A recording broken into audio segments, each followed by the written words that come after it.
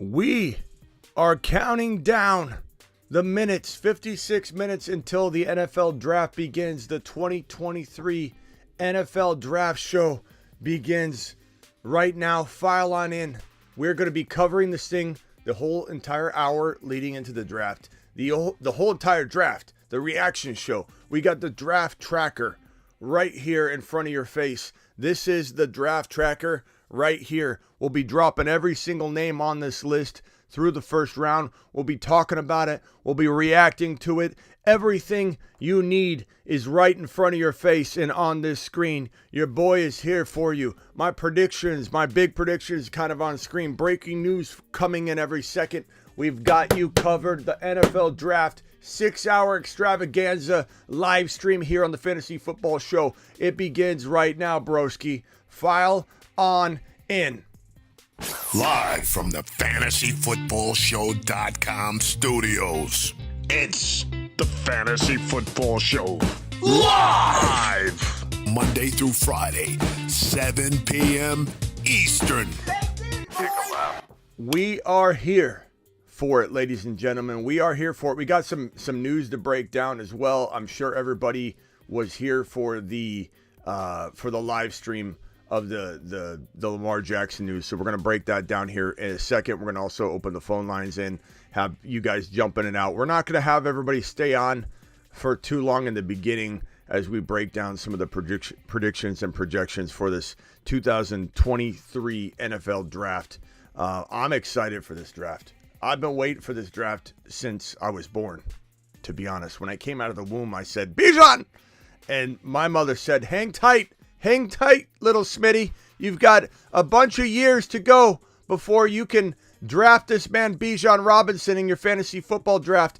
People have been trading for these 1.1 picks for 4 years, waiting for this to unfold. People have been excited, and I don't blame a single one of you.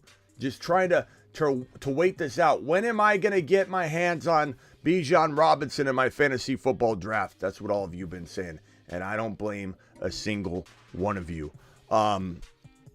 These are the predictions I have. Philadelphia Eagles, Bijan Robinson. That's kind of what my initial gut instinct is for this situation.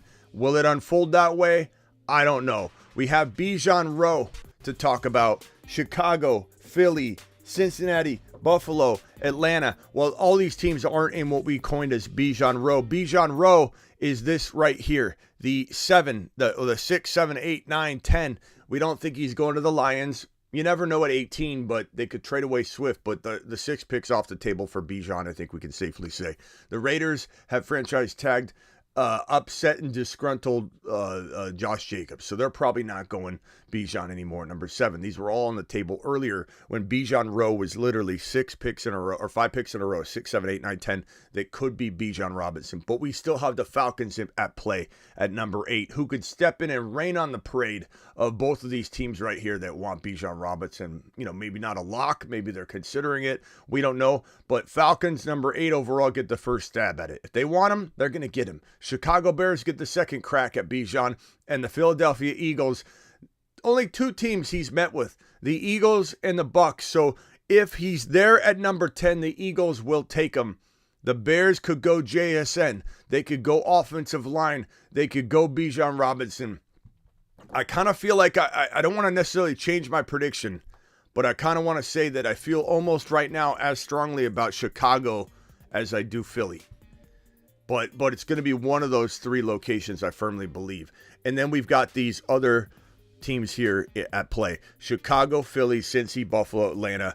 We want these 3 RBs to fall in any order with these teams right here. These 5 landing spots are just the most fire landing spots for these RBs.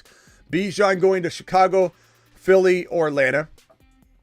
Draft pick capital wise, you know, Bijan can't go to Cincy or Buffalo. He's not going to fall. But Charbonnet could go to Buffalo. Charbonnet could go to Cincy. You know, second round, you never know what could happen either with these guys. But when we look at this NFL draft order and we say to ourselves, Smitty, I think it's possible that Charbonnet goes to the Bengals at 28. Smitty, I think it's possible that the Buffalo Bills, or if the Eagles do end up not going Bijan here, they go, and let's say if the Falcons grab Bijan, then the Philadelphia Eagles could still go Charbonnet or Gibbs. I would say Gibbs is more likely right here. Cincinnati Charbonnet, Buffalo Charbonnet, or Gibbs. These are all landing spots that we are here for. We're here for it. We want it. We're going to will it to happen. We've got 115 of you in here. Punch that thumb up button on your way in the door.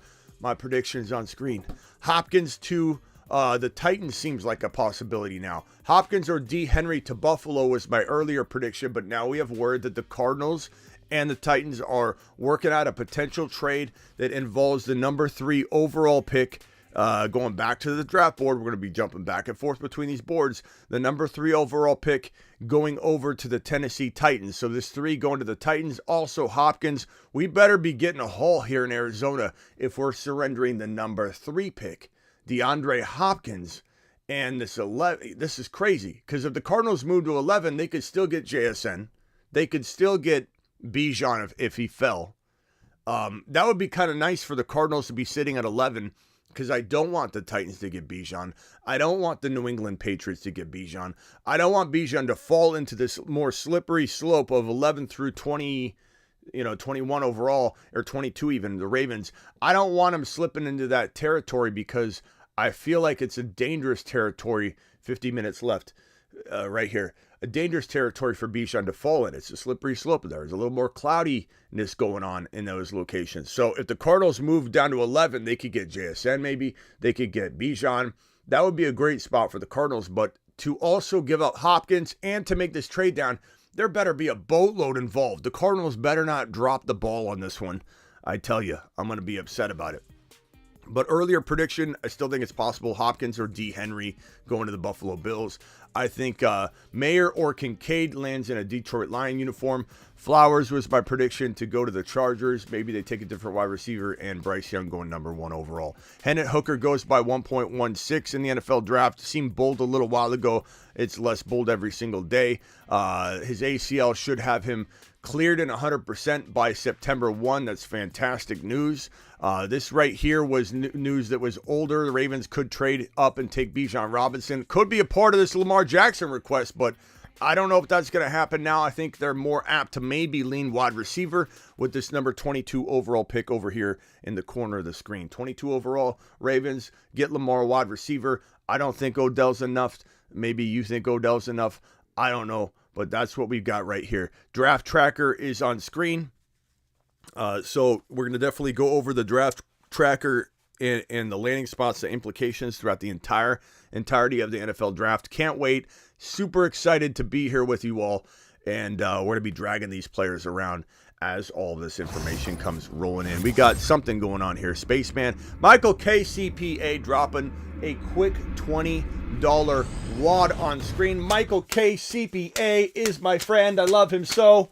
Appreciate you, Michael K. dropping a $20 wad on screen. In his question says, awesome show. I hope the Bears get Bijan. I'm with you, bro. Like the Eagles, the Bears, I have a prediction on screen. The prediction is that he goes to the Eagles, but I'm very tempted, and I think I'm going to do it now. I'm going to put, before this draft starts, I'm going to put the Chicago Bear logo also next to this Eagle logo, because I think it's going to be one of the two. The Falcons are being talked about a lot. I think a lot of people are trying to will the Falcons to be this choice. I don't know that the Falcons are going to do it. It could certainly be a possibility. Why are the Chicago Bears a better location? Well, for a number of reasons. Number one, I think, as I alluded to earlier, let me go to this table here. Who's this? Who's sitting right here?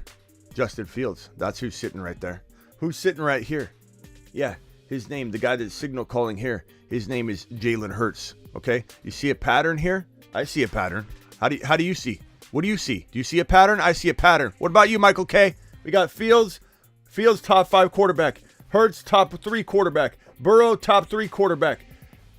Josh Allen top 3 quarterback. These are all. I know we still got Mahomes. We'll call up top 4. Top 4 quarterbacks right here. Top 5 quarterback. Then we got Ritter. Not saying it can't work out. Not saying Bijan won't thrive there. Not saying I don't like it. But end of day, I mean, are you more likely to want a player like Bijan to fall in a better offense? I am.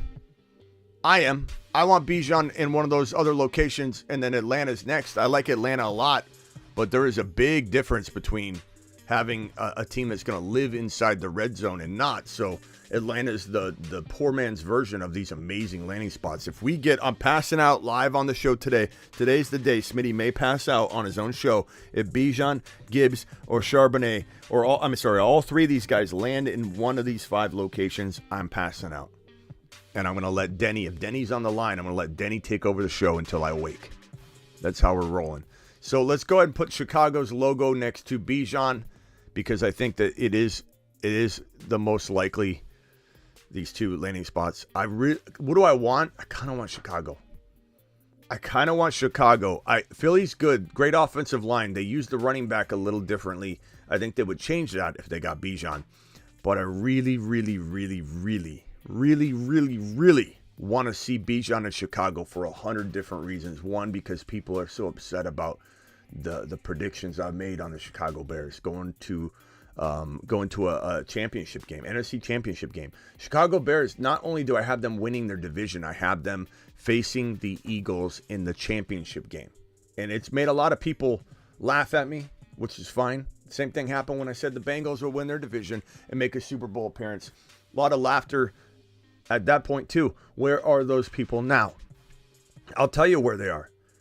They're watching the show because they love what they heard. Mashed potatoes. Bears, Eagles, let's go. Let's ride. Give me the Cincinnati Bengals for Charbonnet or Gibby. Give me the Buffalo Bills for Charbonnet or Gibby. Let's go. Silver's in the house. Who the Raiders going to get? Maybe they go Hendon Hooker. Maybe they draft Hendon Hooker, Silver. We just don't know. We don't know how high Hendon Hooker's going to climb. Some people say he's not a first rounder. I say he's better than Levis. I could be wrong on that. I could change my tune later. But Hendon Hooker is going to go, I believe, by this number 16 overall pick to the Washington Commanders. I think he goes there. I think Tennessee could take him if they don't trade with the Cardinals and move up to number 3. I'm very interested to see what happens with that and what the exchange in capital will be on that particular front.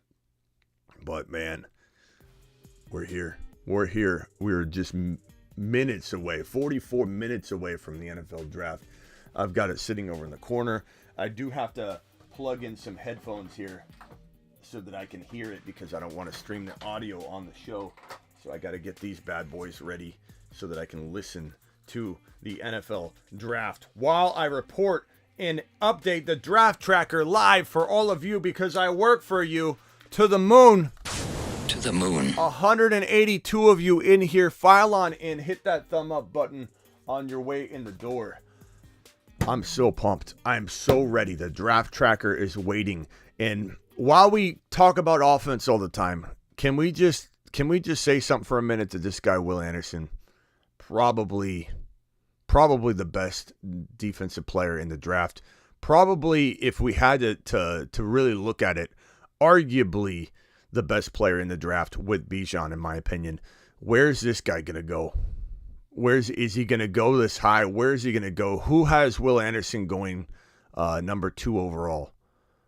He literally is the best player if you're not going quarterback to grab. But I'm curious to know what your guys' thoughts are. He's a gem. He's a special kid. And we don't talk enough about him because we're so, gung-ho on offense and quarterbacks and where the quarterback's going. But I want to stop and take a moment and say that this kid, Will Anderson's going to be something special. Sauce Gardner was my favorite player in the top 10 during his draft class. This is going to be a monster. That is my number 1 prospect in the entire draft was Sauce Gardner. I can be objective. I can be very objective about defensive players and how good, how big of an impact they're going to make and how good they're going to be at the next level. We haven't talked enough about Will Anderson because we're just talking all this offense. But Will Anderson honestly deserves to be the number 1 overall pick. Him and Bijan are the top 2 prospects in the entire NFL draft. Will Anderson's going to be an absolute monster. We've got George from the Bay live on the show. George from the Bay, what do you have for me right now, young man? You're live. Smitty, what up? Happy draft day. Happy draft day. Man, I'm just thinking about this whole overhype on all these quarterbacks, man, and Ron Navy. why would they reach for these quarterbacks and draft a quarterback in the first round when none of them are really elite? I have a little beef with you on that comment. I mean, Bryce Young's elite, bro.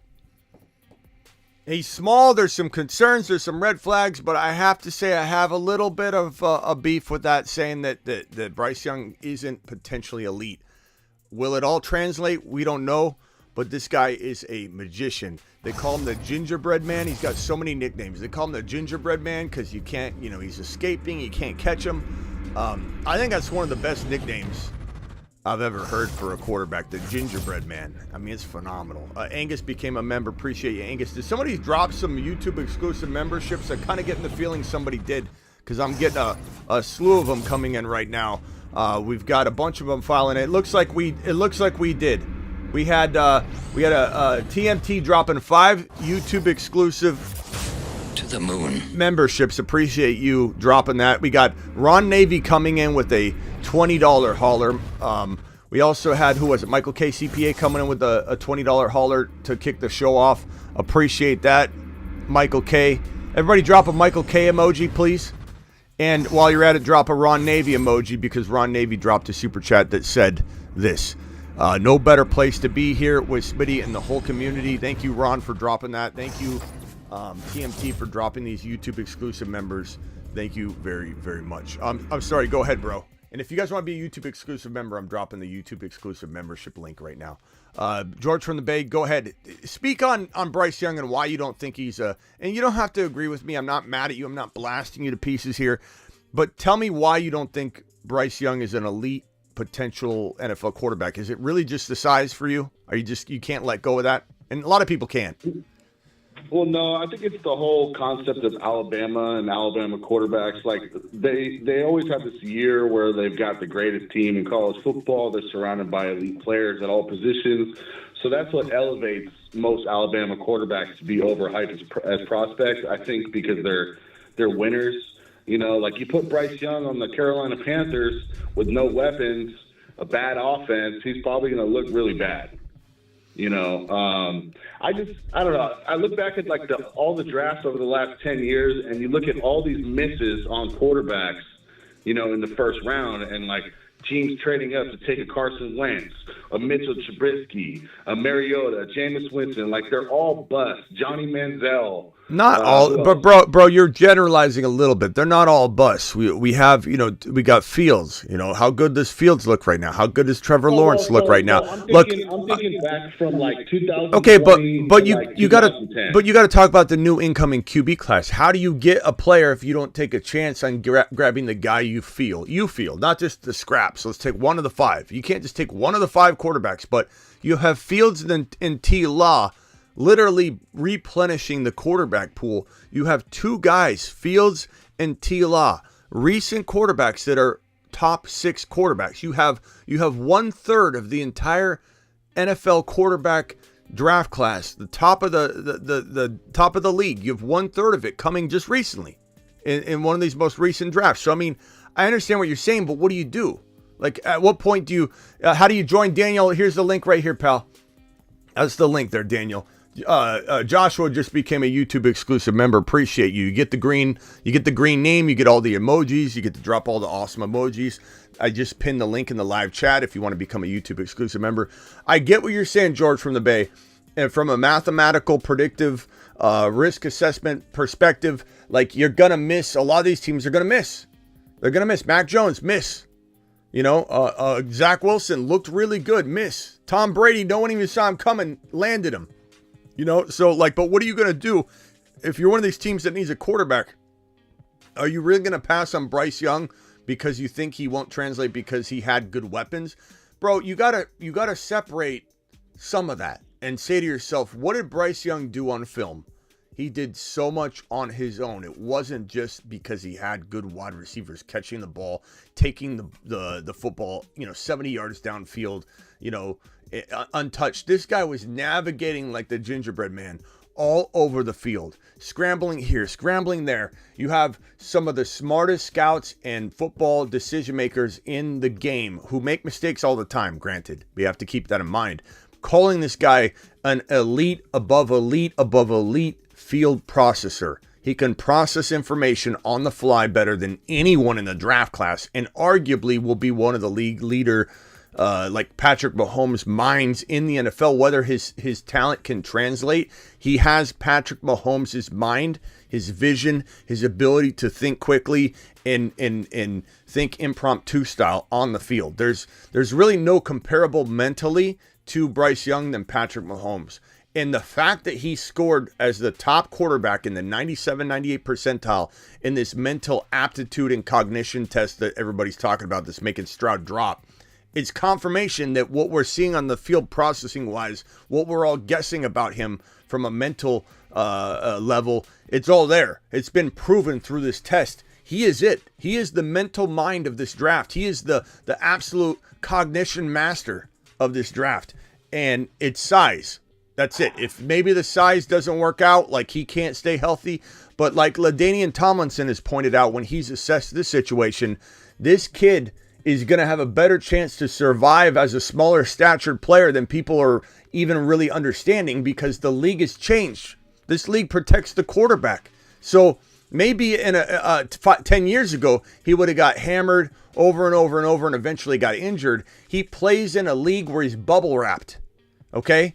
For good or bad, he plays in a league where the quarterback is 100% put in a bubble wrap, little protective bubble. And so he's not going to get banged around like everybody's predicting him to be banged around. Not to mention, this guy's a shotgun monster.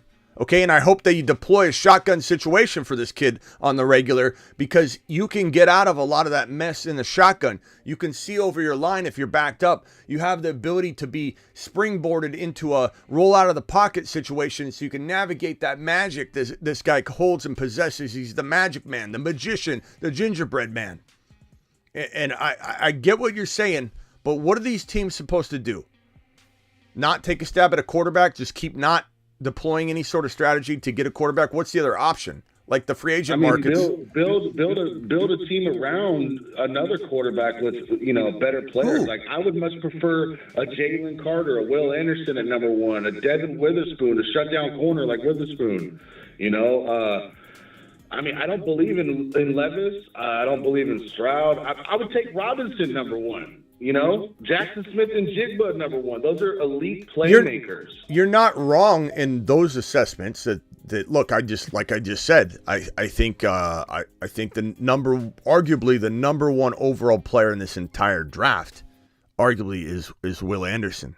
So Will Anderson to Carolina wouldn't be a bad move. I'm not saying it would be, but I'm addressing merely that you're saying that the quarterbacks are way overhyped, and I'm not saying that they aren't in some sense. Like Will Levis being talked about at number 2 overall, I understand never going live again more than I understand drafting Will Levis number 2 overall.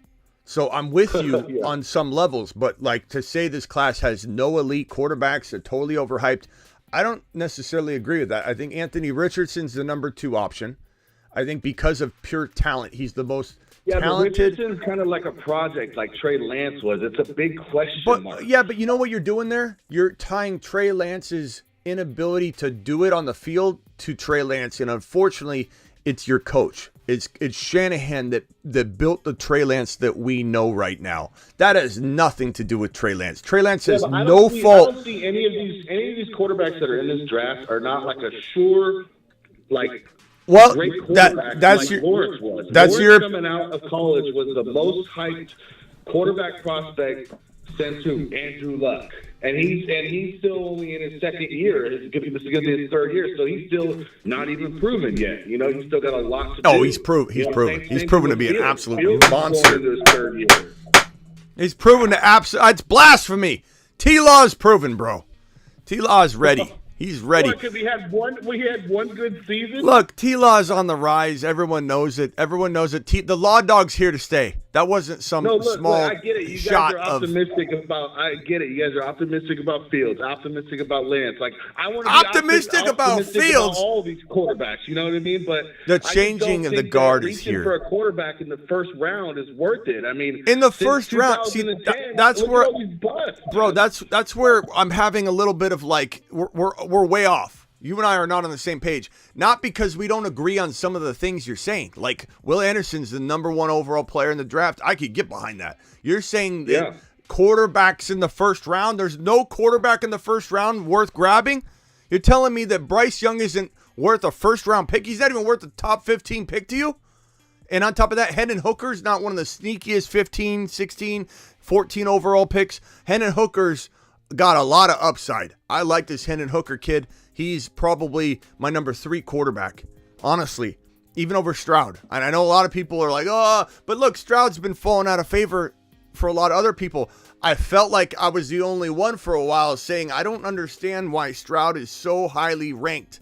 I don't. I know he's very precise. He looks very good when you got him on the field and he's throwing routes, to these wide receivers that are, he's familiar with and is pro at whatever. Like I get how good he looked throwing the football. He looked better than Anthony Richardson throwing the football. Bryce Young to me is special. Bryce Young to me is a top 1, 2, 3 lock in this draft class. But is he worth the number 1 overall pick? Yes, he is. If you need a quarterback, what are your other options? Building around who? Like, what are you going to do? You take Will Anderson, and I'm not saying it's a bad pick. I love Will Anderson. But why would you not go Bryce Young? If you don't believe in him, then fine. That's fine. Like, and that's what you're really saying. So, like, the argument kind of dies there. But there are scout after scout after scout after scout after analyst that say this kid processes better than anybody they've seen in a long time. A la Patrick Mahomes. He processes in a different way. And he's called the gingerbread man, bro. For a reason. His escapability is off the charts. And the gingerbread man's going to translate at the NFL level. This kid doesn't just have the talent. He has the intelligence. That's what makes me so excited. And there's a lot of doubters, There's a lot of people believe in him. But the doubt is very, very big. We've got JCIM dropping a 10 gifted membership extravaganza on the screen right here. Let me go ahead and I had this muted because it was going nuts, but I'm going to unmute it just so little of this gets shown. We got this 10 gifted membership extravaganza going on here. Appreciate you, JCIM, dropping that. JCIM has been a YouTube exclusive member for 2 months now. If you get gifted, spread the word to match the likes. JCIM's only request of you, if you got gifted a YouTube exclusive membership on his behalf, is you tell a friend about the show. Okay, so send the link out. We've got 235 people in here. Punch the thumb up button. We've got, how many thumbs up do we got in the building right now? 109. That's respectable. But file on in. Look, we could dance around this topic all day long, George. You don't believe in Bryce Young, and that's evident, but that's fine. You can have your opinion, and I'm not even mad at it. But I believe he's got an elite skill set. This dude is electric. He's a magician on the field. He's got 10,000 different nicknames. The Magician, the Magic Man, the Gingerbread Man.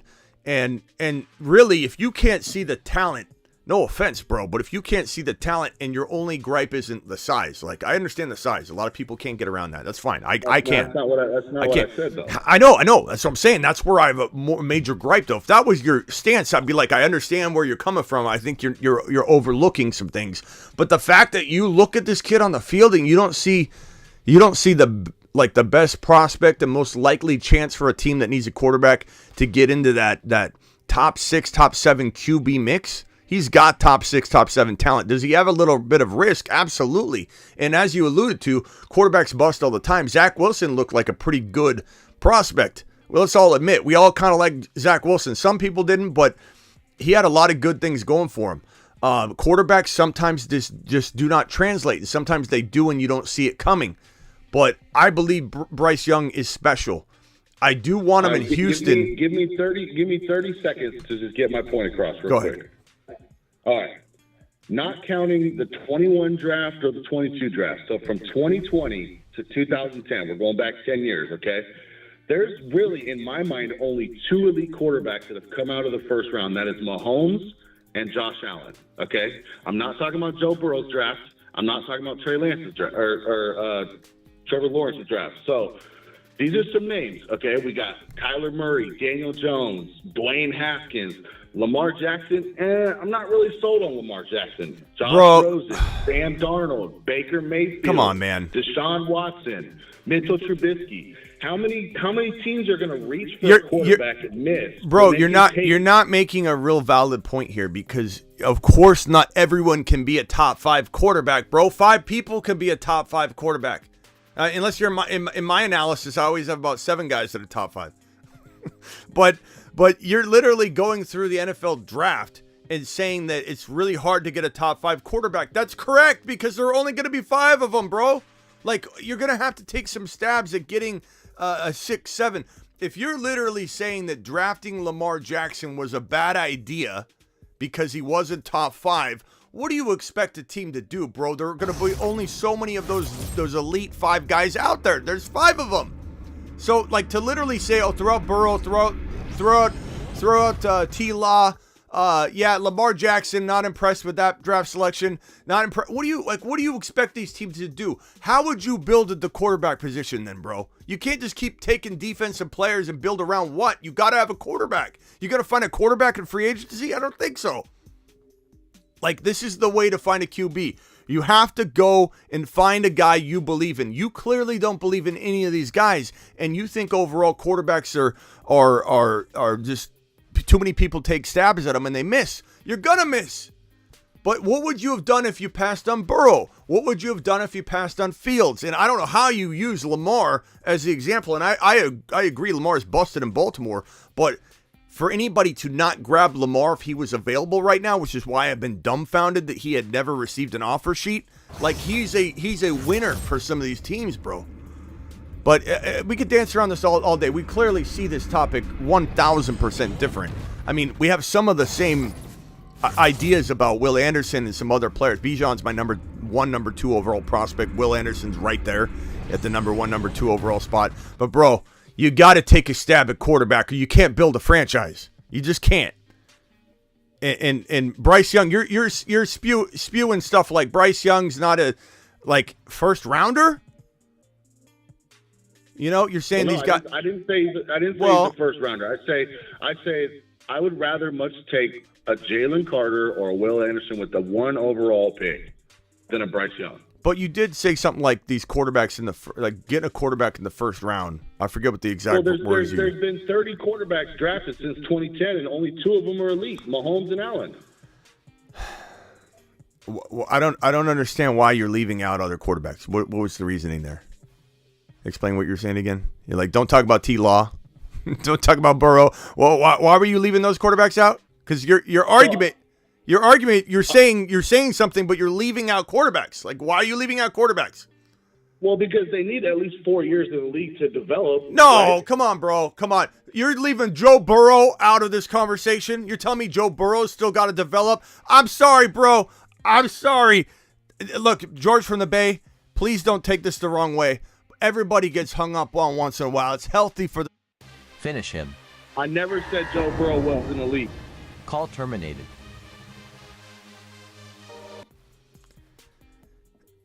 George from the Bay, you're in timeout for 5 minutes. You're more than welcome to come back. But you just left out Joe Burrow and Fields from your argument and said there have only been 2 elite quarterbacks that have come out. You can't do that. You can't do that.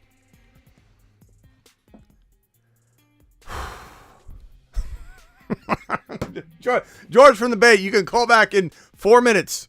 But I just couldn't have that. I couldn't have that blasphemy about Joe Burrow and Fields not being able to be thrown into the quarterback conversation yet because they still got time to prove they're top 5 quarterbacks. Absolutely no. No, George. Not on my watch, George. But I appreciate you. Phone lines are open.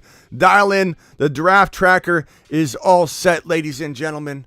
George from the Bay, hopefully you dial back. Hopefully I didn't send him running off. I think he's got thick skin. I think George from the Bay likes a little debate. I don't think he's mad. We've got the NFL draft order right here. The Falcons, Bears, and Eagles. Who's getting Bijan? The Buffalo Bills at 27, the Bengals at 28, and the Eagles at 30. For these other two RBs, we'll be watching the running backs. We'll be watching very closely. And your boy's got his predictions on screen. Daniel says, how do I become a member? Link is pinned in the live chat, bro. Go become a member. Grab it now. Steven, $15 To the moon. caller. Steven, appreciate you. Steven says, draft day, meatloaf and milk. Get it ready. Steven, tell the missus to get the meatloaf ready. Saying a QB can't be elite because they haven't been in the league too long is crazy, says Noah. Yeah, I had to, look, I don't hang up on a lot of people, especially someone from like George from the Bay. I like George from the Bay a lot. So George, if you're watching, I appreciate you. But you know, you say silly things, you win silly prizes. I mean, basically, on the phone line at least. Ron Navy, you're live. Hey, Smitty. I feel like I was like when he was arguing that point, he was like, only 2 quarterbacks have been elite. I'm like, whoa, wait a minute. Why are you leaving out Fields? Why are you leaving out Burrow? Why are you leaving out Jalen Hurts? Like, why are you leaving out the top four quarterbacks? Josh Allen? Like, what? I don't understand what's going on here. Like, how are we pretending to leave out the entire top 5 quarterback class? Aside from Mahomes, you know, you can't talk about Joe Burrow. You can't talk about those are our top 5 quarterbacks. What are we supposed to do? Look at Willie Anderson. Willie, I'm loving. I hope Will Anderson takes the league by storm. Go ahead. George is a good guy. He's usually on I like point, him. but he was fun. He was over exaggerating. He was overextending a little bit. George, you were overextending a little bit. I do it all the But time. George is a good guy. He's right on. Yeah, hopefully he calls back in. I'm hoping I didn't run him off, but you know what? I got to stay true to the format of the show. I think he's got thick skin. George got thick skin. Yes, George got thick skin. Everybody's got to have thick skin with you. You try to bear over people at times. There's no quarterbacks. None of them. I don't know why we even draft them. I think we should do away with the quarterback position. I love you, George. George, you can call back in. Your timeout's over. Go ahead. Are you gonna ban me from the phone line once the draft starts? No, but I'm gonna bounce people on and off potentially, just so we can get some fresh blood in, and not when we keep a panel on. Yeah, obviously you'll stay. The reason I asked is you know I got that top secret internet that I get stuff like 30 seconds before everybody else. Yeah. Probably for the first 10 picks, I won't have anybody on the line, and then I'll open up the phone line. That's probably what I'll do. I'll open up the phone line a little bit into the show. I mean, I'll take quick callers, like if anybody wants to call throughout the entire first round. But I'm not going to hold the panel on until probably after pick 15. CJ Stroud walking onto the stage here. George from the Bay, hold on, he's calling in. Let's. George from the Bay, did you have time to think about, or did you just refuel? Sir Smitty, I'm sorry. You're sorry for what? Being you? Well, you didn't even let me finish my take. You just jumped right in and started arguing with me. Because you said something you can't say. Like, I can't just let you keep arguing gibberish on a channel where people are going to be like, what am I watching? This guy doesn't have control of his own show. Hold on. The guy doesn't have control of his own show. I'm going to leave someone talking for 5 minutes so some new person comes to my show and they hear somebody spewing out, there's never been an elite quarterback since Patrick Mahomes. Burrow can't be counted. Fields can't be counted. You can't count Burrow and Fields. They're not elite yet. You need, like, someone's going to come in here and go, I'm out of here. 30 seconds, he gave me 21 Because seconds. I can't. I just explained it, George. You're not listening. Clean out the ears today, George. Like I said, it doesn't matter if I said I'd give you 30 seconds. You're spewing out this nonsense, and I didn't want a random to come by and be like, what is this channel? What is this channel? Joe Burrow can't be included in the elite quarterback class because of what? I never said anything about Burrow. I know you didn't. That's why we hung up on you. You said that Mahomes was the only elite quarterback. Or Mahomes and who? Who'd you say? I said from the 2020 draft to 2010. When was Joe Burrow drafted? 21. When was Lawrence drafted? 22. So there's been some better quarterbacks drafted, yes. But my point I was trying to make is that more often than not, it's a miss. So what's the point, though? Don't take a quarterback? Because they're going high, George. What do you want these teams to do? Tell me how you resolve the quarterback position. I mean, like I said, I would much rather take the sure prospect like a Jalen Carter or Will Anderson and then somehow try to find a quarterback later on in the draft in the third or fourth or fifth round. You know, free agency, something. That's what I would do. Okay. But obviously I'm not a GM. Yeah. George, I appreciate you. It was just when a lot of times these first round quarterbacks that are picked 1, 2, 3, 4 in the top 10 at least, they do bust. They do bust, and it's the quarterback picked on. So it wouldn't surprise me if all of them, even young, if they all bust and Hooker comes out being the best one in the draft class. I love Hooker. But of course, we don't know that for several years going on. But I kind of agree with George here. There's been a lot of in the past, a lot of busts. Don't agree with George. Don't agree with George on this, Ron. Don't agree with George on this. Don't agree with George on this, Ron. Hold on. Gino was supposed to be great, and he wasn't with the Jets. And it wasn't until recently that we really started looking hard at Gino because he finally fell in the right place in Seattle, and he had a really good year. Everybody wrote Gino off, but he was a high draft pick that never really performed up to his level. Sanchez, another one.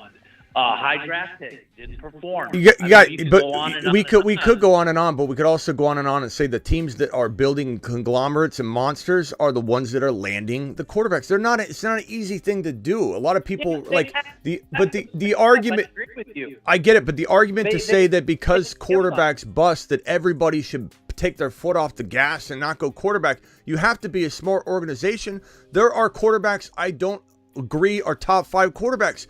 I don't agree with forcing Levis into the top 5. So I'm in agreement with some of the thinking here. But to sit here and say that Bryce Young shouldn't go number 1 overall because quarterbacks bust in a lot of cases is crazy talk. It's crazy talk. You have no quarterback. You're sitting there as Carolina or the Texans. You got to take this quarterback. If you believe Stroud's the guy, take him and take your punishment if he ends up busting. But you can't just keep passing on QBs because QBs historically bust on a grand scale because other teams freak out and force Levis into the top 4 or 5. Like, I get that. I'm not taking Levis in the top 5. I'm just not. Well, the Colts are probably going to take him at 4. Great. I understand, and I agree with you, but that doesn't mean that Bryce Young now is not a top 5 overall pick, bro. Like, Bryce Young, if you don't like him number 1, but to literally suggest that Bryce Young is not a top 5 pick is head scratching to me. But you got some defensive players that rank just as high. They're just not the quarterback. So the quarterback position is overvalued. But this point right here, just he's acting like only QBs bust. Yeah, look at the entire first round. You're going to see so many people busting at every position. Like, this is very generalized. Let's go to That's true, but we're talking about the position of quarterback. We're not talking about the position of running back or any other position. So it's relevant as far as talking about the position of quarterback. Yeah, but if you're going to say go another position to avoid the busting of a quarterback, you are bringing in other positions into this conversation. Like, you can't sit there and say that you got to avoid quarterback because they're busts, and we'll go find a quarterback in round 3. That's what George is saying. What team did that?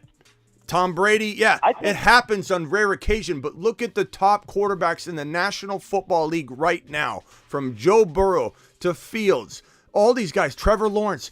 Every single one of these teams that's Super Bowl bound right now we took a quarterback early. We invested in the quarterback. These are the guys. These are the future. And you threw Kyler Murray in there like he was a total bust. Kyler Murray still at one point he has issues right now. I believe he is not in a good place. I agree, but he was a great pick and he was a great quarterback in everyone's mind for a period of time. He's derailed. He doesn't have the motivation. Hopefully Gannon gets him on track, but like to suggest that wasn't at the time an amazing pick all in itself. Like this is just a crazy conversation. I get what you're saying. There are players, if you don't like this particular quarterback class, I understand what you're saying.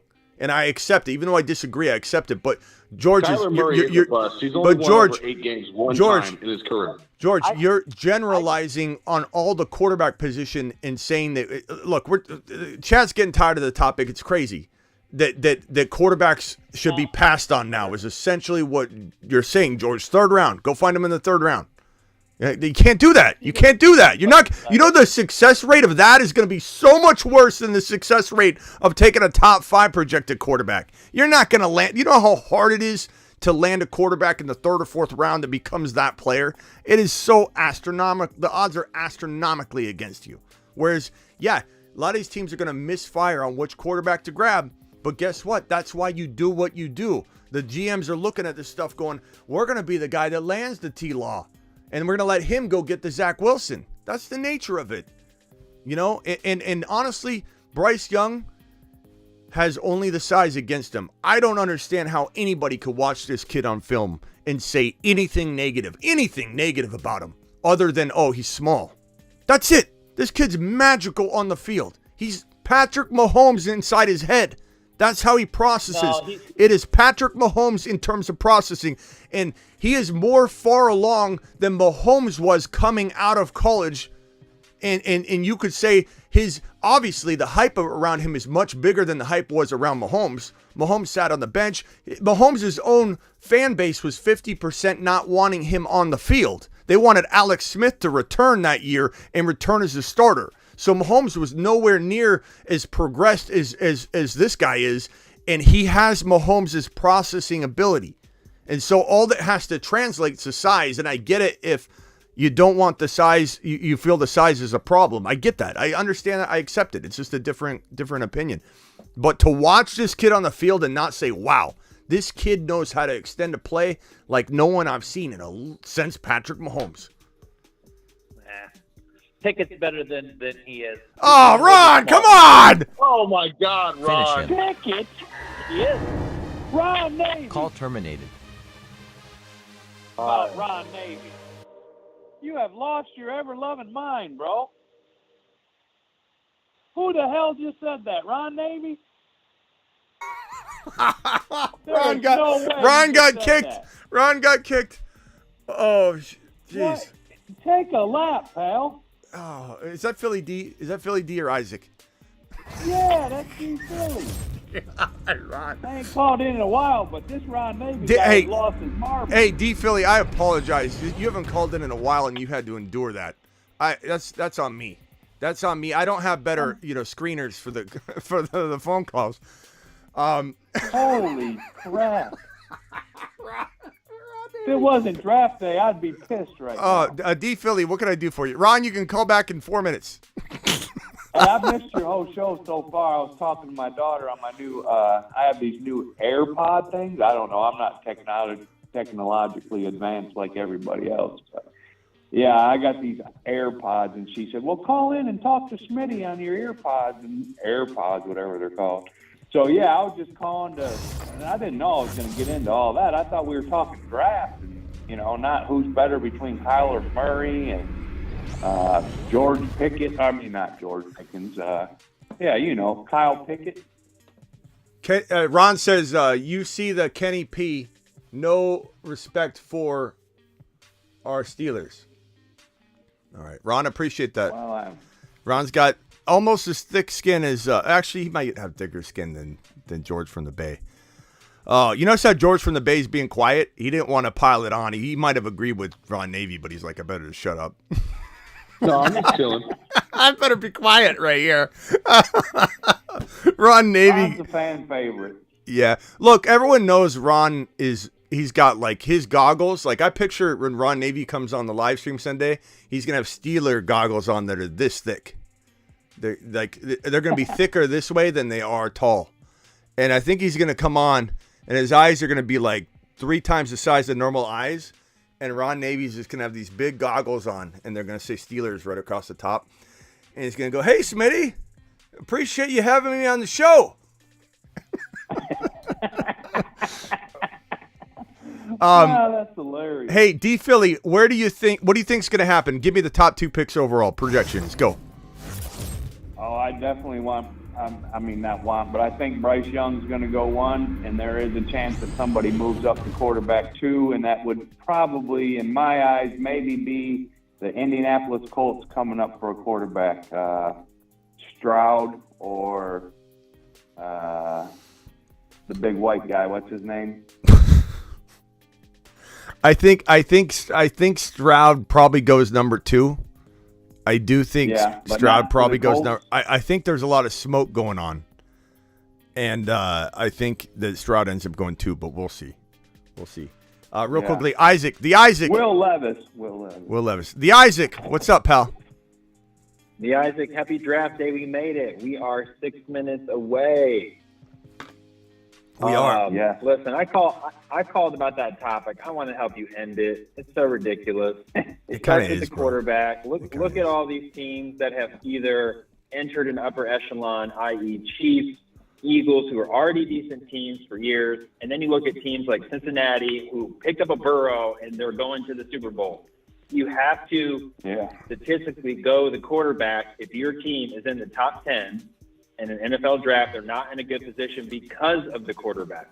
Yeah, so your odds of picking somebody that busts are higher than that you're comfortable with, accepting, right? They are. They're just like, I think that's your point, George, from the Bay, but you just went off in this whole rabbit hole. But the odds of picking a bust are higher than you'd like. They're bad. They're not the greatest odds in the world. You wouldn't put your life on the line that you're going to land the quarterback prediction in the top 5. You're just not. But your odds of building a team without doing that are even worse. When you're given this opportunity, I'm not saying Will Anderson isn't the number 1 overall pick, but for a team that has no quarterback and they're in a cycle of just spiraling and unfolding and getting worse and worse and worse, the Panthers would never recover for another 10, 15 years. Doesn't matter how many players they draft that are top defensive players in the league. If you don't have the quarterback, how are you going to survive? You could say maybe they trade for a Lamar or something like that, but you've already put Lamar in the category of not even being worth it. So I don't know how you would survive. Let's not go into it anymore. Let's go into a different topic. Where's Bijan going, gentlemen? Ron, you're out of timeout if you want to call back in. Then I'm going to have everybody jump off the line in 4 minutes. So, Ron, call back in. Where's Bijan going? Let's start with George from the Bay. Give me a prediction. Bijan Robinson lands where, George? Man, I think he's going 6 overall to the Lions. 6 overall to the Lions. Wow. That's bold. Is that George again? George. Yeah. I thought you were a little bit just bold. Now I'm wondering if you hit your head before this live stream, George. Are you okay?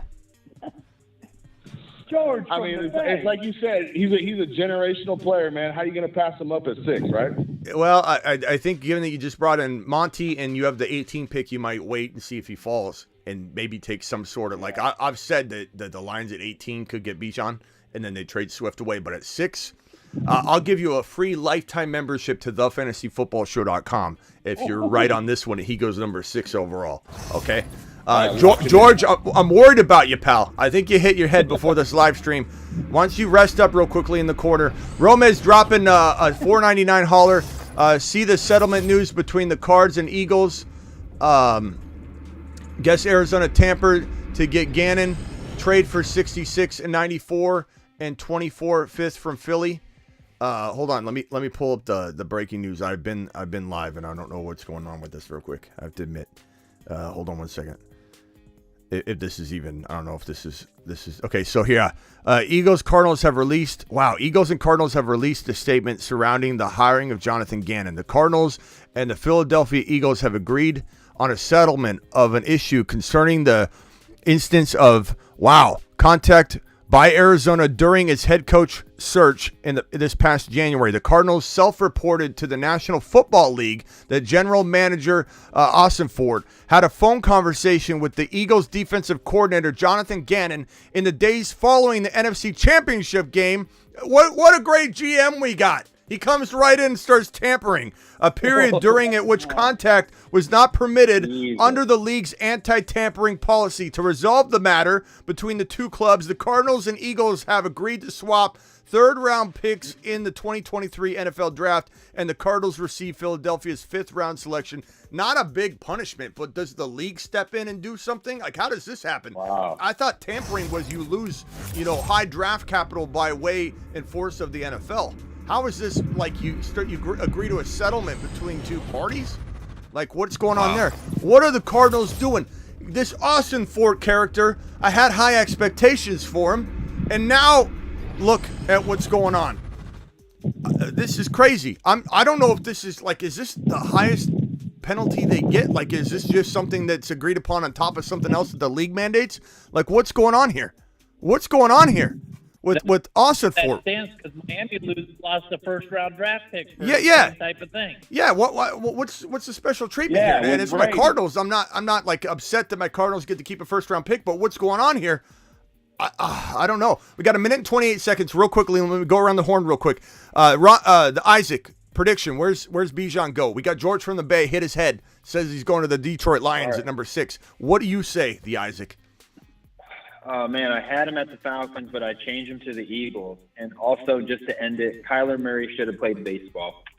I don't know if he's tall enough for baseball or football, according to everybody. So there you go.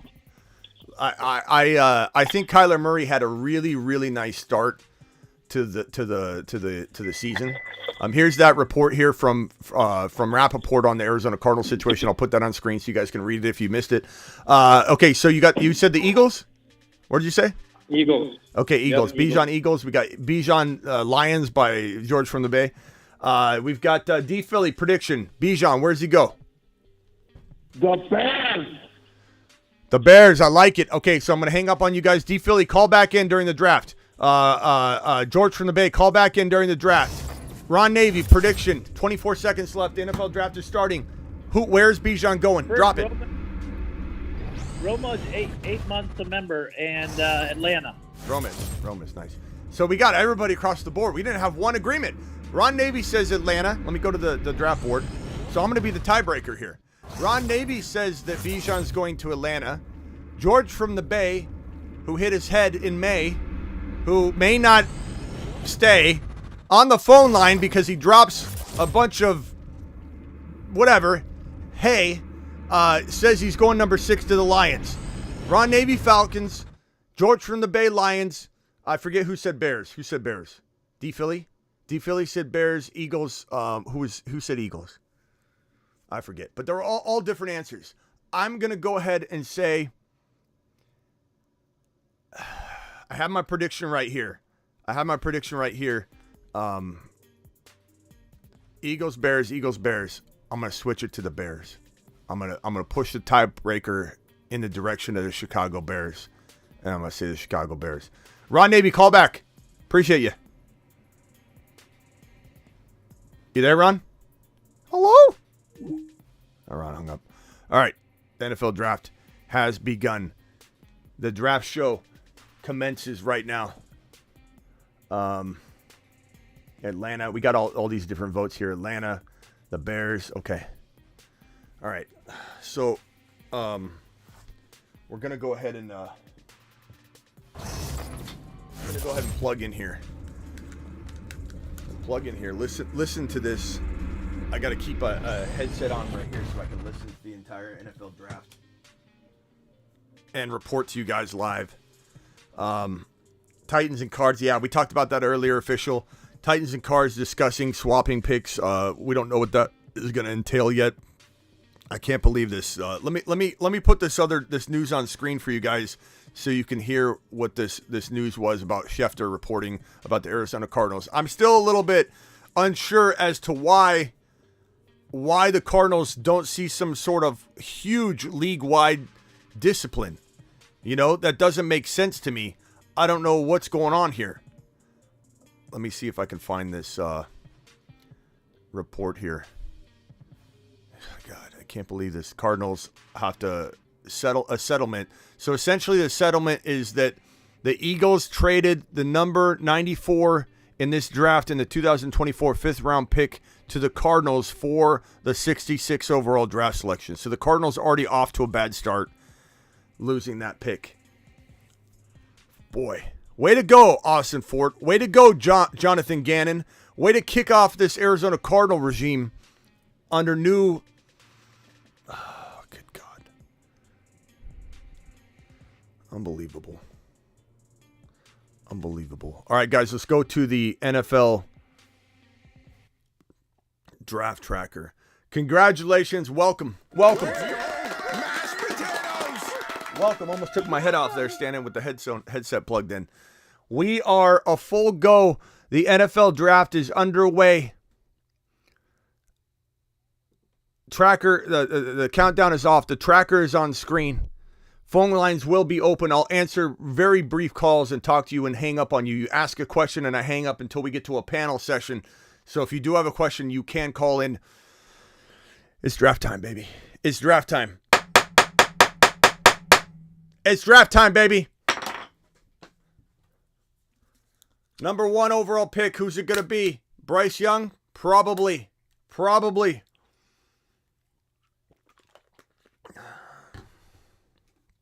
Let's go. Thank you, Joseph. I love you back, pal.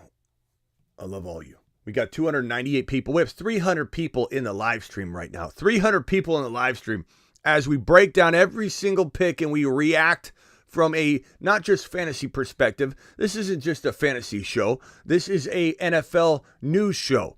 We are an NFL news show. We do it live. We're going to live react to every single one of these picks. We think Bryce Young is going number 1 overall. I'm probably a little bit behind because there's a 10 to 15 second YouTube delay. So understand that, but I'm going to be just a little bit behind, but the reaction is inbound. You'll find no other show out there doing a 6-hour live stream with the kind of content that we drop, the phone calls, the phone lines being open so you could come in and express yourself, okay? D. Philly says, thanks for all you do for the FF community. Smitty, you're the man. No, you're the man, pal.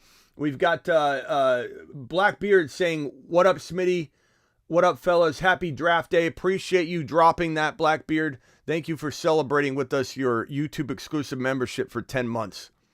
Let me see if I can find anybody else that's dropped a celebratory. Michael K. CPA says Bills take a slot wide receiver. Packers tight end. Yeah, Packers better go tight end. I hope to God they go tight end. I hope to God they go with a tight end and not a wide receiver.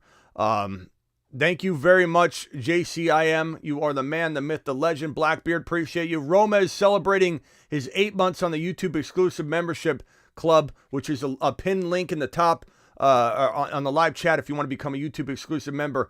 Sorry to break the bad news for your Cardinals, Smitty. It's okay, bro. It's okay. I'm here for you, and we're doing it live. OEG, 4-month celebration. Steelers Nation, OEG. Ron Navy's with you. Locked arm. Ready to go. Thank you all for your celebratory messages from your YouTube exclusive memberships.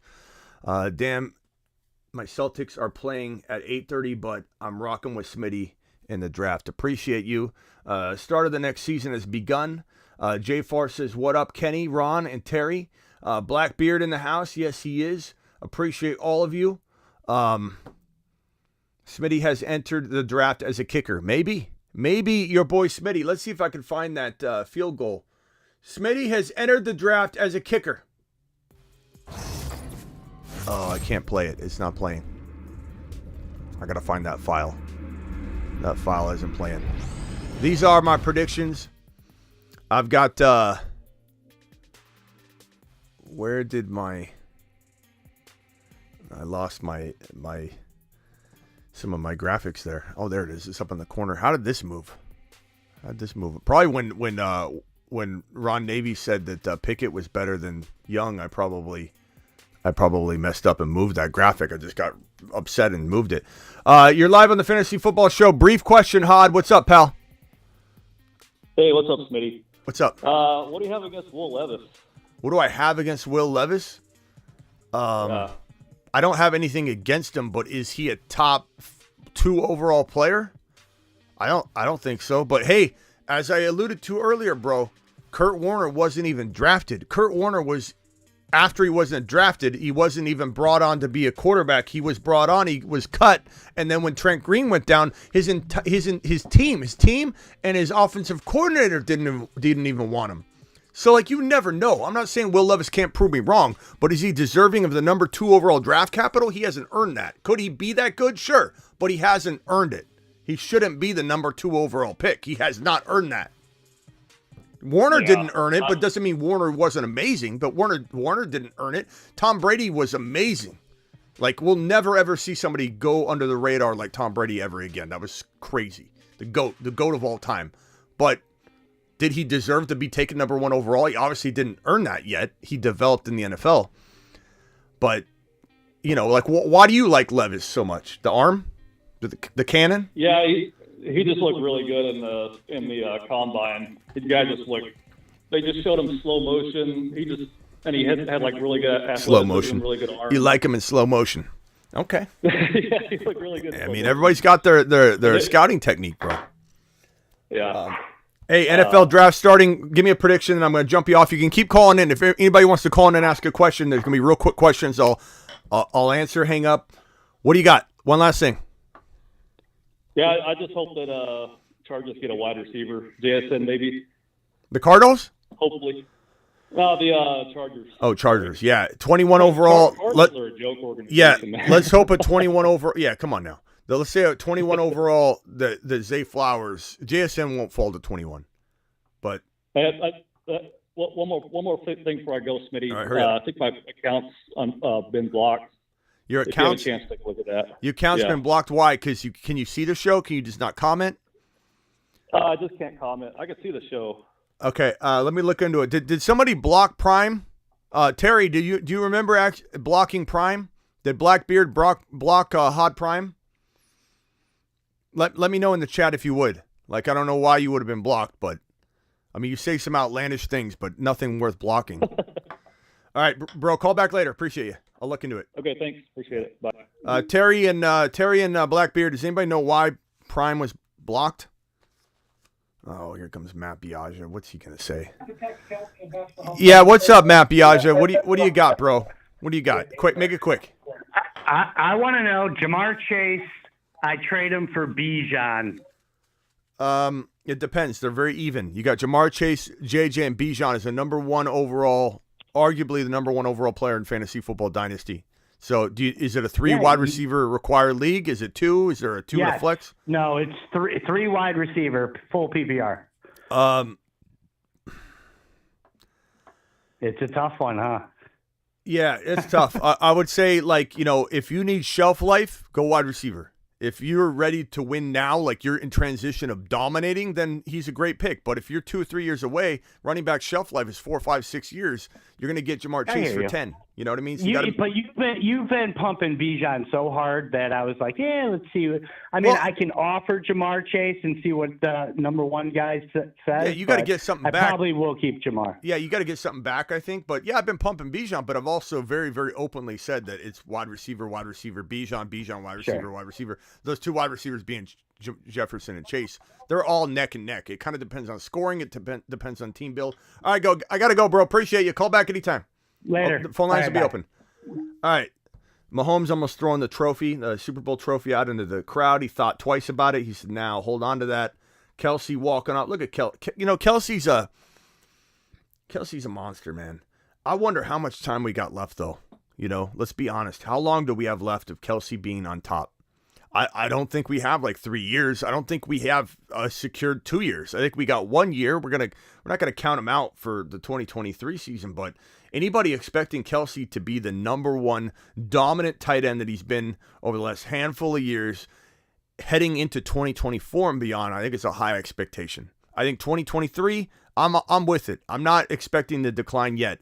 But 2024, 2025, it's gonna be hard to expect the draft room, which obviously didn't help them when you saw that extravagant setup. And then you go to Bill Belichick, and he's sitting at his mom's kitchen with one of those circular round tables with the chairs that have the little like it's not even a rocking chair, it's just like a wood chair with the fan type pattern with one of the broken spokes on the back, and he's just sitting there with a tiny laptop, and that's it. That's Bill Belichick in his draft room. Clearly, we thought, oh, this guy doesn't need it, but he drafted Mac Jones, and things didn't turn out too well. So I'm kind of thinking maybe we need to upgrade Bill Belichick's scouting environment so that he can maybe make some better decisions.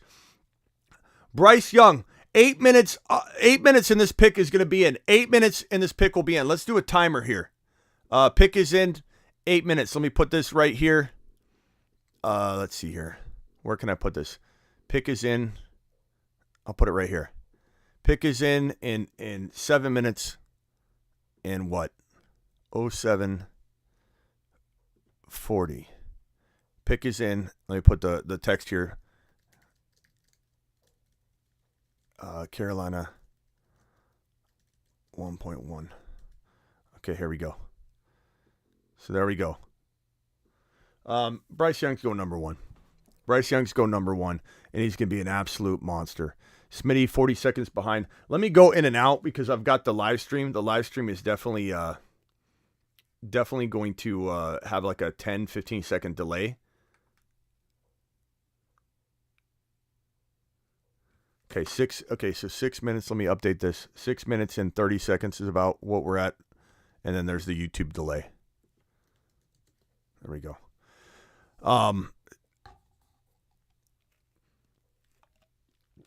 Timer's not behind, pal. It's the YouTube delay.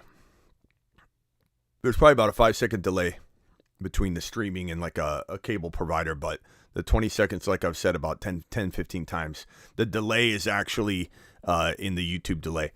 6 minutes left, minus that 15-second YouTube delay. Carolina is about to take their quarterback. Who's it going to be? Phone lines are open. I'll put the phone number on screen if anybody would like to dial in and discuss this situation. Your boy's here for it. Let me get that phone number on screen real quick. Let me copy this real quick and get the phone number on screen. Again, I'll take short phone calls. I'm not going to be talking to anybody for a long period of time while we're going through all the first, 15 picks or whatever. Let's go ahead and drop this right here. Phone number on screen.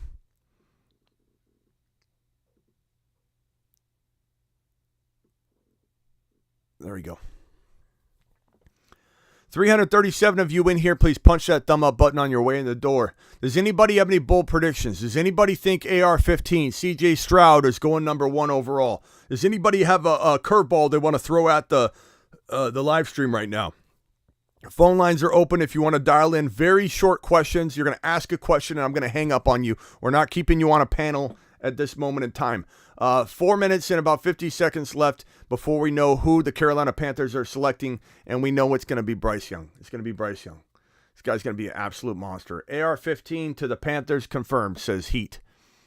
Smash the like button. Cards trade the third pick. Those are some good predictions. Smash the like button, says DJ. Would you go Rich, honestly, if you had to pick? No, I would go Bryce Young. Bryce Young is the pick. He's an absolute monster. He's a magic man. He's the gingerbread man. He's got more nicknames than anybody I've seen. He's got the magic man, the magician, the gingerbread man, because they can't catch him. 30 people in here. Nice and intimate, says Jared. Appreciate you, Jared. Thanks for being here. Jared's a football fan only. He's got this number 16 overall pick on the watch. Lateral Nicholas, give me your question. I'll bounce you off and answer it off stream. What's your question, pal? Smitty, if Bijan doesn't go in the first round, will you grow your hair out until next year's draft? That's a good one. Yeah, sure. All right, Lateral Nicholas, appreciate you, pal. Call back in. We'll have another question. Lateral wants me to grow in a mullet. I'll grow a mullet. How's that? I'll grow a mullet and keep the top tight. AR-15 to the Seahawks. That's what we think. That's what we hope. That's what we predict. That's what we want. Just kidding. I won't say anything, says Jake the Snake. Raiders trade down and take Stetson Bennett. I'm combining his first and last name. Stetson Bennett. Yeah, Bennett's pretty good too. Bennett's probably like the 5th or 6th ranked quarterback in this class, or has the potential for it. Everyone says they want the mullet. Like the mullet would be pretty smooth. You know what I'm saying? I definitely could. And we'll see how long the mullet could go. I'd say it'd take about a year to get any sort of good length on it. You know. As you become the reason you keep it nice and tight as you get older, your hair isn't as strong as it used to. You start growing it, it starts not getting very long anymore. It's like, I think I could maybe get a mullet going, but I keep it nice and tight because this is the best way I can get it to look anymore. We apply the Rogaine to it daily. We try and keep the head of hair in there. Everybody knows what I'm talking about. Every man knows what I'm talking about. Any guy's 25 years old had some hair loss and receded temples. So your boy Smitty just keeps it short. It's just the way it goes. We got Frank. We got Thomas from Seattle. Thomas, hurry up. What's your question? Go. Hey, what's up, Smitty? I heard Lamar talking to saying AR-15 number 20 to Seattle. I highly doubt that, but I would love to see Seattle get AR-15 or Hendon Hooker in the second or early first. Awesome. Call back. Appreciate you. The phone lines are open. You guys can cycle on in. Frankie Knuckles, what do you have real quickly, bro? Pittsburgh Steelers move up in this draft, and they grab their top lineman, Paris Johnson. Okay, I like the prediction, pal. Call back in after, and let's see if it comes true later. Let's go. Arizona must trade down. Says Michael K. CPA. The pick is in. I'm gonna not look at the screen. I don't think. No call in today, says Brian. Why, Brian? Why aren't you calling in today? What's wrong with you? What's wrong with you, Brian? We need it. All right, let's see here. Pick is in. There it is. I'm seeing it all over the place already. Bryce Young, number 1.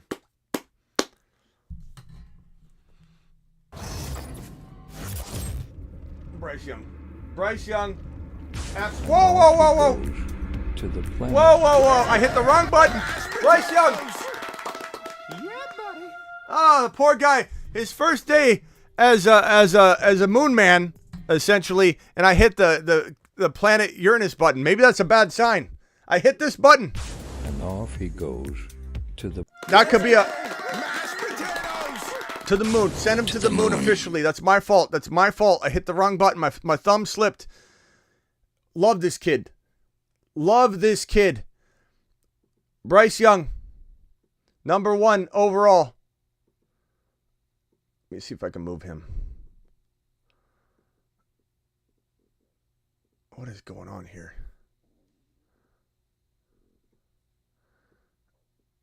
I got to get rid of this phone line number. I'll have to come back on that. Okay, Bryce Young, number 1 overall to Carolina Panthers. Look at that man. Look at that man right there. Houston is on the clock. Bryce Young's walking to the podium. They're getting a little step stool out for him. He's going to walk up, make his speech. You know, like at the barber shop, they got a little block. Who cares? This guy's a magician. They call him the gingerbread man. Look at him. He's taller than the commish. Look at this monster. The gingerbread man, ladies and gentlemen. Bryce Young. I'm telling you, he's special. Bryce Young, I called it, Smitty, says Wild Bill.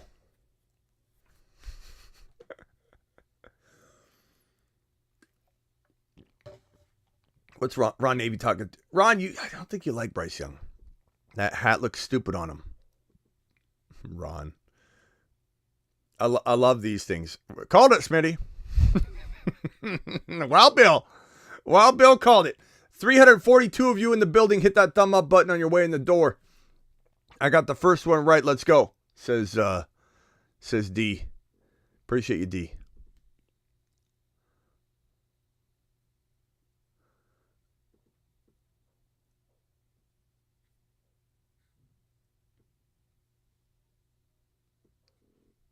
Phone lines are in the corner.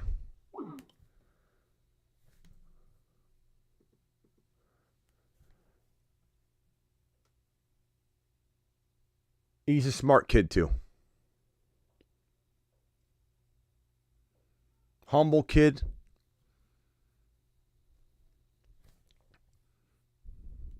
giving credit where credit's due. Look at this kid. Yo. Yo, what's up? You're live. Who's this? This Smitty? Yeah, who's this? Oh, this is Salone, brother. I just called to talk some shit. Yeah? So what's your name? What's your name? I'm Salone, buddy. Salone. What's up, Salone?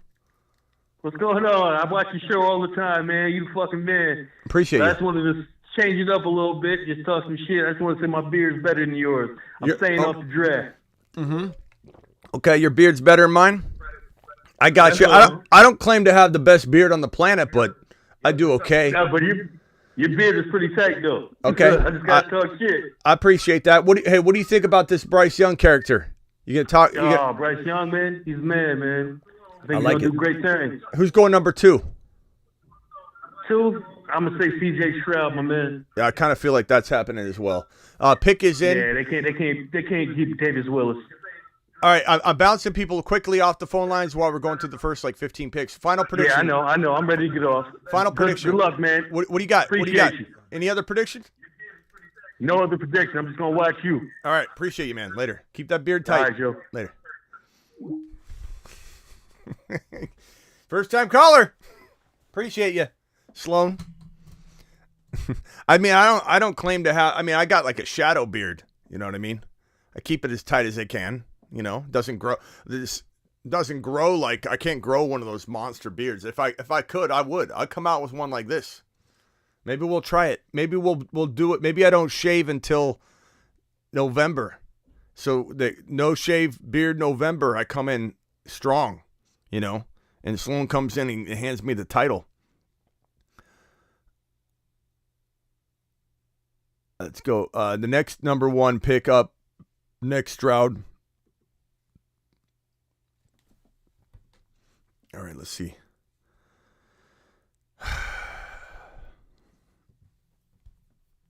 Phone lines are open if you guys want to call on. Phone numbers in the corner of the screen here. Let me move this up a little bit. We'll get the phone line right here. Let's put a little phone next to this so everyone knows this is the phone line. Phone line is right here. Dial in if you want. Your boy Smitty will answer your call. I'll hang up on you rather quickly because we're going to be talking about all this stuff and cycling you on and off. So let's go beard extensions. Maybe, bro. Maybe beard extension. Is it going to be Stroud? Is it going to be Stroud? It sounds like it's going to be Stroud. Houston on the clock yet? Yes, the timer is already off. I'm going to try and keep this timer as updated as I can. The Cardinals are about to be on the clock. We'll see if a trade gets done between the Titans. Ziggy, show me the front door. Who's at the house right now? Who's at my front door right now? We've got a draft going on. Who is this? Who is this? Is this a grocery delivery? What's going on here? What's going on here? I don't see it. Ziggy off. Ziggy, who's the number 2 overall pick in the 2023 NFL draft? Garrett, hold on a second. The second pick in the 2023 NFL draft, owned by the Houston Texans, has not yet been selected. Ziggy off. CJ Stroud. We kind of knew that was happening. Smoke screen, ladies and gentlemen. Not that hard to see coming, to be honest with you. So, there you go. CJ Stroud. Cardinals, my Cardinals, who screwed up and tampered, and I don't understand why they don't lose the first round pick. We'll have to get more explanation on that. But the Cardinals are on the clock. My Cardinals are on the clock with the 1.03. They could trade it away to the Tennessee Titans here on the clock. We'll have to find out. The Cardinals are on the clock. There's, what, how many minutes? How many minutes until the Cardinals pick? I'll just put 7 minutes until we see what's going on. How much time's left actually on the clock. The Cardinals will probably, if I have to guess, go Will Anderson, which would be the best pick in this entire draft for the Arizona Cardinals. This would be a phenomenal draft selection. I'm hoping that that's what happens. Hang tight. Hang tight. On the phone right now making a whole lot of noise. I don't know what you're doing in the background there, Garrett. Are you at the laundromat with Laundromat Jack? What's going on, pal? What do you got for me? Mitty, I've super chatted you like 8 times, 9 times already, and there's been no response. You and did? I just feel like you're ducking smoke. What have I, oh God. Hold on. Like 8 times. I'm sorry, and you're Garrett. ducking all of it. I'm sorry, Garrett. It's wild. Yeah, you're right. I didn't see him. 1, 2, 3, 4, 4 in a row. They look like the same one too. Hold on. Smitty is Dollar General Mahomes. You talking about Bryce Young? Dollar. Yeah, I'm talking okay. about Bryce. Don't it be. might not be 8, but it's at least 6. Yeah, my fault. I didn't see him. I'm not ducking you. I apologize, Garrett. I always like to call out your negativity, especially because you super chat it, which is so unusually awesome. Don't be don't be defensive over the Kmart Kyler Zach Wilson. Okay, that's worst number 1 pick since Baker Mayfield. Okay. Garrett also says Dollar General film. Okay, gotcha. And your $9.99 hauler, which I moonshot for that one real quickly. So I got a lot going on, Garrett. As you can see, I'm commanding a whole lot right now, so it's easy for me to miss something. I got it. Let's see. Please read my past 5 super chats. Selective super chat reading isn't cool. There you go. And obviously, Garrett, my phone line's open to you, so it's totally fine to call in and tell me, hey, I got a super chat sitting there. Appreciate you. Well, eventually I just had to call in, Well, tell me why you don't like Garrett Wilson. I'm sorry, not Garrett Wilson. Bryce Young. Is it his size only? What is it that you dislike so much? Tell me like the real reason, bro, because he looks magical. The real reason is size, along with I like C.J. Stroud way more. Okay, at least you have an answer though. Arizona Cardinals. This timer's wrong. We got 3 minutes and like 20 seconds left. Let me reset this timer. 03. About 18 seconds roughly. Cardinals are taking Will Anderson, I think. Unless there's a trade announced with the Titans, which I think the Cardinals have lofty expectations for a Hopkins trade and a number 3 overall pick trade. And I don't know how that would even work. I don't know what the Titans would send back, to be honest, that would make that an attractive move for the Arizona Cardinals. So that's why I think that a conversation's been had, but I don't know that anything's going to get pulled off in time. Let's go to Ron Navy real quick. Hang tight, Garrett. If you got something else, you can drop it 1 second. Ron? Stroud looks awesome in that hat. Just pure awesome. And in Houston, right now, they're going to finish second in the South, even though the South ain't that competitive. They're definitely going to finish second in the South. A lot's going to depend. I mean, this was the better landing spot for sure. A lot is going to depend on if they use that 12 pick on a wide receiver. If they use that 12 pick on a wide receiver, Stroud's going to, especially if they get JSN and Stroud back together, like that is going to be, Houston's building something amazing. And I love Caserio and what he's doing. He's a great GM. And if he uses this pick smartly, if they don't take a wide receiver, I'm not going to like it as much. I'm going to feel like Houston had they dropped the ball. They literally dropped the ball if they don't take wide receiver here. This is the move to make. This is going to be the franchise difference maker right here. This next pick.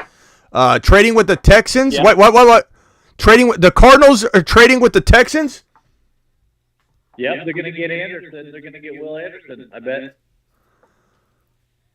Wow. The Texans back up. Yep. Whoa. All right, guys. Hey, let me get call back. Okay, I got to take care of this. Houston is getting this number. Wow. Who are they going to take? It's got to be Will Anderson, right? It's got to be Will Anderson. But now they're not getting. Now what I just said, not getting a wide receiver is a big downside, though. But it's wow, that's crazy. Okay, so the Cardinals. This goes to Houston. The Cardinals get. Hold on, I gotta pull this up. Wow, this is crazy. What are the Cardinals getting? Did he announce what it's going to be? AR-15 to the Seahawks is a prediction by Christian Silva. Cop Watch, appreciate you.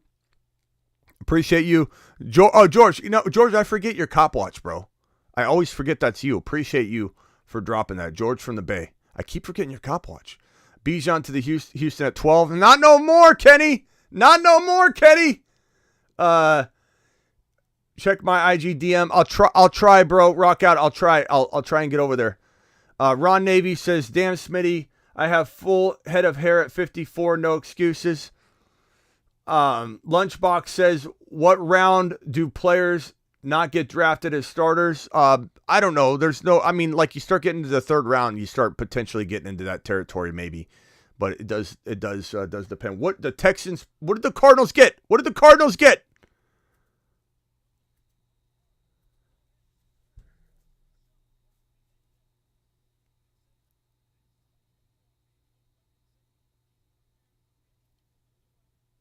Wow, are they getting Will Anderson? A lot of people saying JSN.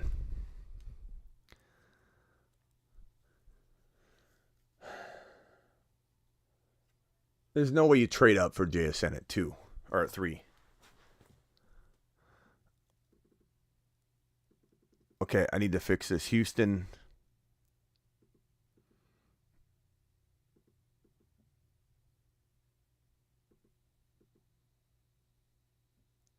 Houston at 103. I got to change this real quickly. Houston. Wow. Houston has back-to-back second and third round picks. Do you remember when we talked about this? We talked about that there would be a team that would be drafting 2 picks in the top 5. I'll have to go back and find out what show we talked about that on, but I said would not be shocked if the Texans or a team had, I remember saying that a team would have 2 picks like back-to-back here in like the top 5. Wouldn't be crazy at all to use the draft capital, because what you tend to get is people being very bold with their picks when they got 2 of them.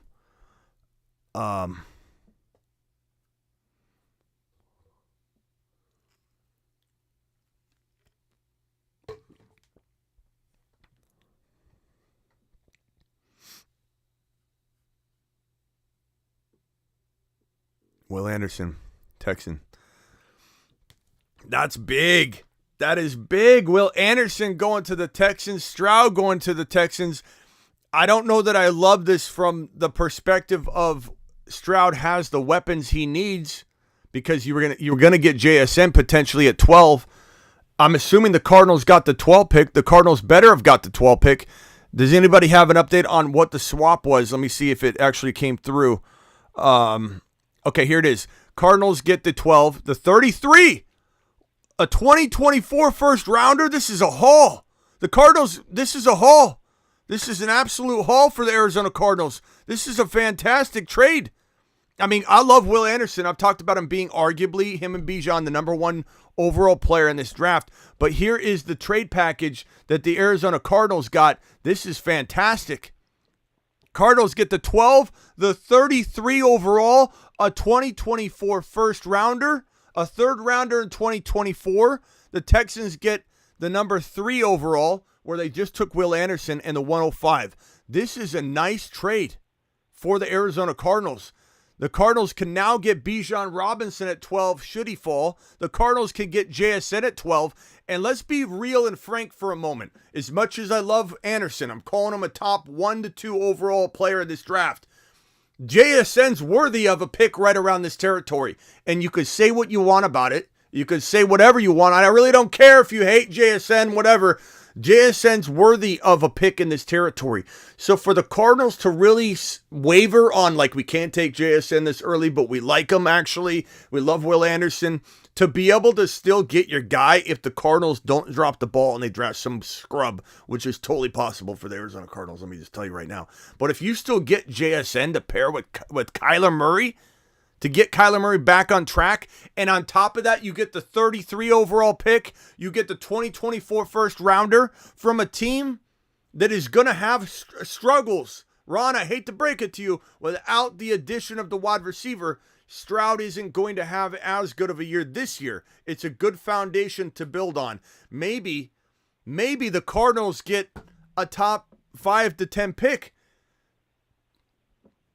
What would be crazy if the Cardinals, let's say, don't get JSN, but they grab someone like Bijan, and then the Texans finish last or something, and the Cardinals get Marvin Harrison Jr. Wouldn't that be something? Wouldn't that be something? This will be interesting to see what happens. Love Star says Anthony Richardson is available at 12 potentially. You never know the way players are falling. Hendon Hooker would be a fantastic pick by the Cardinals too, just because, I don't know what to make of Kyler. That would be, but I don't think you'd waste that draft capital and that opportunity. This just wouldn't be the right move. But, like, maybe you trade that 33 up for Hendon Hooker. Maybe Hooker falls to 33, and you use that 12 on JSN. That's not bad. That's not bad. Wow. AR-15. What about AR-15? Avin, what's up? What is your question about him? I'm going to guess AR-15 to the Colts. He could go to the Colts, but it sounds like, bro. Oh, and I gotta update this. 1.4. Colts are on the clock. How much time we got? Pick is in. Colts pick is in.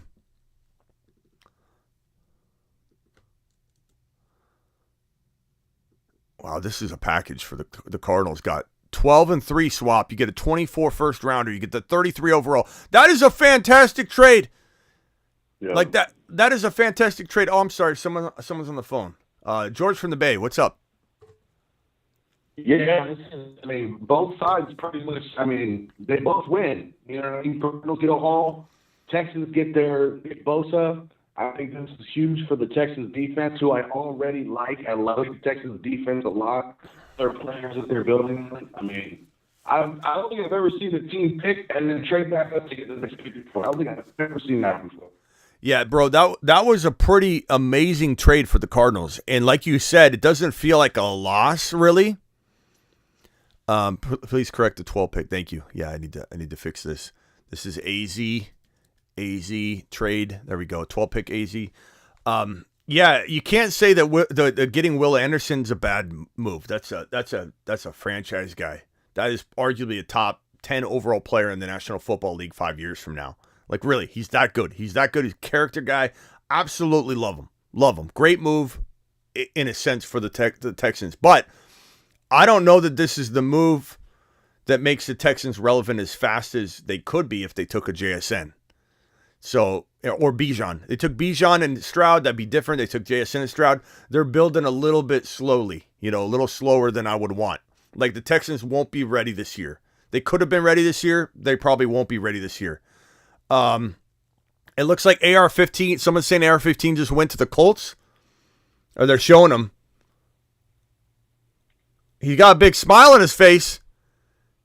This would be a bold move by the Colts. I would love it. AR-15's got a big grin. Woo! It makes so much sense for AR-15 to go here. Yeah, it's a good look. It's a spot where the Colts don't have a traditional team. They need to go with something a little bit more dynamic and different, I think. And you got JT. It will make a lot of sense. Wow. Yeah, AR-15. Wow.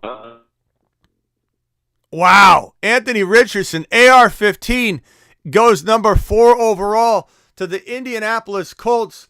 Wow, Seattle's on the clock. That probably Seattle's probably ticked. Seattle Seahawks wanted AR-15, but you know what? They could take Hendon Hooker later on. It wouldn't shock me at all, but Seattle doesn't get their guy. Seattle is on the clock. Now, what is this? 6 minutes or so until they're up, roughly. I'll change that timer, but Seattle's on the clock. AR-15. We got quarterbacks stepping up. George from the Bay is ironically on the phone at the moment, too. George, are these all 3 busts in your mind? You don't like quarterbacks. There's no way to tell right here. The biggest upside, like I said, Anthony Richardson, he's a huge stud. Like, I like him a lot. It's just, I don't know what's going to happen. It sounds different than what you were saying earlier, but look, I'm not here to bicker with you. He couldn't have gone a better spot. I appreciate you anyway.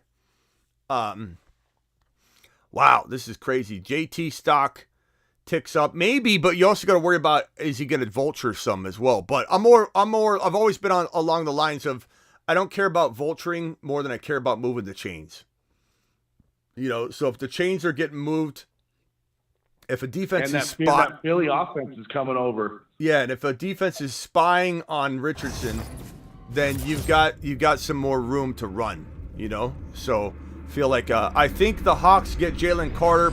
Potentially could be the case. Appreciate your super chat, by the way.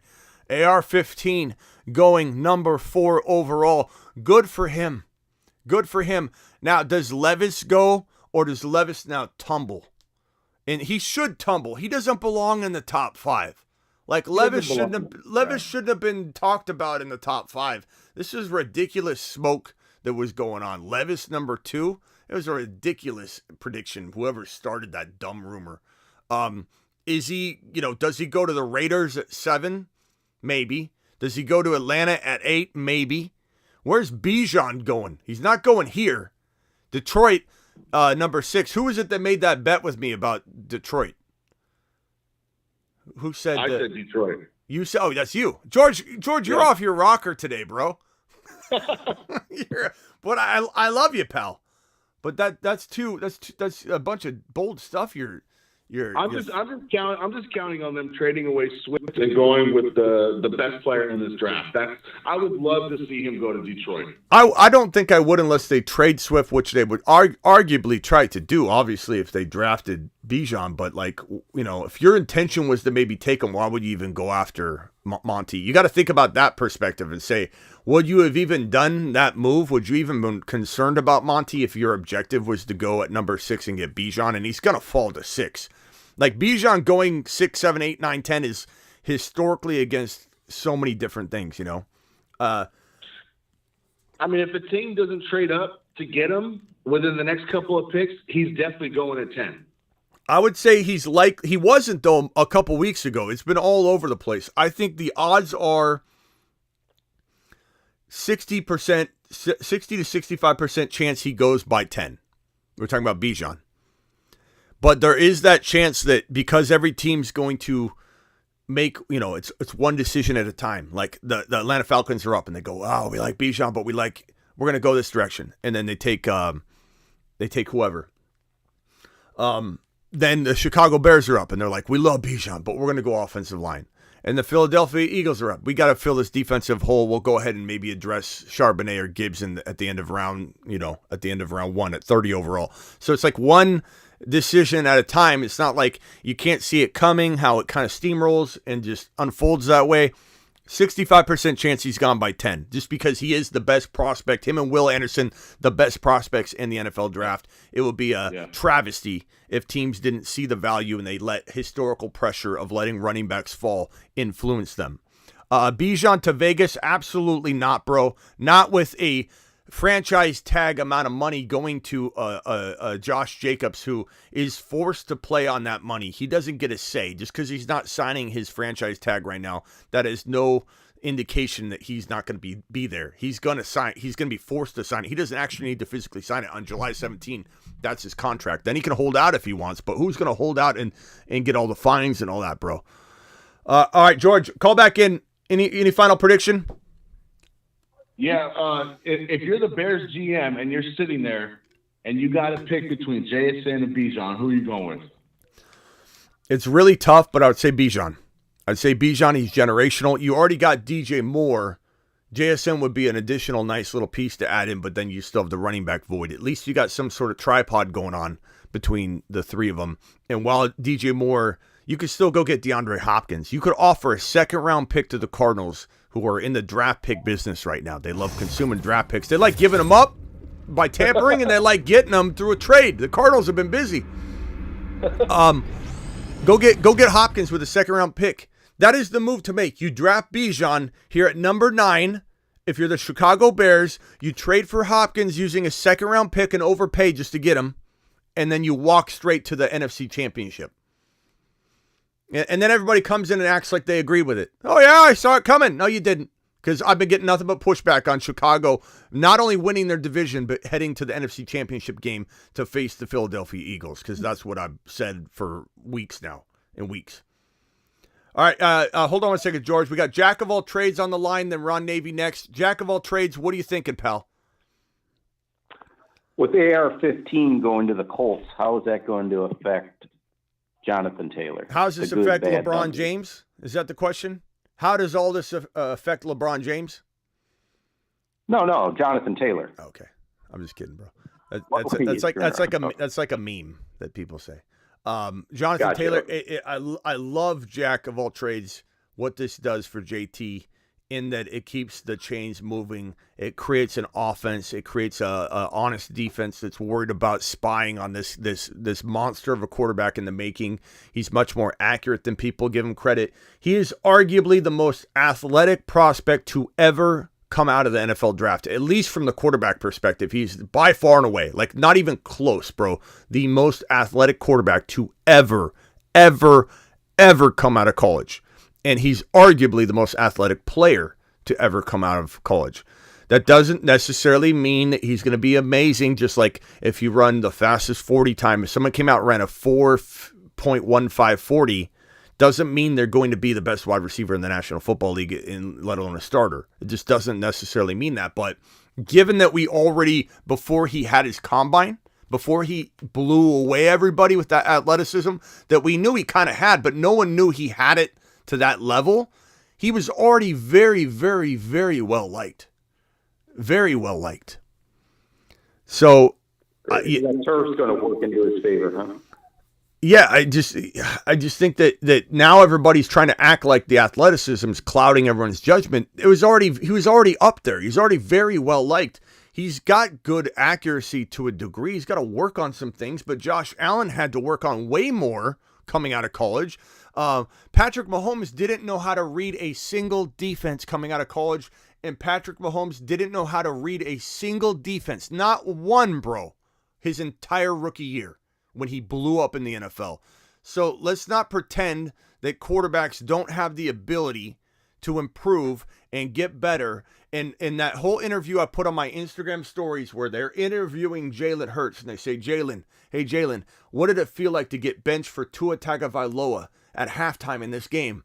And they're interviewing him. I put this on my stories. It's a stark reminder that quarterbacks have so much progress to make at the NFL. What? Seattle's pick. Yeah, hold on one second, Ron. Oh, yeah, here we go. Wow.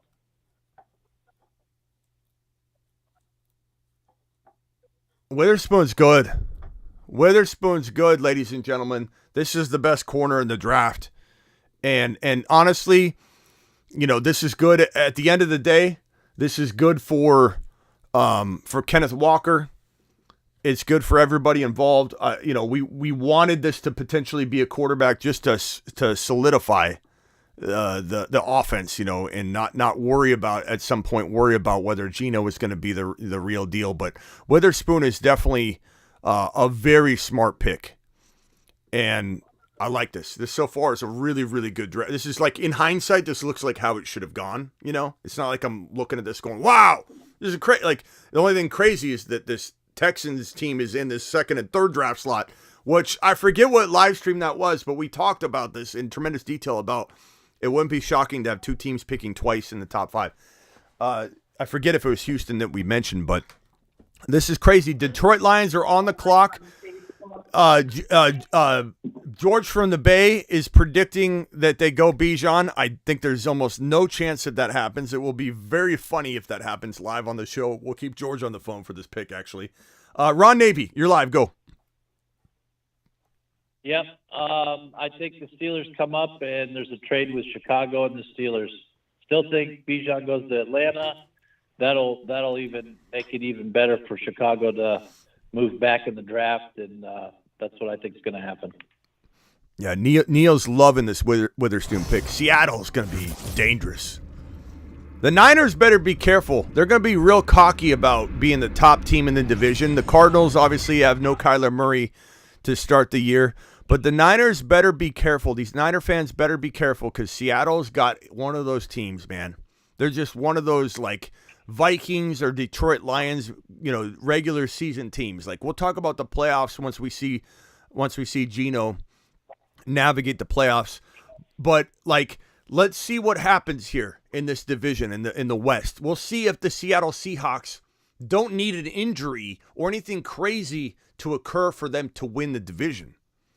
I think it's important to give the Seattle Seahawks a lot of respect walking into the 2023 NFL season. Does anybody disagree with me on that? Do you think the Niners are just locked in? I know George from the Bay is going to tell us that with biased fashion, but are we? That's not true. Oh, really? We got objectivity here? Okay. Let's let Ron answer this question, and we'll go to George. Are the Seahawks capable of winning this division without any injuries to the Niners? Let's say you got a healthy Trey Lance all year long. Yeah, if you remember, I predicted Seattle winning the West. It's possible, bro, for sure. Next, let's see here. Detroit 1.6. George from the Bay, what are you thinking about Seattle? Give me your thoughts here. I mean, this is a great pick for Seattle. They already have that other lockdown corner. Now that solidifies 2 lockdown corners on their team. This defense is already nasty. They're building that Legion of Boom again. I mean, man. I mean, San Francisco's not a lock. Yeah, they got all these star players on their team. But the question marks at quarterback is the biggest concern. It's like, what are they going to do at quarterback? And honestly, I would probably take Seattle to be an 11-win team, possibly 12 this season. Okay, I like the objectivity. There's a lot of Niner fans that literally just don't, they just, and I don't blame them because they're Niner fans. They're supposed to be objective or not objective about their team. Cardinals are trading with the Lions. The Cardinals are trading up with the Lions. The Cardinals are on the clock. They're back. Is it Bijan? Is it JSN? Maybe gets his dream Bijan. Oh my God! I should have bought the Bijan jersey. I wouldn't have had a Cardinal jersey, but this is. If Bijan goes here at 6, I still win the bet. No, you don't. I said it's 6. No, you said to the Lions. You said to the Lions. The Lions is why. Bro, the Lions is why that doesn't make sense. The draft selection doesn't matter. It's the Lions don't make sense. I assume the Lions are getting the Arizona Cardinals number 12 pick. I'm going to put that in now. I'm not positive. I'm still trying to find the information. Number 6, Arizona trading for the number 6. I probably did this a little premature. No, it's the 6, 12, 34. So the Cardinals give the 34 now. What? Maybe you are going to pass out live on your show if the Cardinals take Bijan. Yeah. I'm a little confused over this trade, though. What are the Cardinals doing? They traded. Now they're giving I guess they got the first rounder, though. I mean, it does make sense, but they're giving up a lot of draft capital now. So the Cardinals give up the 12, which they just got, but they did get the first rounder in 2024. They're giving up the 34, so they're giving up that high second round pick.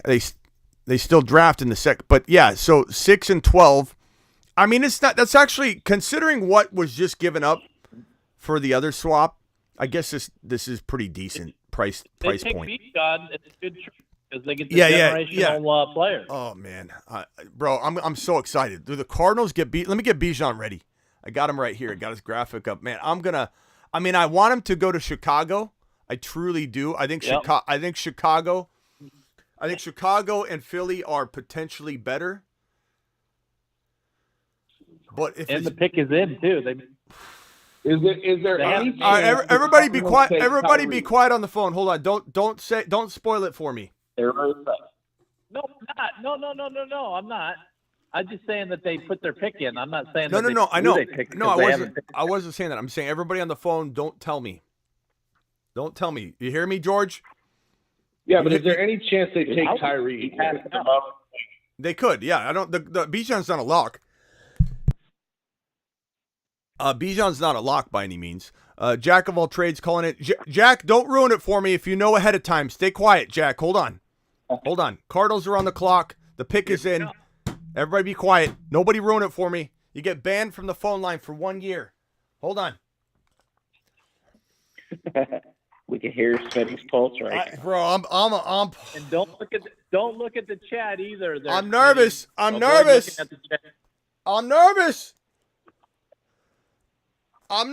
it Bijan? It can't be Bijan. Come on. It can't be. The Cardinals wouldn't do that. The Cardinals don't know what they're. Does this look like a draft room? Look at the Cardinals draft room right now. They're sitting there like a bunch of stiff suits. That doesn't look like a team. Who's it gonna be, Smith? That doesn't look like a. Up and down and hugging. That doesn't look like they showed a very. They showed a very calm room. Hold on, be quiet. Don't ruin it for me. That room of decision makers looked like they drafted a real boring pick. All right, hold on. They do look like it. Hold on. No one say anything. Quiet.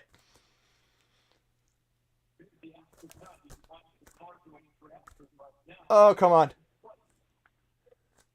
He doesn't know yet.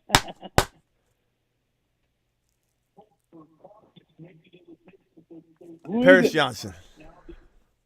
Harris Johnson Jr. Bottom line is, it's a good pick. I mean, I'm talking about the best offensive lineman potentially in this draft. So, Johnson's a good pick. Quietly, guys, I'm a fantasy guy first, right? I'm a fantasy guy first. Yeah. I'd rather have Bijan in Chicago. And I'm so on the Chicago train right now. It's only going to fuel my fire, and it's only going to make me more excited. So I am rooting for it. Go. Bijan so George from the Bay, you were wrong. You started off the show hot, and you're cooling off real quickly, bro. Detroit Lions not only did the Detroit Lions not take Bijan like you predicted when you hit your head and entered the live stream, they traded out of the pick, bro. They're in the 12th pick. Who's taking quarterback out of Vegas? What? I really wanted to see your reaction if Cardinals actually took Bijan. That would have been awesome. Oh, my God. Smitty would have just lost his Bro, mind. Kyler Murray could hide behind one of Johnson's legs. Well, this is a straight result of Nick Bosa. They're trying to get someone to block Nick Bosa. Hey, Paris is a good offensive line piece. This you cannot complain if you know football. You can't complain about this pick. You can't say this is a guy. This is a man. This is a great pick. This is a fantastic pick. And when you think about it, he's arguably worth that number 3 overall pick. And the Cardinals are very smart. The Cardinals moved down from 3 to 6 and got a first rounder. I mean, that's a good move. Yeah. Now I see him cheering and look at this group of tampering mofos in this room right here. Does anybody know why the Cardinals didn't suffer a league punishment of like a first-round pick? Is it because they admitted it to the NFL? Probably because it was too close to the draft. They'll probably do something next season. No, but it sounds like it was a settlement that overrules any sort of other problem. That part of me wonders because they came to the league, and we'll find out that if you admit that you did something, it's like a lesser penalty. I don't know. I don't understand why the Cardinals are just getting away with the tampering from the degree of, hey, we'll just give them what they want. We'll make a little trade. We'll make a little tiny trade with them and get away with. Look, I'm a Cardinal fan. I'm not like mad about the fact that we're not giving up a first rounder or something like that. But if tampering was involved, it sounds to me like there's some sort of league action that needs to take place. But we'll find out on that. That's crazy. We all know that it's not even-handed. They're not even-handed. NFL's never been even. Yeah. It's crazy. Yeah, let's go. Cardinals made a good selection here. Good selection. Raiders are on the clock. Gentlemen, my question for you right now, and let's go over to D. Philly, who's been waiting patiently. And then next up is going to be let's go to Lateral Nicholas. I'm sorry, Lateral Nicholas has been waiting a while. Lateral Nicholas, are the Raiders taking Will Levis because this Jimmy G character is a big mistake and they know it? I like it. I like it a lot. If JSN goes to the Raiders, he's dead to me. I think the Raiders are a team that's kind of hard to figure out, just because I'm not really sure what they really got from franchise tagging Jacobs. So I think there could have been like a lot more options.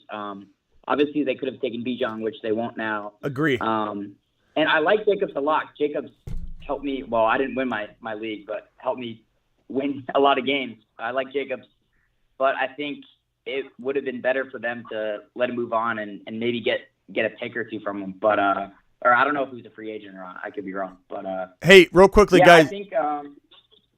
Go ahead, real quick. I think Levis is a good pick. I don't think Jimmy G has a future really with any team, being like a playoff winning quarterback at least. I think he could be decent, but he's not decent. Yeah. But I appreciate your optimism there. Does anybody feel like Hendon Hooker could be the salvation savior a guy that comes in and makes Devontae Adams' life back to great again. Hendon Hooker, I'm not saying they take him here, but if the Raiders trade down, and I know they got very little time, but my thinking is the Raiders, their way out of this bad situation was some sort of trade up for Hendon Hooker using the second round pick. Because I don't think he'll fall to the second round. I think Hendon Hooker now lasts to pick 15 or 16. The Raiders could salvage that whole situation by going and getting Hendon Hooker, who can wait behind Jimmy G until he falters, and he will, and then he comes in and saves Devontae Adams' season and career. Does anybody else feel like that? Anybody feel like that could work? I feel like Jimmy G is the ultimate bridge. But yeah. Yeah. The ultimate what? We're about to I don't find out. like the Raiders. Who said Jimmy G is the ultimate what? Jimmy G is the ultimate bridge. So, yeah. He's never going to be the guy. Oh, Kevin, I have my finger over the disconnect button. I was about to click the finish him. I thought you said Jimmy G's the ultimate player or something. You said bridge. Okay. I don't think he's the ultimate bridge, but good Lord, son, you were on the verge of getting knocked off the phone line. No, he didn't pick it, Smith. The only time I've ever been cut off from your show is when I used the F-bomb, and now I say pick it and I get disconnected. Wow, It's hard like to believe. it's like the league commissioner. I'm heavy-handed one moment, I'm light-handed the next. You don't know what I'm going to do. You don't know what kind of discipline I'm going to hand out. I'm like the NFL, bro. You say something like Pickett's better than Bryce Young, some things might happen. An hater. Some things might happen. All right, let's see what the Raiders do. People loved it though, Ron. I say Levis. People loved it, Ron. People loved that you got the boot. Oh, I know. You know me. I had to say it. Don't say it again. I think if the Raiders take a quarterback here, it's a waste of a pick. Is it a waste of a pick, or does it salvage a pretty good team from having to go down a road of unraveling everything that they've got? You know what I mean? Do I think the Raiders are a Super Bowl contending team? Absolutely not. Do I think that the Raiders have talent that's the windows are gonna close for all of them? Yeah.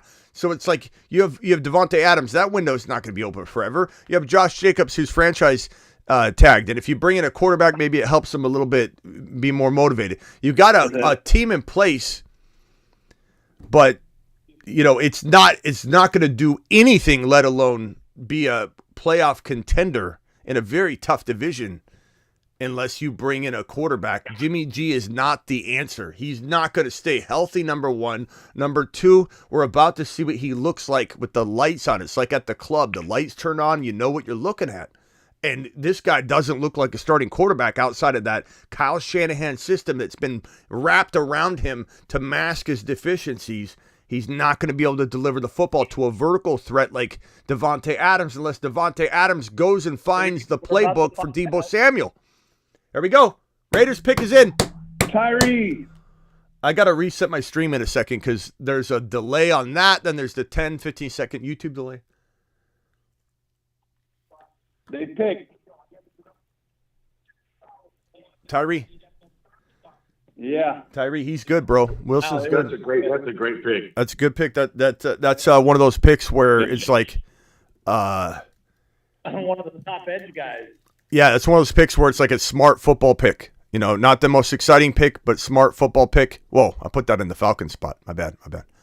So now with Max Crosby. Is Bijan ready, ladies and gentlemen? I got him prepped on the screen, ready to go. Bijan Rowe is in full effect. Everybody be quiet for a second.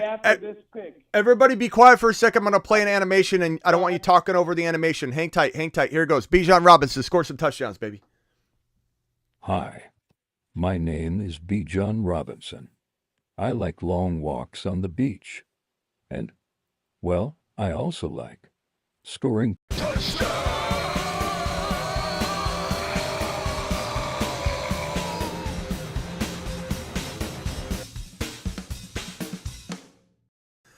We are entering Bijan Rowe, ladies and gentlemen. That consists of these picks right here. The Atlanta Falcons at number 8, the Chicago Bears at number 9, and the Philadelphia Eagles At number 10, this is what we call Bijan Rowe. All three of these teams are capable of selecting him. All three teams would be doing their teams a service. All three teams would be selling jerseys like mad machines. Just printing press machines, just cranking out Bijan jerseys over and over and over. Bijan Robinson needs to go to Atlanta, he needs to go to Chicago, or he needs to go to the Philadelphia Eagles. If he falls to the Titans, we're all going to be screaming and banging our head against the table here. Falcons are on the clock. Let's go.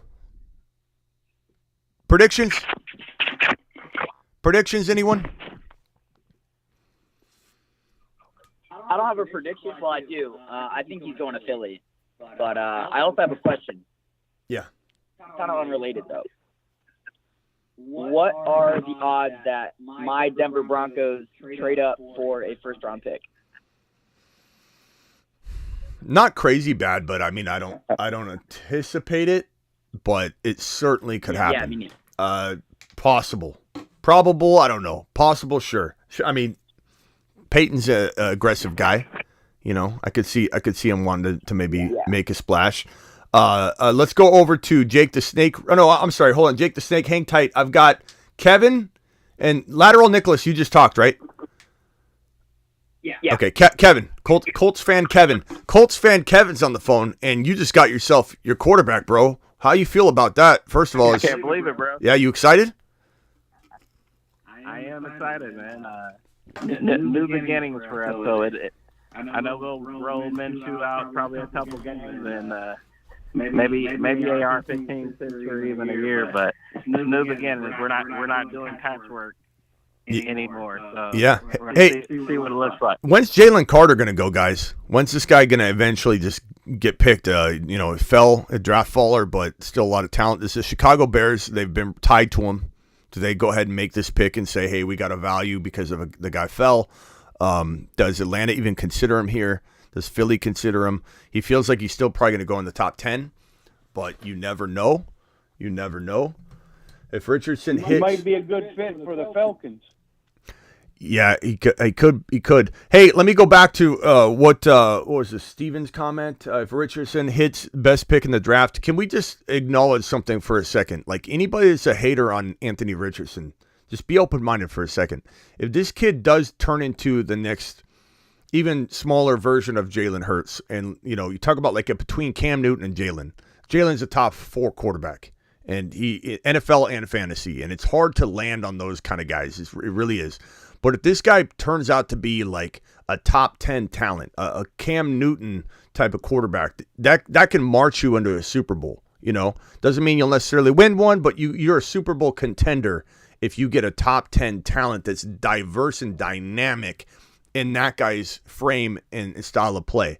Like, he doesn't have to be the number 1 quarterback, but with a physical specimen, beast of an athletic talent, type of angle here. This guy could come in and march this team down the field. You've got JT, you've got Pittman. Maybe you go after another wide receiver. Maybe you trade for Hopkins. Like, these are all things that could definitely be in the cards. You surround this kid with talent, and he produces top 10, but in a dynamic way. You know what I mean? Like, top 10 quarterback play in the tune of, like, he throws for 180 yards, has 1 passing touchdown, has 1 rushing touchdown, 55 yards rushing, and he becomes a little better fantasy than he does NFL, which can tend to happen from time to time. Usually they go hand in hand in today's NFL.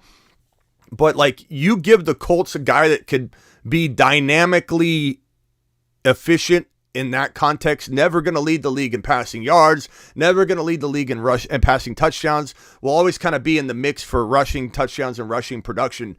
But he truly is that limited running first quarterback that doesn't ever develop into the gunslinger like Jalen Hurts. You still have a competitive team that can make the playoffs and go maybe deep into the playoffs and lean on JT. So Indy's in a very, very good position. This is a risk worth taking. This is a player that has the athleticism that's going to excite the fan base, get the fans into this thing, sell a bunch of jerseys, face of the franchise. The athleticism is amazing. The backflips on the field after a touchdown. Like, this kid's going to ignite this city and fan base. And I just think that people should keep an open mind as he develops. Running the football is going to be it's going to be a nice addition to this Colts team that's got a lot of work to do, and they can build immediately around him. Like, he should start week 1. It would be crazy if he doesn't. All right.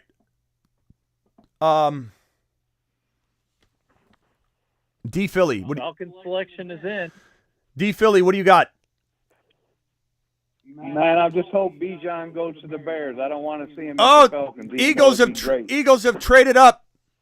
Eagles have traded up. It's over now. It's over. It's over. Oh, here it is. no. Everybody be quiet. No, the Eagles traded up one spot. The Atlanta Falcons are still going to pick here. Oh. That's crazy. But that means the Eagles might take Bijan. Yep. Yeah. You think the Falcons take Levis? No, it's right here. They should. It's probably Carter. Yeah, hopefully Carter. Here it is. Eagles must have offered Chicago more than what the Steelers did. Yeah. Yeah, remember the Eagles did lose Hargrave in free agency. They do need D-line help. Okay, they got Jalen Carter, I believe. Who? Hold on.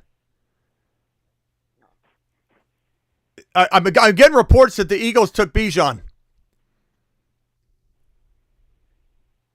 The Falcons took Bijan. What? Oh, my God. No. Wow. Yes, I was right. Wow. Wow. No way. Damn it. They blocked. Wow. They blocked them. I knew they were going to go for the block. Why did the Bears Wow. not move up? There's a lot of confusion. The There's Eagles a lot of confusion. Eagles tried to- The Bears have opened to trading back to the number 9 pick, Jalen Carter. Hold on. Where was this Bijan report? Holy. Man, there was a Bijan tweet that came in. Eagles trading up for Bijan. Then it went away. Somebody deleted it. What's going on here? Wow. Falcons now have used their past 3 first-round pick. Wow.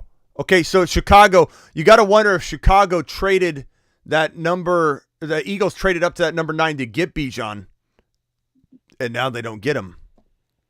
So is Philly? I think the Eagles are going D-line. So Philly in the Bears swap, right? Is that what happened? Yeah. I think they're going D-line here. They're going Nolan Smith or they're going Jalen Carter. They're showing the Bears are up next. Yeah. Bears are up right now. Let me go ahead and change Chicago. Wow. Okay, let's just I had to digest that trade or that whole thing. Okay. So on the clock is the Philadelphia Eagles. They're probably going Jalen Carter, I imagine. But wow, Bijan Robinson's an Atlanta Falcon. Wow. Okay, so this is how do you feel about that? This is good. This is is it better for Bijan to be like I've mapped out over and over?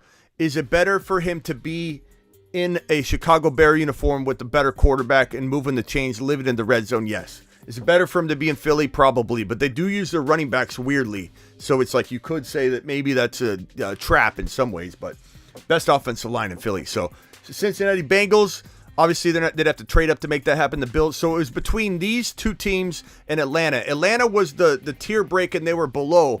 So Bijan to Atlanta is not as good in terms of the offense and product. But look, maybe Ritter's the real deal to a degree, not a top 5 quarterback, but maybe Ritter is going to play at a top 10, top 12, maybe Jared Goff level.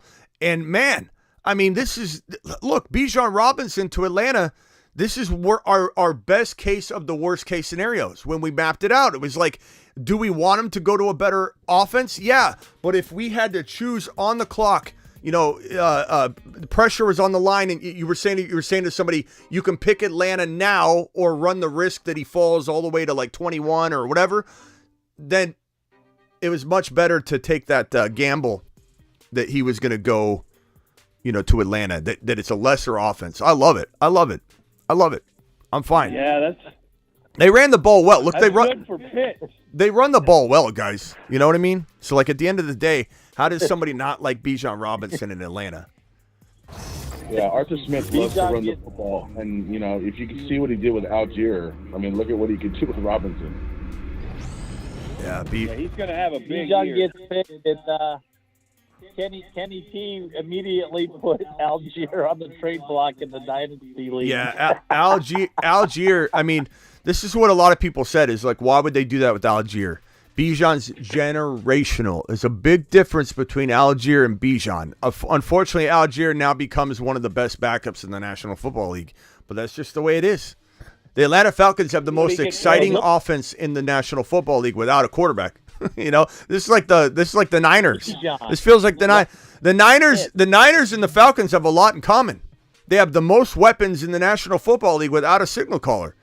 So it's like if the Falcons, once the Falcons address the problem or Ritter proves everybody wrong, Bijan's absolutely going to be. And the Falcons beat the Niners last season. Yeah, they did. The Falcons are a team, guys. The Falcons are a team. This is a team that and they've been building their defense all offseason. They got Bates from Cincinnati, the safety. So yeah, this is gonna be crazy. It's a good selection. They might even let make Heineke look good. This is definitely one of the three. Think about it. Bijan running back in the top 10 draft. I mean, top 10. That's awesome. Yeah. And that was a lot of people said this wasn't going to happen. This wasn't going to happen. Running backs don't go high anymore, Smitty. How could you think Bijan's going in the top 10? We pretty much said that it was a lock in the early part, like in January, February. And then we started to doubt our own prediction because the freaking story being painted and the narrative being told was that he was going to fall into like the 20 range. You had guys like Mel Kiper saying he was going to go 26 to the Cowboys. And that's just, obviously not going to happen. Now we know it's, he's going number 8 overall. That's respect right there. Will this bump up Gibbs and Charbonnet? Maybe Gibbs a little bit, but it certainly doesn't really change the narrative that running backs are not worth top 15 overall picks anymore. Bijan's just different. He's special. He's generational. The Falcons are building something great. I don't agree with the way they handled the Lamar Jackson offer sheet potential process that they could have been involved in. You got Lamar on this team. This is what we all hope for. We all said if Lamar goes to the Falcons, they take Bijan Robinson, or even if they didn't take Bijan, if Lamar went to the Falcons, this would be a team. And they're almost a team now. We just need to see if Ritter can actually play good football. I think this adds to Ritter's value. I think this makes Ritter that much better. It looks like Jalen Carter was this pick for the. Well, don't forget, Ritter was getting London the ball at the end of the year a lot last year. Yep, Jalen Carter. That's a good pick for the Eagles, though. Yeah, that's a good pick for the Eagles. All those Eagles cry haters. I mean, did they go Gibbs going to be 30? You what? Do they go Gibbs with the 30th pick, or does Gibbs make it? I don't know. We'll see. We'll see what happens to Gibbs. We knew Gibbs and Charbonnet were not going to go here. But now that and this is what we were kind of mapped out earlier, if Bijan gets taken from the Eagles or the Bears later on, what will these teams do if Charbonnet and Gibbs are sitting in front of them, specifically the Eagles, because they have this 30 overall pick? If the Eagles get robbed out of Bijan, then guess what? They go Gibbs or Charbonnet here. You get Jalen Carter and Gibbs. You get Jalen Carter and Charbonnet. That's arguably as big of a win as going Bijan here and going other player here. Or let's say the Eagles take Jalen Carter, which they just did, and they go defensive player here, and then they go get Derrick Henry with a second-round pick. That is arguably, in a different fashion, easily as big of a win. So the Eagles are just what the Eagles are telling you is we are going back to the NFC Championship. Come face us. And the Chicago Bears. The Chicago Bears, if they take the Eagles. If the Bears take JSN right now, they're going to say, hey, we're going to come meet you, Philadelphia, in the NFC Championship game. If the Chicago Bears, if they buck up right here and they take JSN and they got the cojones to do it, the Chicago Bears and the Eagles, as I predicted so boldly, it was a ridiculous prediction. Those two are meeting. They're meeting in the NFC Championship game. You mark my words. The Bears have a really tough decision right now because they have the top tackle on the board still too. Yeah, Skoronski. And that is probably where they're leaning. And I don't mind that. I think it's a good. Like, the Bears are also a team. If the Bears take tackle, they go offensive line here to protect their quarterback that they need to protect, and they go get Derrick Henry, Austin Eckler, Dalvin Cook using a later pick, and they bring a running back in that fashion. I love that too. But JSN, to me, if I'm the Bears, I'm not even done. If I'm the Bears and I take tackle here, I'm doing everything in my power to get back right here to draft JSN on top of it. I'm doing what the Houston Texans did. I got two guys I want in this draft. The Texans grabbed Destiny by the balls. The Texans moved up. They got their two guys, regardless if you agree or disagree. They wanted Stroud. They wanted Anderson. They weren't happy getting just one of them. They took Destiny into their own hands. I think the Chicago Bears hopefully do that as well. I hope some of these teams do that as well. And the Eagles being one of them, go get your running back here. Reach a little bit, even though people say, oh, they're second rounders, running backs now. Take your running back right here. Take your running back right here. Chicago, trade back up for JSN if you're not going to take him here. Pick is in. The Bears pick is in. What did Philly give up to the Bears to move up one spot? Do we know? It got lost in the shuffle here. I don't know that it's... Yeah, no, that's why I was wondering. Yeah, I don't know that it's been... They must have thought that the Bears were going to go defensive line if they traded up one spot, right? Yeah. Let's see. Eagles traded number 10 pick and a fourth rounder pick next year to move up to 9. So a fourth round pick to move down one spot. That's not a high cost. I'd give up a fourth round pick to move up to guarantee my guy. Absolutely. But I wonder if they thought they were moving up to get Bijan. You know, I wonder if they thought that at all. I think that's why they moved up, but that's his name. Yeah. Wow, this is crazy. Well, remember they did lose Hargrave in free agency, and Hargrave was the best defensive tackle in the league last year. Jake, have you talked much? Jake? Hello? Oh, sorry. What's up, Jake? Sorry about that. I don't know if you've got a chance to talk much, but go ahead if you got anything, bro. No, I was just thinking. So Chicago now that Bijan and Paris Johnson are off the board, it looks like JSN could be a pick here. It would be a great pick here, but you know, a lot of people do believe that this is going to be the offensive line piece to help protect, you know, their stallion in Fields, but we'll see. So Stroud, I'm trying to update the board here. So Stroud goes here. We got Young going here. Stroud, man, this is a crazy draft. It kind of, like, in hindsight, looks very fitting. You know what I mean? Like, you know, some drafts you look at it and you're like, this is crazy. Like, this one looks really, really good in hindsight. It just does. It feels very, very fitting. Every single pick feels good. Doesn't feel like anybody's making crazy bad moves. Cardinals made some fantastic, you know, after they pretty much kicked off the draft with ridiculous news of tampering and losing a pick right off the bat. The Cardinals came in strong and started giving away picks and taking picks at the same time. So that was crazy. Cardinals have done really well. Young goes number 1. Stroud goes 2. Anderson goes 3. Probably arguably one of the best picks, if not the best pick in the draft, if you want to take Bijan off the board and think objectively. Anderson's right there. Bijan and Anderson, top 2 picks in the draft. This is an amazing pick by the Colts, taking a quarterback that a lot of people doubt, Anthony Richardson. Witherspoon is the best corner in the draft by far in my mind. This guy's going to be special. Johnson, offensive tackle, great pick for the Cardinals to protect Kyler Murray. Wilson going to the Raiders. Bijan going to the Falcons at 8. The Eagles trading up to get Carter. The Chicago Bears are on the clock right now. If JSN doesn't go here, we're going to have some fun watching after pick 12, I think. Darno, right? Yeah.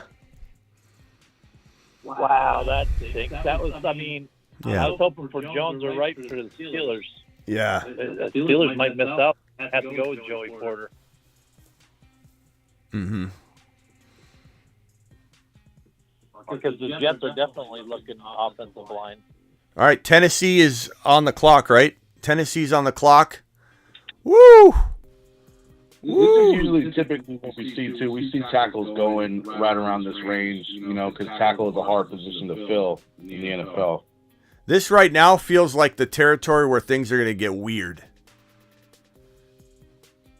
You know what I mean? Like, I feel like this is the territory where things are going to get weird. Where now it's like open season. This feels very, very par for the course. A lot of it's, almost all of it's logical. This board looks good, though. Look at the offensive weapons in here. I like the way this tracker's looking. We got Young, Stroud, all the defensive guys I'm putting in purple just to kind of like easy on the eyes. The fantasy guys, the offensive playmakers are obviously, I got their graphics, their headshots, the green text or the black text on the green background. I think this looks good. This board looks really, really solid. Yeah, it looks good.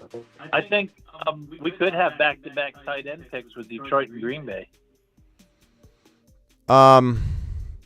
Yeah, or I'm really getting scared about Christian Watson's value coming up here. So let's hope to God they don't take a wide receiver. They've never taken. The odds of them taking a tight end are a lot greater than receivers. They are, but the whole logic behind that is like the reason they did that is because they believed in Aaron Rodgers so much. If they don't believe in Love as much, maybe they feel like that's why they haven't done it before. Now they'll support Love differently, like it would make sense. Colts, let's see. Long night for Will Levis is saying Rappaport. I don't look. Yeah, hey, we haven't talked about that yet. We haven't even mentioned Will Levis the last couple picks. He is slipping, and no offense, Levis, if you're watching, and he probably isn't. We got 500 people in the room, but Will Levis probably isn't one of them. He's probably got busier things going on. But Will, if you're watching, I mean this in all due respect, but you weren't a top 10 pick to begin with. You kind of got a little buzz going. That was good for you. Good on you. But you are literally lower than Hendon Hooker in my mind. Okay, so Hendon Hooker should be getting drafted before Levis. Seattle could still take him at 20. Levis could go 11 here. He could go 11 here. Just because I would take Hooker before Levis doesn't mean that Levis isn't going to go here. Because what's his name was at his pro day yesterday, so yeah, he could very well be the next guy. That's a good call. Levis could go to Tennessee. Yeah, it's definitely doable. I also think Detroit could go Hendon Hooker, to prepare for Goff's demise at some point, which will probably be inevitable. And you got two monster wide receivers, and they're young, and you got Goff who's good now, but you don't see a Hendon Hooker. Hendon Hooker's a very, very good situation because he tore his ACL. I know it doesn't sound like a good plan, but you tear your ACL and you fall in the draft. You're getting a bargain, and they don't need him right now. And I don't necessarily love that approach because I like all these rookies getting starts, and he could be pushing it to be ready for week 1, but he arguably could be ready for week 1. They're saying right now he should be 100% cleared by September 1. So that's fantastic for Hendon Hooker or any team that's going to draft him. But if you've already got Goff, this makes perfect sense. So I'm hopeful that. Yeah. I don't see Detroit panicking on golf. Yeah. I think they're okay with golf. I don't think they view it as maybe some other people view golf. I think they're okay. Super chat from Guillermo. Levis to New England. Maybe. Another bad. No. Yeah, another bad quarterback selection. I'm not saying Levis can't work out. I really think Levis has a shot, but he doesn't deserve to be top 10 is my point. But is Bill going to go after another unknown prospect there? I don't know. I could see Bill going after Hendon Hooker because he's different and you could wait on him and you could allow Mac Jones to try. But I don't think they're going quarterback. I think that you'd have a lot of explaining to do if you had Mac Jones and you're already giving up on him and you took him as high as you took him. I think it's either you get rid of him and move on or you don't draft a quarterback. Good job, Smitty, on the draft coverage. Appreciate you, Kango. Lions good with Goff for now. LOL, says D-Town. I agree with that, but I think you got to plan ahead. Space Ricky says Hooker ACL. He's going to be 100% cleared by week 1, pal. Goff was QB7 in PPR, says Frankie. Of course, he had a good year. D-Hop news, nothing yet. I'm refreshing every 5 seconds, bro. Nothing yet on Hopkins. Doesn't look like Hopkins is getting moved yet. Doesn't mean he won't get moved tomorrow. Doesn't mean he won't get moved for draft picks, future draft picks even. Man, Jalen Carter for look, this is a guy that probably shouldn't have fallen as far as he did. He fell for obvious reasons, but Jalen Carter was a gem for the Eagles, who had some holes they had to fill on the defensive side of the football, and a lot of people running their mouth about the Eagles falling apart.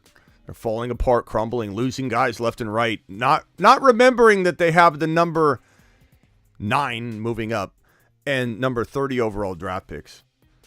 You imagine if Charbonnet or Gibbs go to the Eagles at 30. So far, if we go to our table board, we got one of these.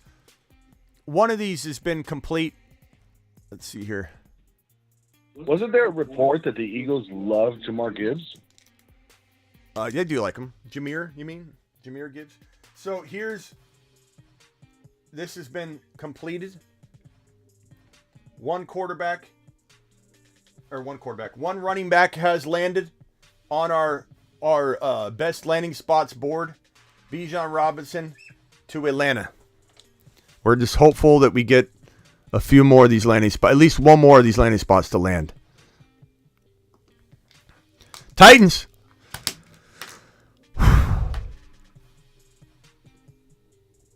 Skronsky. Tackle. Northwestern. Doing it live.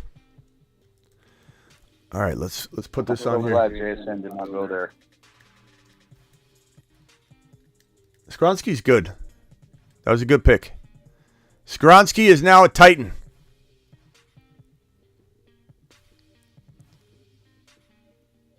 Oh, offensive tackle's getting slimmer and slimmer, but he's better as a guard than he is a tackle. He'd be a super guard and just an okay tackle. Yeah. He's listed as guard, so that's definitely what he should play. But he is dynamic enough to make. Okay, Detroit. What's Detroit do here, guys? Some people say they're going. I say they're going Mayor. This is my prediction from the beginning. I'm obviously going to be wrong on a lot of this. Bijan to I put Bijan to the Bears or Eagles, and he went to the Falcons. Kincaid.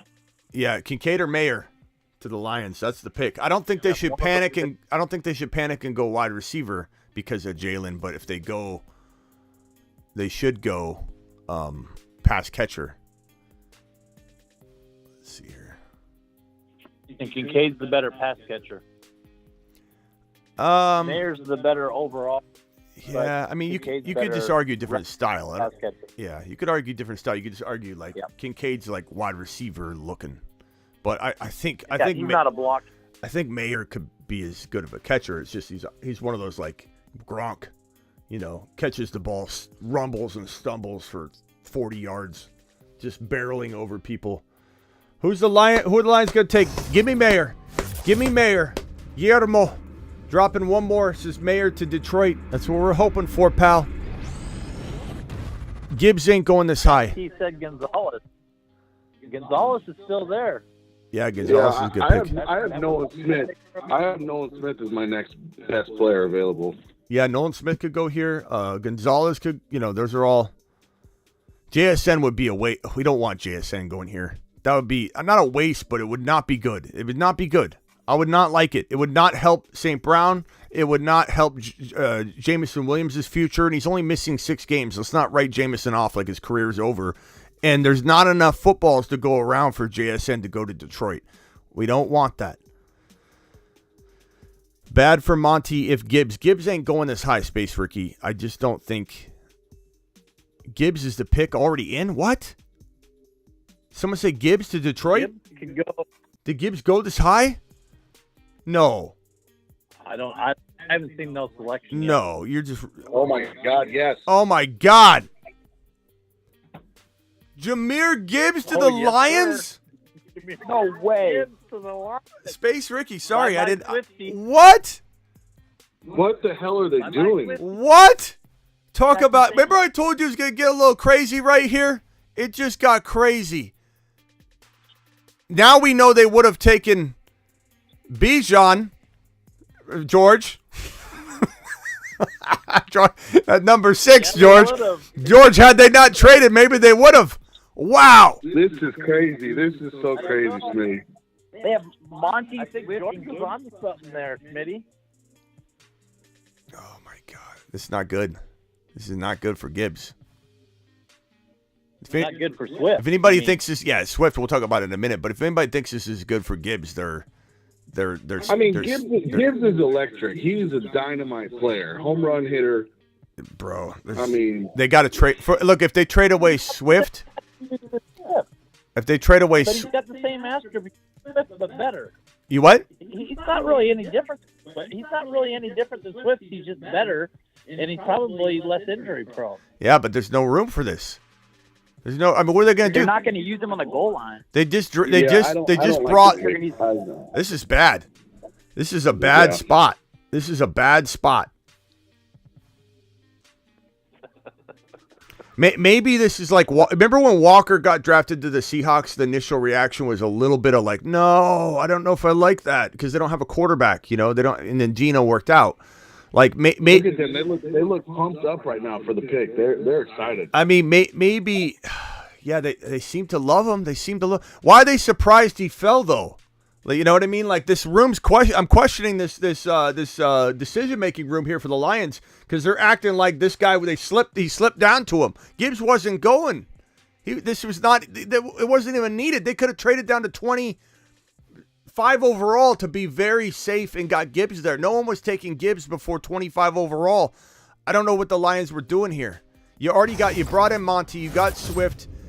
I mean, you got to think maybe they're going to be very anxious to use Gibbs and write off Monty real quick. That's your only hope. But like, how is this a great spot for Gibbs? It's not. Charbonnet might have moved to the number 2 running back lock with this pick. Not that we won't revisit this, redigest it, have time to like really take it in. Maybe they trade Swift away.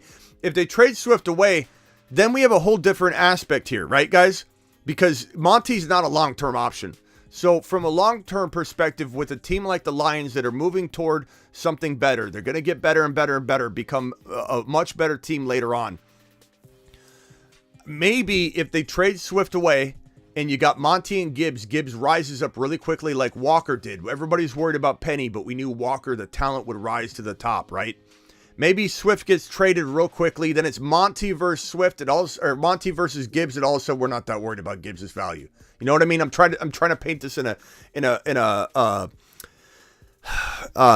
positive light, but also be objective. You know, and we need a running back to move. They're not going to move Monty. They just signed him. If Swift gets moved, we can re-enter the Gibbs has amazing value conversation. But until then, I mean, they have to move Swift now. I mean, this is just I don't like the pick at all.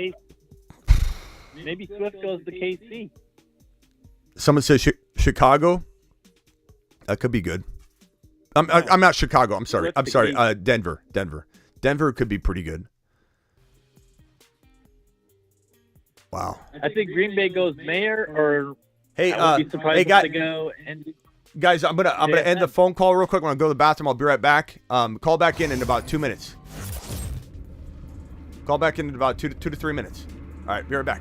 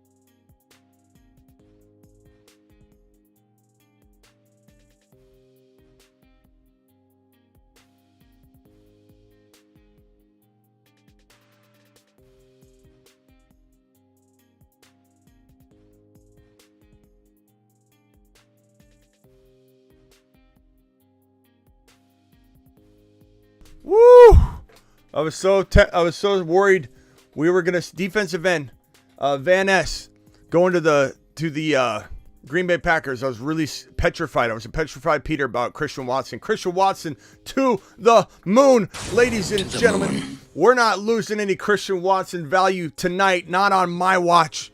Not on my watch. We got Van Ness tackle. We got all the non-fantasy guys in purple, by the way, just if anybody's wondering. So Van Ness, defensive end, Van Ness. Decent pick. I'm not ripping on the pick. I'm just excited that we don't have a guy coming in, a wide receiver, taking the value away from Christian Watson. Green Bay making their selection. And now New England's on the clock. What does New England do with this draft selection right here? We got 515 of you in here. Punch that thumb up button. Which drink should we go with? What drink should we go with? The prime, or we set the prime aside? Let's go with this one right here. This is Fast Twitch by Gatorade. Sponsorship opportunities wide open if you want to jump in here, Gatorade, and take advantage. Strawberry watermelon Fast Twitch, 10 calories. Tastes like it's got 500 calories. It's an amazing drink. I like this one about as much as the Prime. Low calorie monster right here. Look at this, 10 calories. Tastes magnificent. All right. Is JSN going to New England? I'm getting some people saying something about JSN. No, JSN, or were you wanting to go to Green Bay? Let me restart the stream just in case this is behind, because I have to restart it every once in a while just to make sure. I've got about a 10 to 15 second YouTube delay. That's just natural on YouTube. So if anybody's wondering about that, that's why you're seeing that. Let's go back to the NFL draft. Oh, wow. I'm on the wrong NFL draft coverage here. Let me get back to ESPN there. I was like NBC or CBS or something. I was like, what's going on here? Steelers on the clock. What happened? Did I miss a trade? Did I miss a trade here? Steelers trade up to the number 14 overall pick while I was in the restroom. Fitting. Okay, Pittsburgh, New England goes down to 17. Who's going here? Who's Pittsburgh taking? Could it be JSN? Would they be so bold as to give Kenny Pickett another wide receiver? What's up? What's up, Ramirez? Why haven't you been here? The Jonas Brothers in the house. Yeah, I flipped it over to CMS or NBC or CBS or something. I saw the Jonas Brothers sitting there doing this draft coverage, and I'm like, whoa, where am I at? Ron Naby's Pittsburgh Steelers are on the clock. 500 of you in the building. Punch the thumb up button on your way in the door. We've got, how many people we got? 280 thumbs up. That's respectable. I like that. 507 you in the building. Please spread the word. Let people know. I'm trying. Smitty isn't answering. Okay, hold on. Go ahead, Ron. Who are your Steelers going to take with this number 14 overall pick that you so eagerly and aggressively traded up to get, Ron? Is it an offensive lineman, Ron? What are we looking at here? About damn time. I'm sitting here trying to call, and I'm like, I swear, Smitty, if you don't answer your phone when Pittsburgh is, I'm like leaving. Are you? Are you, Ron? What? Not really. What do you want to happen here? I think we go Jones. Yeah, they keep showing him, so I'm pretty sure Jones is going to be the pick. Frankie Knuckles is calling in here as well. Frankie, what do you got? What do you think happens here? This is Ron Navy's time, so be quick. And Frankie, they're going to grab a tackle. Me and Ron were right. They moved up. Yes, Frankie, we're going to do it. Yeah, boy. Who you think they're grabbing, Ron? Yeah. Jones. I think they'll go with Jones. Yeah, Jones is good. I like him. They keep showing him. If they don't, it's either Jones or it's going to be Porter, but they need the offensive tackle, so I think Jones. Yeah. Yeah, me too. They need it for. We got 513 people in the building. Hit that thumb up button. Appreciate you all being here. We're taking over this year. I tell you what, we get Jones, and Najee's going to light it up this year with the two new guards, especially the guard we got from Philly, the starting guard. Oh, yeah, Najee's going to have a year. it's going to be Najee. Yeah. So what? Samalu and Hurtbig. I think his name is Nate Hurtbig. Yeah. The pick is in. Okay, here we go. Here we go, Ron. Who you getting? Who are your Pittsburgh Steelers getting? And where's JSN going, people? Could Aaron Rodgers get a wide receiver at number 15 overall? Is it possible? Like, could the Jets be like, hey? Here we go. You're right, Ron. The Steelers had to get over the Jets because the Jets were. Do you want me to ruin it for you, Ron, or no?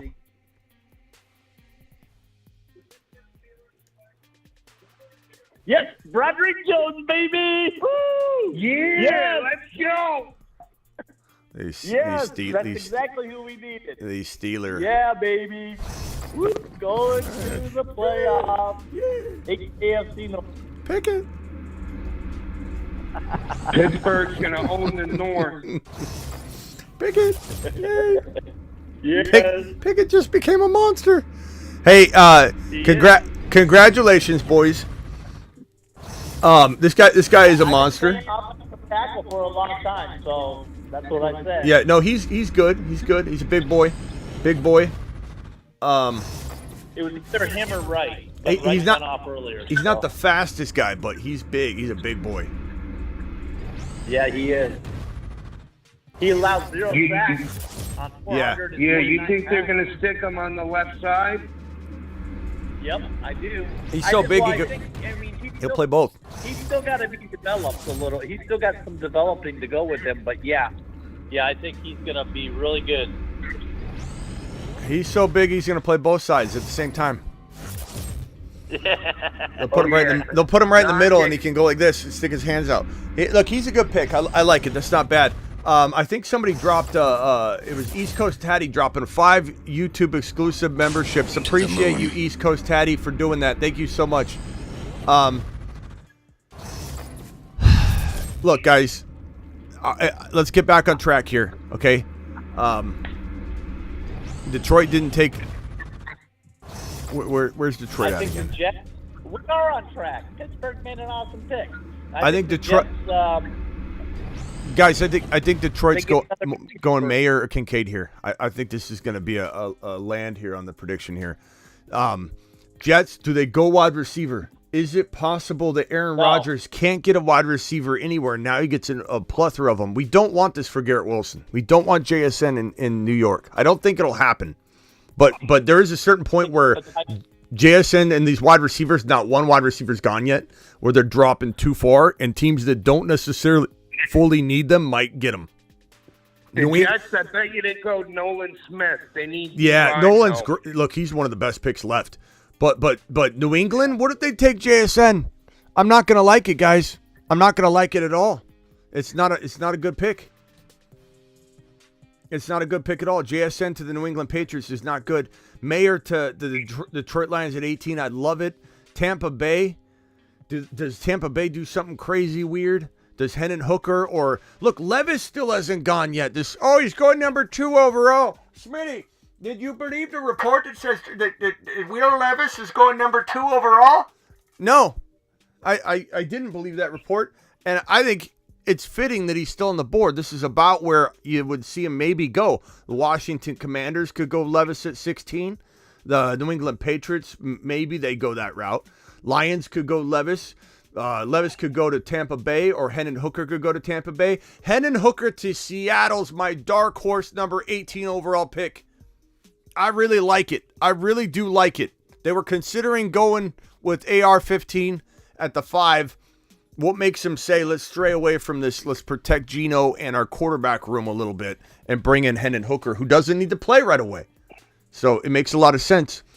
JSN, where's he going? Let's go around the horn real quick. And guys, dial in if you want. The phone number's in the corner of the screen. Frankie, where's JSN landing?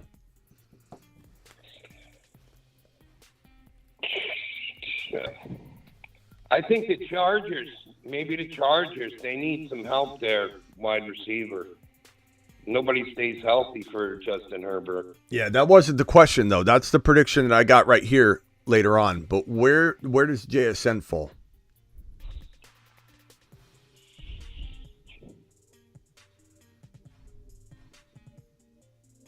All right, Baltimore? Baltimore? Yeah. You think he fall? I mean, he could. Look, he's fallen already. But do you think he falls all the way? JSN falls all the way to 22? Oh, God, he could. I don't know why. These wide receivers, like the NFL saying, everybody says it's a weaker class than the last couple of years. And the NFL's agreeing. The NFL coaches are saying, yeah, they're good, but they're not that good. They're not as good as these defensive players, the offensive linemen. Jahmyr Gibbs going number 12. Is the running back going early now a thing again? Did they bring back this whole avoid running backs? I mean, this is crazy. If you would have told me, Smitty, not only is Bijan going top 10, which I thought needed to happen, I thought there was a decent chance it was going to happen. I also thought there was a decent chance these teams would be screwing around and not understanding what was going on. Had a phone call during the Gibbs pick. How do you feel? We're talking about that right now. Appreciate you dropping that chat. Smitty, what do you think about New England, JSN? Hold on one second. I hate it for New England. Or I hate it for JSN. Me too. But here's this thing where if you would have told me before this draft began that Gibbs would go in the top 12, I would have called you absolutely insane. I would have said, no way. And to George from the Bay, who hit his head when he came into the live stream today because he said some gibberish. He said that the Lions were going to take Bijan at 6. They didn't, and they moved down. But to his defense, they took a running back, and they took Jahmyr Gibbs, and they took him really high, which was ridiculous. And it could work out long-term, but right now we hate it. Right now it's not a good landing spot. Jahmyr Gibbs going to the Lions without a trade occurring in advance where we're sending Swift somewhere is a bad move. Now Swift is got lower trade value because teams know they got to get rid of him. And maybe they don't get rid of him. How does Gibbs get a hold of a healthy dose of volume with Swift there? I don't know. This is kind of crazy, bro. The Gibbs pick threw me off. I think everybody here is a little upset about it. But you know what? To add something positive to the Gibbs landing in Detroit situation, the Lions draft room was so pumped about it. And I don't think that can really be, I guess, what is the Jets room's looking real excited. They're on the phone with somebody. Are they going to show somebody? What's going on here? Jets pick is in. Someone says JSN to the Giants. That'd be a great move, but I don't think he falls to 25. They'd have to trade up. Oh, boy. What's going on here? The Jets are excited. They got Aaron Rodgers. They're turning things around. What do they do here, guys? Do they go tight end? Do they go Mayer? Do they go Mayer or Kincaid here? Do the New York Jets bring in a tight end that Aaron Rodgers has been dreaming about getting? Mayer, Kincaid. Let's make it happen. Smith. And that's good because that doesn't detract too much from Garrett Wilson. I'm not worried about a Mayer or Kincaid eating into Garrett Wilson's production. Garrett Wilson will get his. Jets pick is in. We're waiting. Gibbs is more of a Amir Abdullah than an Amir Abdullah. Yeah. Oh, man. Let me play this animation. Hang tight, guys, while I play this. I don't know how I feel about this now. This sucks. This man, Jahmyr Gibbs, he looks better than Kamara looked coming out of college, more prepared to become Kamara. Schmitty, did you just say Gibbs was more prepared to become Kamara than Alvin Kamara was prepared to become Kamara? I don't know. I don't know how I feel about it. I don't think I'm necessarily wrong on it. We still got to see it play out. And we still, could certainly see, we could certainly see them move Swift and it changed the board completely for us right away. Similar to when Walker went to Seattle, the initial reaction was, oh, they don't have a quarterback. But they could build around Walker. It'll be fine long term. They'll figure it out. And it ended up being amazing. And it took me a minute. It took me about a minute and a half to maybe 4 minutes to adjust to it. I admit I had kind of a quick knee-jerk reaction to the landing spot going, oh, I don't know if I love this landing spot. It took me about 3-4 minutes. I processed it in a non-biased fashion. It wasn't bias set in. I objectively looked at it and said, do I like this? It took me about 4 minutes. I sat there and I sat on it. I go, you know what? This isn't that bad. let's break it down. Gibbs, I don't feel as strongly about it being a great now situation. Like, oh, it could turn out to work out really good now. But does anybody believe Monty's got longevity? I kind of don't. I kind of don't feel like Monty's got a whole bunch of amazing longevity. So really it comes down to, do they trade Swift away quickly? If they do, Gibbs has good now value, definitely has good future value. I don't know. Well, the coaching staff really didn't like Swift. I mean, they were down on Swift for a while, so it makes sense that pick kind of makes sense in the fact that they don't believe in Swift. I mean, yeah, and Swift is probably gone. If they trade him away, great. Gibbs is now not in that bad of a situation at all, and he's in a very good long-term situation. No, I like it. I like it. Yeah, it could end up being okay. I mean, it could be one of those things. I think it's a good pick. It's one of those things that we just need to digest it. We need Swift out of the way. And you know what, Swift, this could turn out great for Swift. What if he goes to Chicago? What if he goes to Denver? What if he goes somewhere where they need an RB? This could be good for Swift. Maybe he goes to Cincinnati. What if he goes to Kansas City and takes up McKinney's role? Hold on, here we go. All right, who's the pick? Swift might just be a depth piece there. Yeah, trade him to Cincy. Here we go, Jets.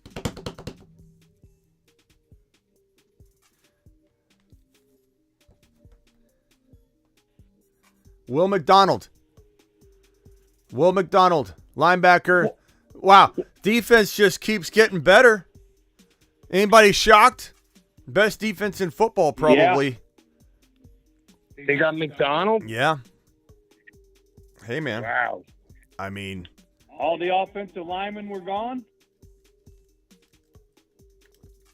Well, I mean, they need D-line help bad.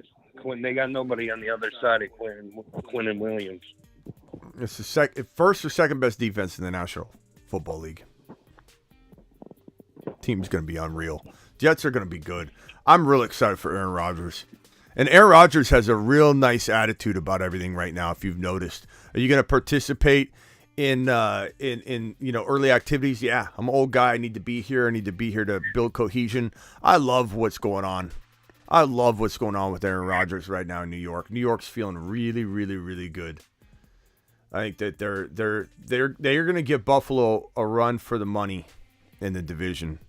Wouldn't be shocked at all if Buffalo and Green Bay, similar to my Detroit Lion and Chicago Bear prediction, comes down to like the final last game. Almost tiebreaker type material. God, guys, what's going on with Washington here? Is Levis going to go here? Is Levis going? Yes. Levis to the Washington Commanders. Might they go bold and take Hendon Hooker and say, who's Levis?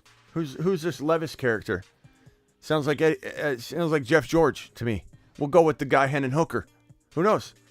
Who knows what they do? Would it shock anybody at this point if Zach Charbonnet went to the Washington Commanders at 16, the way RBs are flying off the board so far? That could be. Levis to the Commanders. That seems to be the consensus. Oh, my God. What? We never even thought all three of our moon running backs going in the first round. I know. Not realistic. I think the one thing that this does, the fact that Gibbs is already gone, the fact that Bijan's already gone, high pressure in this 26-31 for Charbonnet to go now. Charbonnet could very, very well. Love him on the Chargers. Very, very likely chance that he goes in the top 31 now, for sure. Bears fumble the bag. How did the Bears fumble the bag? Getting an offensive tackle is fumbling the bag, bro? Yeah, really. That's a great pick. What are you talking about, B4M? That was a great pick. Bears fumbled the bag. Fields is finally going to be able Fields to of dreams. And pass the ball. Leave it on the fields. Just in time. Fields of dreams. Feels like making love. Outstanding in his fields. Feels so good. Fields General. I feels good. Uneven playing fields. Battlefields tested. Fields. Fields, he's for reals. I don't think they dropped the ball at all, but I mean, did I want Bijan? Yeah, I did. Did Atlanta get Bijan and turn themselves into a real attractive landing spot for a quarterback in the next year or two if let's say Ritter doesn't work out? Yeah. A lot of offense there. I will say there's a lot of offense. Ritter has to kind of step up, and he could, but there's a lot of offensive weaponry there. I'm excited about it. Mr. Golf, dropping the super chat, says that's a great call, Smitty QB to Washington. I think it's the only thing that makes sense. They're a good team. They're just missing that component. We'll see if they go ahead and do it. Fields to the moon, says Joe. Absolutely, bro. Did I get all the super chats? TMT dropping did I miss TMT's $20 super chat earlier? Dallas going to trade up and take Bijan, put it on the board. TMT, I'm sorry I missed this. TMT, you still here? TMT to the moon? To the moon. Dropping a 20 watt on screen. TMT, I'm sorry I missed that, bro. And all the madness. My Bijan prediction, well, I wasn't far off. I mean, I had the 3 picks. I just prioritized them wrong. Ron called the Atlanta one. Atlanta, Chicago, or Philly. I just didn't want to pick all 3 and make it too easy, so I narrowed it. But so far, we got 1 of 3 here where we've got Bijan to one of the teams that we wanted, so Atlanta.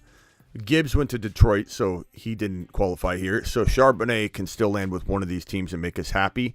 The number 18 overall pick is fastly approaching. We hope Mayer or Kincaid goes to the Lions. That's my prediction there. Zay Flowers to the Chargers. Young landed. And Hendon Hooker goes by 1.16. That's right here. So this has got to happen fast. Hendon Hooker? Could Hendon Hooker go right here? TMT, appreciate you dropping that. 5 minutes, guys. We'll be answering. Thank you, Ron. Sorry about that missed call. Romez must have super chatted when I was gone, too. Smitty, see the settlement news? Oh, no, I read that one off. Thank you, Romez. Garrett, please read my last 5 super chats. Sorry about that again. I did read those. Let me see if I can catch up on these super chats. I must have missed a bunch of them. I'm sorry, guys. That's a great call, Smitty. I got that one. Let's go, Pitt. Says Guillermo. Appreciate you, man. Gonzalez, the cornerback, I'm guessing, says aloha. Appreciate your super chat. Mayor Kincaid, Zay, JSN still there. Bills, please take one, says Neil. Guillermo dropping another one. Mayor to Detroit. That's what I want. Levis to New England. That's certainly possible. Guillermo, appreciate you dropping all these super chats. JPJ was the pick for the Steelers all along. Dan Grimm says no Bijan. Best news in the draft. Washington took a cornerback. Emmanuel Forbes. Mm-hmm. That's probably a good pick. Yeah. I mean, he's good. Let's see what the hoodie does right here, guys. He might take Charbonnet and that. Oh, please no. He better not. Guys, is it JSN? It feels JSN to me. It feels like JSN to me. Smitty, I'm a Patriots fan, and I hope it's JSN. I don't hope it's JSN. I don't want JSN to go here, bro. It could be Addison. It could be. It could be a wide receiver for sure. I don't know that this is the. I mean, but it's going to come to a point where we one of these wide receivers is going to land somewhere we don't want. Just like we kind of felt like Gibbs did, but I'm with Ron. At some point, Gibbs to Detroit's going to be good. I think right now it's hard to. This might be one of those dynasty videos that we do really, really soon, like tonight or tomorrow, and a redraft video as well, focusing on Gibbs. I'm going to do a lot of landing spot evaluations, but Gibbs to Detroit is going to make you throw up in your mouth. But once you realize the long-term possibilities, and even long-term meaning long-term 2023 season, like, mid-season on, this might be Kenneth Walker. This might be the Kenneth Walker situation. At the end of the road in 2023, you'll look back and go, yeah, that wasn't a big obstacle, actually. So Gibbs is talented enough. Jaden Swift? Huh? I really like the pick. I've never been on Swift because I said he had all that talent, but he was injury prone. Yeah. And I think Gibbs has all that talent, and he's coming in and he's fresh, and I don't think he's going to be as injury prone as Swift. So I think betting on Gibbs and drafting Gibbs is a lot better than a Swift bet. Yeah, but I think we still want Swift out of the way because then it's like a clear as day. So hopefully he gets traded. Here we go, Patriots. Gonzalez to the Patriots. Yeah, Gonzalez. That's a good pick. He shouldn't have been on the board this long. That's probably one of the steals. Good cornerback. That was a steal. Good cornerback. This is one of those. Remember, Porter and all them are on the board too. But guys, there's no wide receiver off the board yet. JSN to the Lions? No. This is where Mayer needs to go, right here to the Lions. If JSN goes to the Lions, that's bad for St. Brown, guys. Kincaid. Maybe Tampa Bay takes the receiver. We want Kincaid or Mayer. Mayer, Kincaid, Detroit Lions. Wow, Detroit Lions taking 2 offensive players, maybe? Gibbs and wow. Gibbs and Mayer? I never dreamed that they get Gibbs and Mayer. I thought they'd get Mayer and I don't know. This is crazy. Lions are going to look pretty good. Remember the old when all they take is receivers? Detroit would always take receivers every first round every year. They might have took Gonzalez if the Patriots didn't just snag him. Yeah, Gonzalez was a steal. That was like, you trade down and you land Gonzalez at number 17. Let's say they didn't trade down, but I'm just saying like that. Like let's say the Cardinals moved out of the 3 and they got Gonzalez, and that's the kind of move you make as an organization. That's a great pick. Detroit. That guy's going to be a stud. Yeah, let's see what Detroit does. I like. What? I like Charbonnet going to the Chargers, but I think they can be in line to get JSN. Why did somebody scream on the line here? I don't know. Because Gonzalez just showed his inside of his blazer, and it was in red and blue. Ah, he knew. He knew he was going there. Oh, wow. Yeah, but is it one of those, it looked like a magician thing going on, like he could have flipped it to the other. It kind of had all the colors, though, bro. It had yellow. Yeah, but look at Levis. I'm not relishing in someone's, like, I feel bad for him. They're hugging him, and he's got, like, that, poor, sad look. I feel bad for Levis. I really do. Like, he sounds like a really good dude. He sounds like a really decent prospect, for sure. He didn't belong in the top 5. I don't think Levis is a bust, but I think he definitely does, has upside, but does not belong in the top 5. This is about where he should go. Like Lions, Levis. Tampa. Lions, Hendon Hooker. Tampa Bay Buccaneers at number 19, 2 picks away, or 1 pick away, Levis. Tampa Bay Buccaneers, Hendon Hooker. Chargers, Flowers, JSN. Guys, I haven't even thought about this right now because we're so in the moment, but JSN's so close to the Chargers, 21 overall pick. I'm about to pass out. We're 3 picks away from the Chargers getting JSN. And if not Zay Flowers, big deal. Do it live. If not Addison, do it live. You're almost locked into one of those wide receivers. The Chargers, look. Herbert to the moon. Let me get my Herbert is the GOAT. He'll punch you in the throat audio back because we retired that after he took a big dump last year on everyone's, value. But I think I think if Flowers or JSN lands in this new Fast and Furious movie looks pretty good. I like Fast and Furious. I don't care if it's a little crazy. This looks pretty good. Is this Hey, to answer, no, he didn't know he was going there. That was his flag colors for Columbia. That's the Columbia flag. Oh, yeah. Good call, Ron. I was going to say he had the yellow color in there, too, and it didn't match up. Yeah, that's what that was. But maybe he was showing it, though, also to be like, look at this. Look at the ironic color coordination here. Gibbs going to the Lions is crazy. grading, but we don't know if it's crazy bad or crazy good. We're kind of feeling as we're digesting it, mapping it out, bro. That, like, here's two things going for Gibbs. Number one, the draft capital was so high at 12, is so high at 12. And the excitement in that draft room was through the roof. They were like practically picking each other up, you know, doing those like pick up leg hugs. It was almost to that degree. It looked pretty wild in there. They were having a day inside that draft room when they drafted Gibbs. That draft capital and excitement tells me that they feel like this is a guy they're going to use right away. So while my initial reaction, and this is not me trying to dig in and say something like, oh, well, we got to, you know, we had him so highly ranked, we got an animation for him. We're just going to go ahead and support him no matter what. I'm very open-minded about the reality of the situation setting in and destroying a prediction I've made. I never tell someone that I'm going to stick to my guns no matter what. I always tell you, adjust and adapt. And that's why Javonte, as soon as he suffered his much more severe ACL injury, you see me fade away from Javonte in a lot of ways.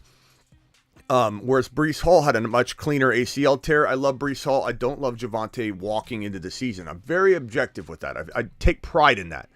So as I digest this Detroit Lions situation, there's so many good things going in favor of him being utilized right away, despite the running back room looking cloudy. Swift, they don't believe in him. They just don't believe in him. They've said we want to limit him more than we limited him last season, and I don't know if that's even possible. And so you got to think they're going to trade him away. They're going to try to trade him away. And if you're a team that doesn't have an RB, or you're a team that has a weak RB room, even if you're the Chicago Bears, you may call up and say, hey, what do you want for Swift? And Detroit might send him packing to try and clean up and you know, solidify the running back situation. They got Monty. They're not getting rid of Monty. Monty's older, you know, or at least he has a lot of mileage. So we're very much looking like a, thank you so much. Appreciate it. We're very much looking like, this Smitty brought some pizza in here. We're pretty much looking like Swift is on the outs. He's on the outs. He's going to be limited already. I am a little bit worried about the 2023 initial value of Gibbs out the gate. But this might be one of those situations where Gibbs is so undervalued because of the crowded running back room. We essentially have the same thing that we had going on in Seattle last year with Walker. Maybe Gibbs falls. Where was Gibbs going? Round 4 or 5, right? In best ball underdog. Now he's going to go where? 6, 7? I don't think Gibbs goes higher coming out of this landing spot. I think people are going to freak out like we kind of did initially. I think he goes around 6, 7, 8.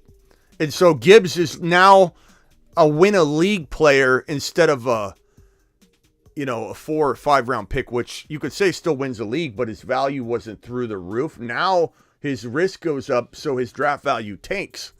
I'm liking it. Yeah, that's a great analysis there. Put down in best ball. Do I think what?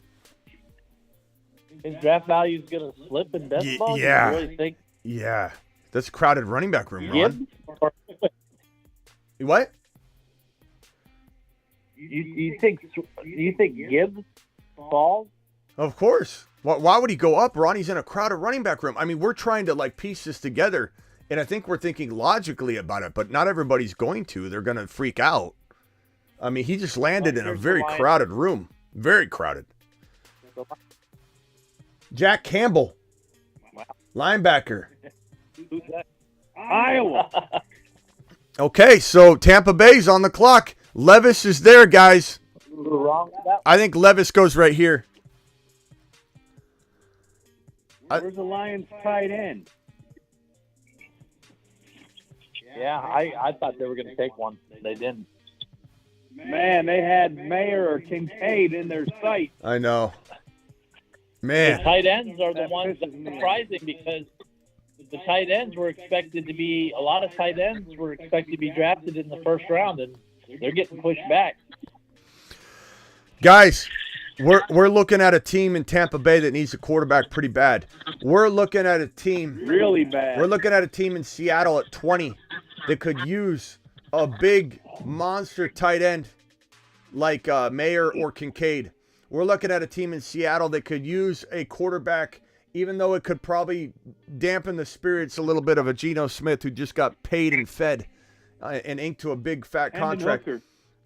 Seattle, Hendon Hooker, Levis, Mayer, Kincaid, wide receiver JSN to Seattle. Does anybody not sniff a JSN to Seattle? Just momentarily, I got a whiff of it. It went by. This guy, Pete Carroll, is a sneaky little guy. Okay, Pete Carroll, Witherspoon was a sneaky little pick.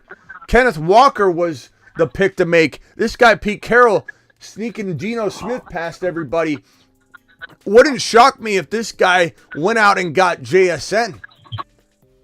JSN's the draft wizard. Yeah, I mean, JSN's past that territory where I was worried. Now it's kind of like, unless he goes to Minnesota, which won't be good for, it'll be great for Cousins. It'll be great for the Vikings fans. Will Levis, Tampa Bay. Is it in? Yep. It's in. Will Levis, Tampa Bay? What? Wow. Yep. Wow. I haven't seen that yet. I haven't seen it yet either, bro. Are you sure? Yeah, I just got the message. Selected at number From 19. Will Levis. Could be TB12 successor. What are you watching, bro? Are you in the? You got the Gray's Book Sports Almanac in front of you? Like, what are you doing? You in Vegas? Yeah, I don't have anything.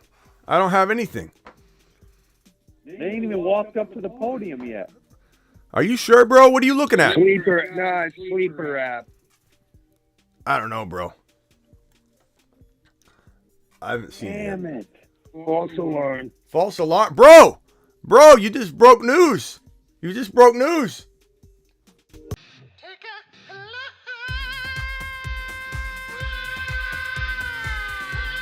Hendon Hooker to the Vikings?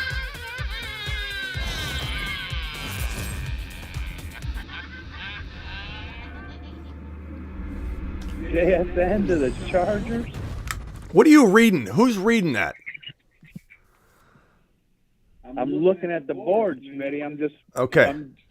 But you gotta be careful because you're reading this as if it's being drafted that way, and people are freaking out. So hold on. No, in my mind. Clancy just went to the Bucks. Let's the Lions let's back off D Philly on the predictions for a little bit. I was just saying it in my mind. I'm just kidding, bro. But my fault. Can't see. Damn, that's a nice pick there. Yeah, pick for their defense. Yeah, but I don't know if it's a good pick on paper, but is it what the Bucks needed? They need a quarterback. I don't think this helps the Bucks right now, but maybe they're not worried about it now. And why would you be? No running back though. Why would you be when you have, Baker? You're not winning now anyway. Yeah, that's true. Well, it's good for the running back there. I mean, he's not threatened now. Yeah. For White. Mm-hmm. Yeah, that's good for White. Rashad White. Rashad White may survive, ladies and gentlemen. Rashad White may survive. He could be a Mars man. If I would have told all you guys at JSN, actually, if I would have told you all that no wide receiver would be drafted when number 20 overall was on the clock, you would have called me absolutely insane. You would have said, Smitty, you need to pack it in, bro. You're losing it. You're losing a step. You would have said, Smitty, that's the dumbest. Told you to take a lap. That was the dumbest thing you've ever said, Smitty. We got the Chargers are a moment away from drafting JSN if they're smart. And the way Seattle, I don't know that we know what Seattle's going to do here. No wide receivers have gone yet, and we're at pick 20 overall. This is absolutely crazy. We got 530 of you in here. Punch that thumb up button. They can go Flowers. Look at Miami. How mad are you if you're the Miami Dolphins fans right now when you see this 21 overall pick here just grayed out? It's like, you had this pick, you tampered. I don't know why the Cardinals are suffering the same consequence. We're going to look into that after. I think it's because maybe they self-reported. I don't know why the Cardinals did not suffer the loss of a first-round pick. They still may next year or something. Who knows? I don't know. Wouldn't it be crazy if the Cardinals traded for that first-round pick in that trade down and they end up losing it because of the tampering? I don't know. We'll have to dig into why the Cardinals admitted to tampering, self-reported tampering to the NFL, and in a negotiation with the Philadelphia Eagles for tampering and talking. Maybe it's because it was with the coach. I don't know. I don't know why.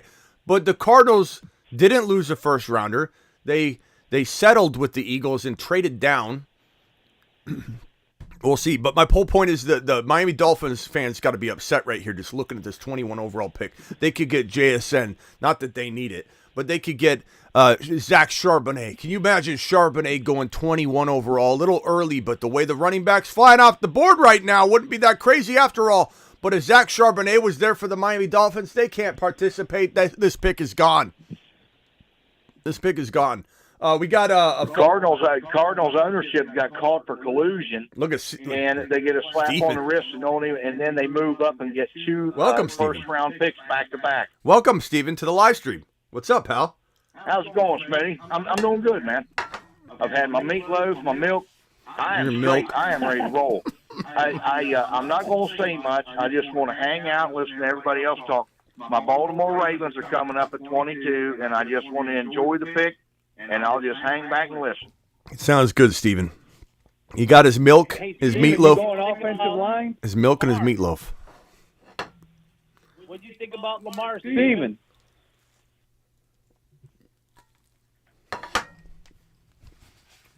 I think he's sitting back, gentlemen. Yeah, I'm here. Yeah, what do you think about We Lamar? want to know. I'm not sure how to feel about it.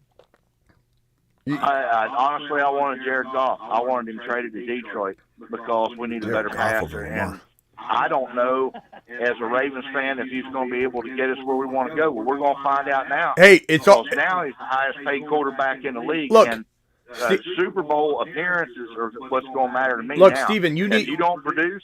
You need this number 22 overall pick to be a wide receiver, and then you have a little something brewing, okay? But it's all the contingent on this 22 overall. If Odell Beckham Jr. is your answer, you're going to need a lot more milk and a lot more meatloaf tonight to have a nice sleep tonight.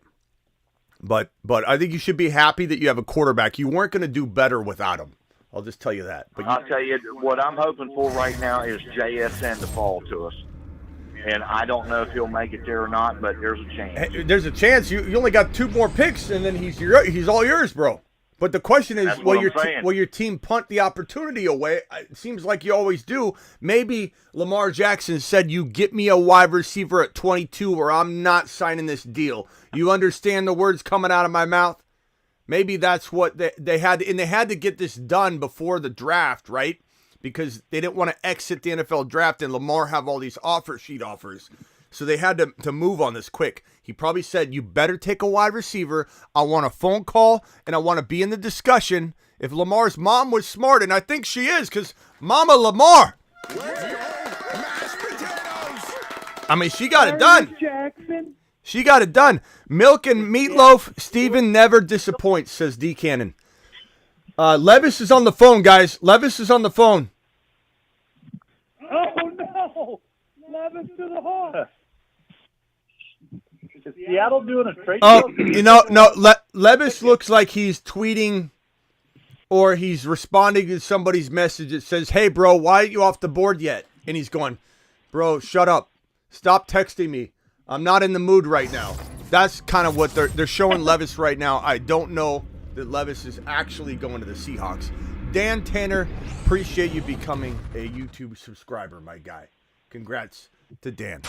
Dan just became a man today. Dan, good job.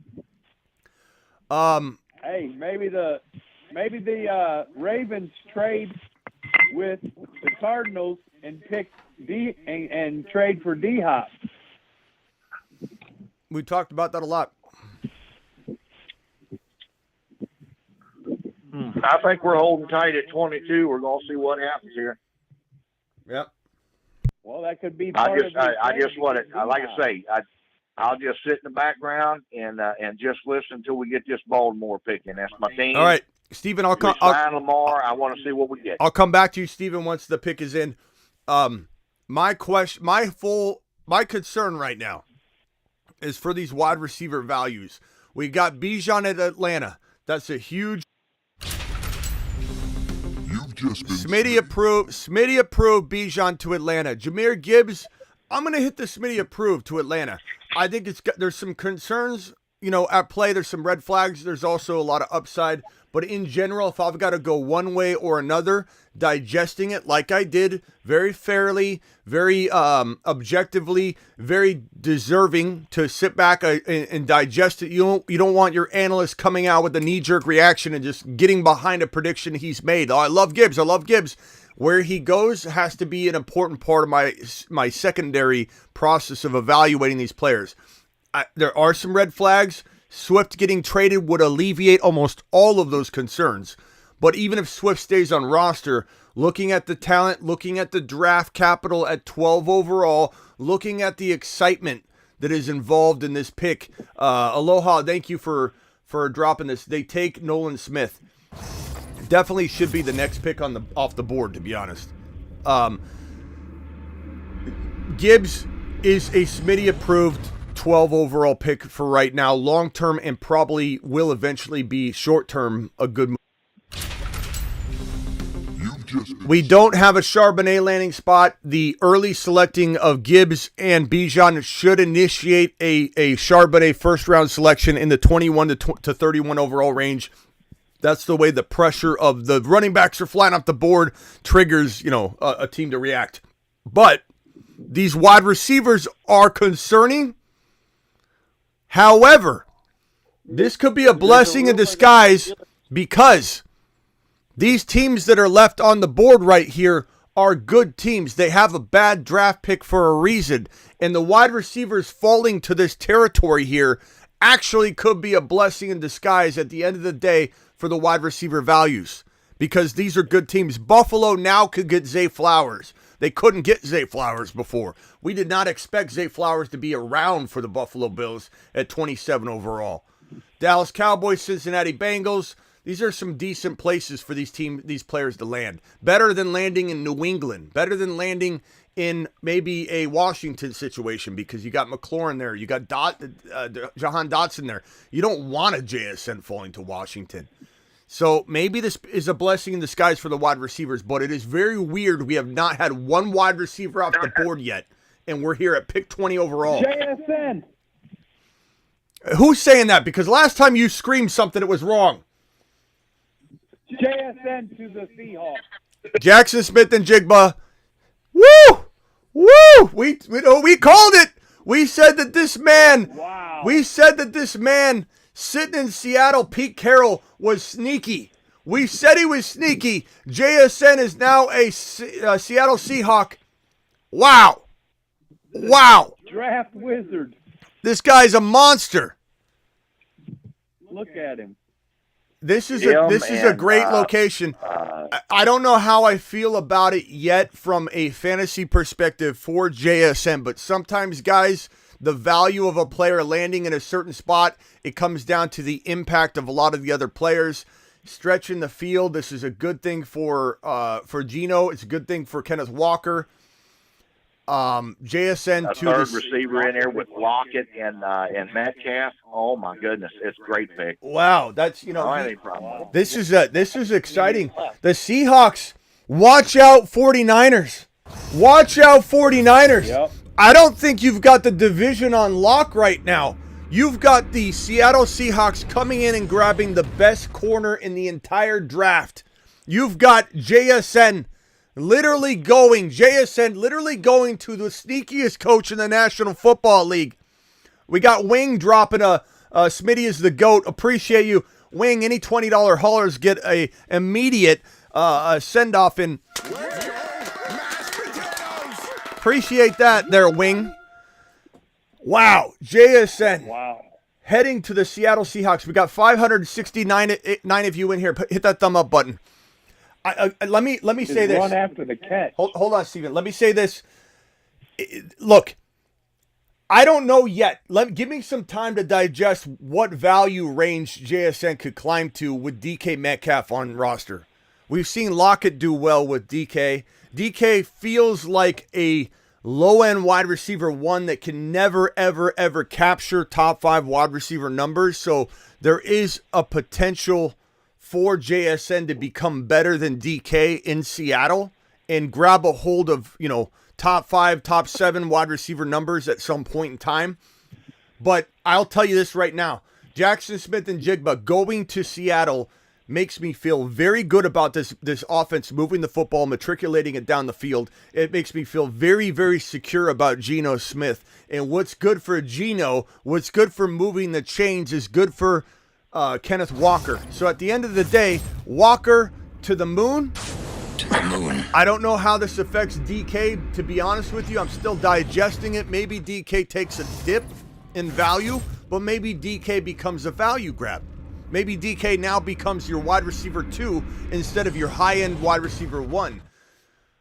Seattle, Niners better watch out. Niners better watch out. This division is no longer the Niners division to be had. This is now a potential situation where the Seattle Seahawks might be right there neck and neck with a team that doesn't have a quarterback situation right now. We don't know what the Niners are going to be doing at the quarterback position. You have a quarterback you clearly don't believe in that's going to march onto the field in week 1 and a coach that doesn't know how to support him.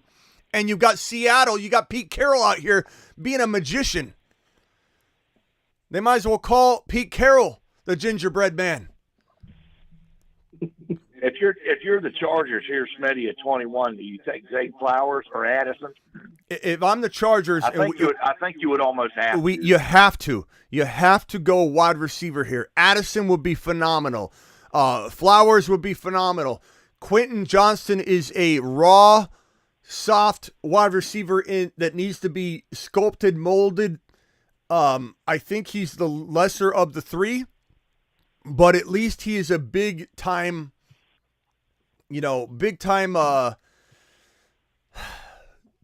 prospect that has a big wingspan that could potentially become something special with Justin Herbert bringing him along.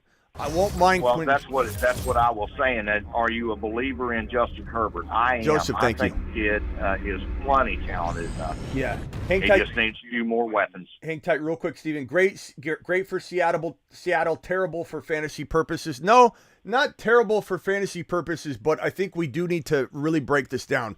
Can JSN survive right away as a wide receiver 2? I don't know. He's not a wide receiver 1. JSN's not a wide receiver 1 as a rookie.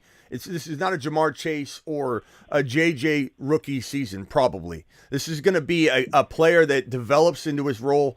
DK's not going away anytime soon. This may be a Jameson Williams and St. Brown situation where before Jameson Williams was suspended, there were a lot of people worried about St. Brown losing some ground to Jameson Williams. Will Levis is excited. Quentin Johnston, the last of the top 4 tackles. Why does Levis look happy? Because the Chargers He's got wind that Minnesota's picking him. Okay, maybe that is the case, because why is Levis happy right now? Maybe he's just trying to put on a show. They're showing him smiling, and he's like standing up and getting ready. The Chargers are on the clock. They're not taking Levis, so I don't know if there's a trade that's happened. We'll have to see if the trade has happened. The Chargers are all standing up in anticipation of something. Levis stood up and started smiling. I don't know if a trade's going down. Golf, appreciate your super chat. Great for Seattle, terrible for fantasy purposes. I don't think it's terrible, but I don't think JSN becomes the monster that we all think he could become in this situation. This is more an amazing move for Seattle. Vamp says, last year, Jets get Sauce Gardner and Garrett Wilson. This year, Seattle gets Witherspoon and JSN. History repeating itself. Absolutely. Here we go. Chargers. They took Quentin Johnston. Could be good. Quentin Johnston could be good. Again, this comes down to a situation where he's raw. He's raw. He's not as developed. He's not as good as Zay Flowers from a natural, talent perspective. He's not as good as JSN from a natural talent perspective. Why he doesn't look happy right now that he just got drafted into a situation with a top 6-7 quarterback is beyond me. He's not even smiling right now. I don't know if this is delayed or something when they're showing that clip of him standing there, but he doesn't look excited. He doesn't look excited. Why is he not excited? Quentin Johnston is a tremendous prospect that needed a quarterback like Herbert to develop into the player that I think he could become in the right spot. This is the right spot. So if you want my natural reaction to this is good. This is good. It also kind of gives Herbert that wide catch radius type player. And I think Herbert needs that. Mike Williams is kind of that guy right now, but he can't stay healthy around the field. So as long as this guy gets the right coaching, this could be a really good move. Do I think Zay Flowers was better? Yes. Do I think JSN would have been better? Yes. Do I think Addison's better than Quentin Johnston in LA? Yes. Am I excited that this pick happened? Yeah, I am, because Herbert finally got his wide receiver. Was there a better pick on the board? Yeah. That's just me being honest. But Quentin Johnston could develop. This is the best place for him to develop. Now we need to see Baltimore if they get Flowers or Addison. Yeah, that's what I was going to say. This is my pick coming in. Who's the best overall player on the board, offense or defense? I'm not sure at this point. I would say Zay Flowers or Addison. If you don't get Zay Flowers or Addison here, what in the hell are the Ravens doing? Ron. Exactly. Hey, Ron. Yeah. I wouldn't put it past Baltimore to steal Joey Porter from us. I'd love to have Joey Porter. If they take him, I won't be upset about it. We need another corner. But they need the receiver to go with Lamar, or what are they doing, you know? Yeah, I know. That's what we're hoping for. Aloha, appreciate you.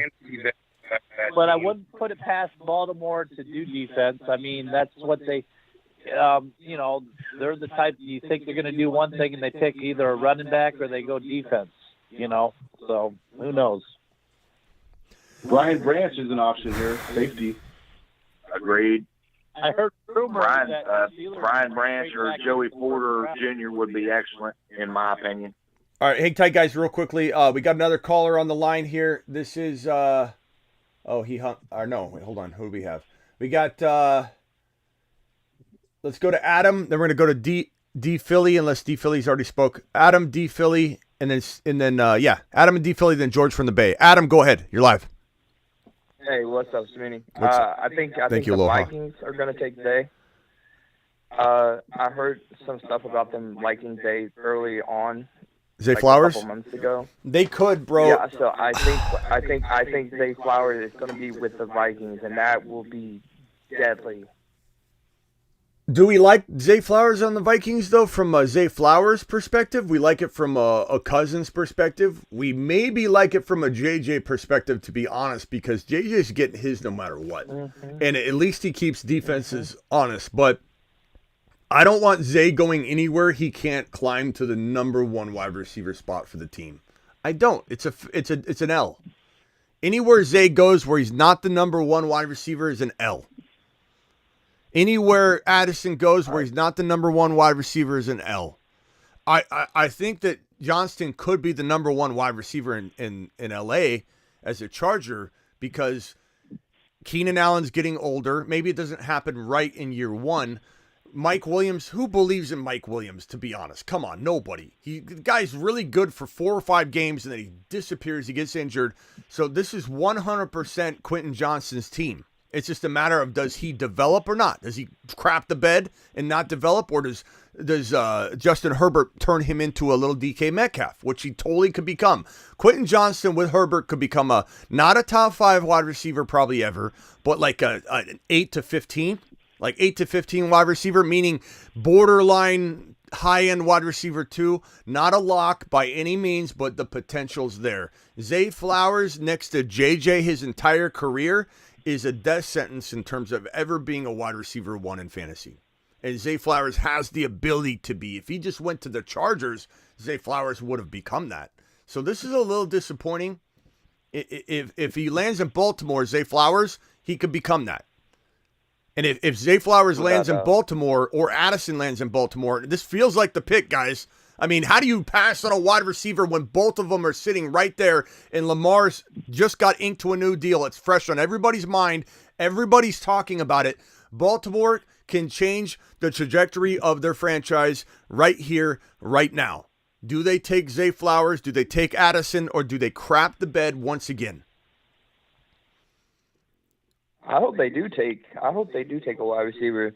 But what I also want to say is, remember, Smitty, we was talking about it, and I said the Falcons were going to take Bijan at 8, and I thought that might make all three of the running backs get in the first round. I really think that's what's going to happen too. Hey, it could happen. I mean, we definitely felt as a collective group, Bijan's going 8, 9, or 10.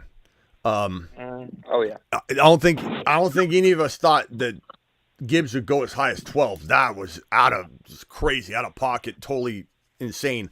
I thought maybe we could see a 27, 28, 30 consume if Atlanta took, and I think I said this to you when you called in, if Atlanta ends up taking Bijan, then Philly's in play at 30, and that gives us 3 potential Gibbs or Charbonnet drafting teams right here, Dallas too, where Philly wouldn't be if they got also Bijan. Cincy.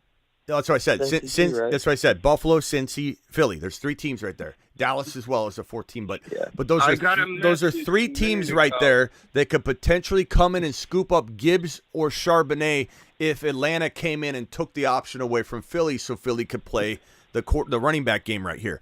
So I just didn't think that Gibbs would be snagged at 12. I'll say exactly what you just said about Bijan going early would trigger this.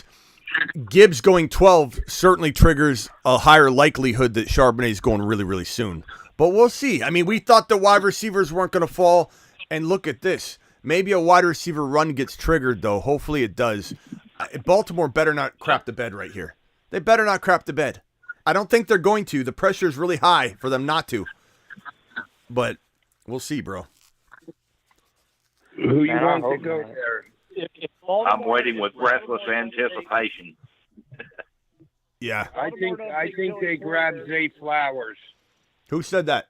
If they don't take Joey Porter, Steelers might jump in and take him. Might jump into the first. They either grab Joey Porter or Zay Flowers. Hold on. Here we go. Zay Flowers. Zay. There you go, Zay Flowers. They did it. Baltimore, welcome. Baltimore, welcome back. Let's go. Called it. This is good. I love that because now the rumor could be right. The Steelers could jump back up into the first and grab Joey Porter. Yeah. Wow. Zay, baby. This is my favorite wide receiver. It looks like we do that. We kill the draft. This is my favorite wide receiver in the draft class. Flowers look like Brown. This is my favorite wide receiver in the draft class, gentlemen. That puts Lamar in a nice situation. I think Lamar had a conversation with this club, and he said, "You go get me Zay. You go get me Zay." Doesn't he remind you of A.J. Brown a little bit? He reminds me of A.J. Brown meets Steve Smith. Yeah.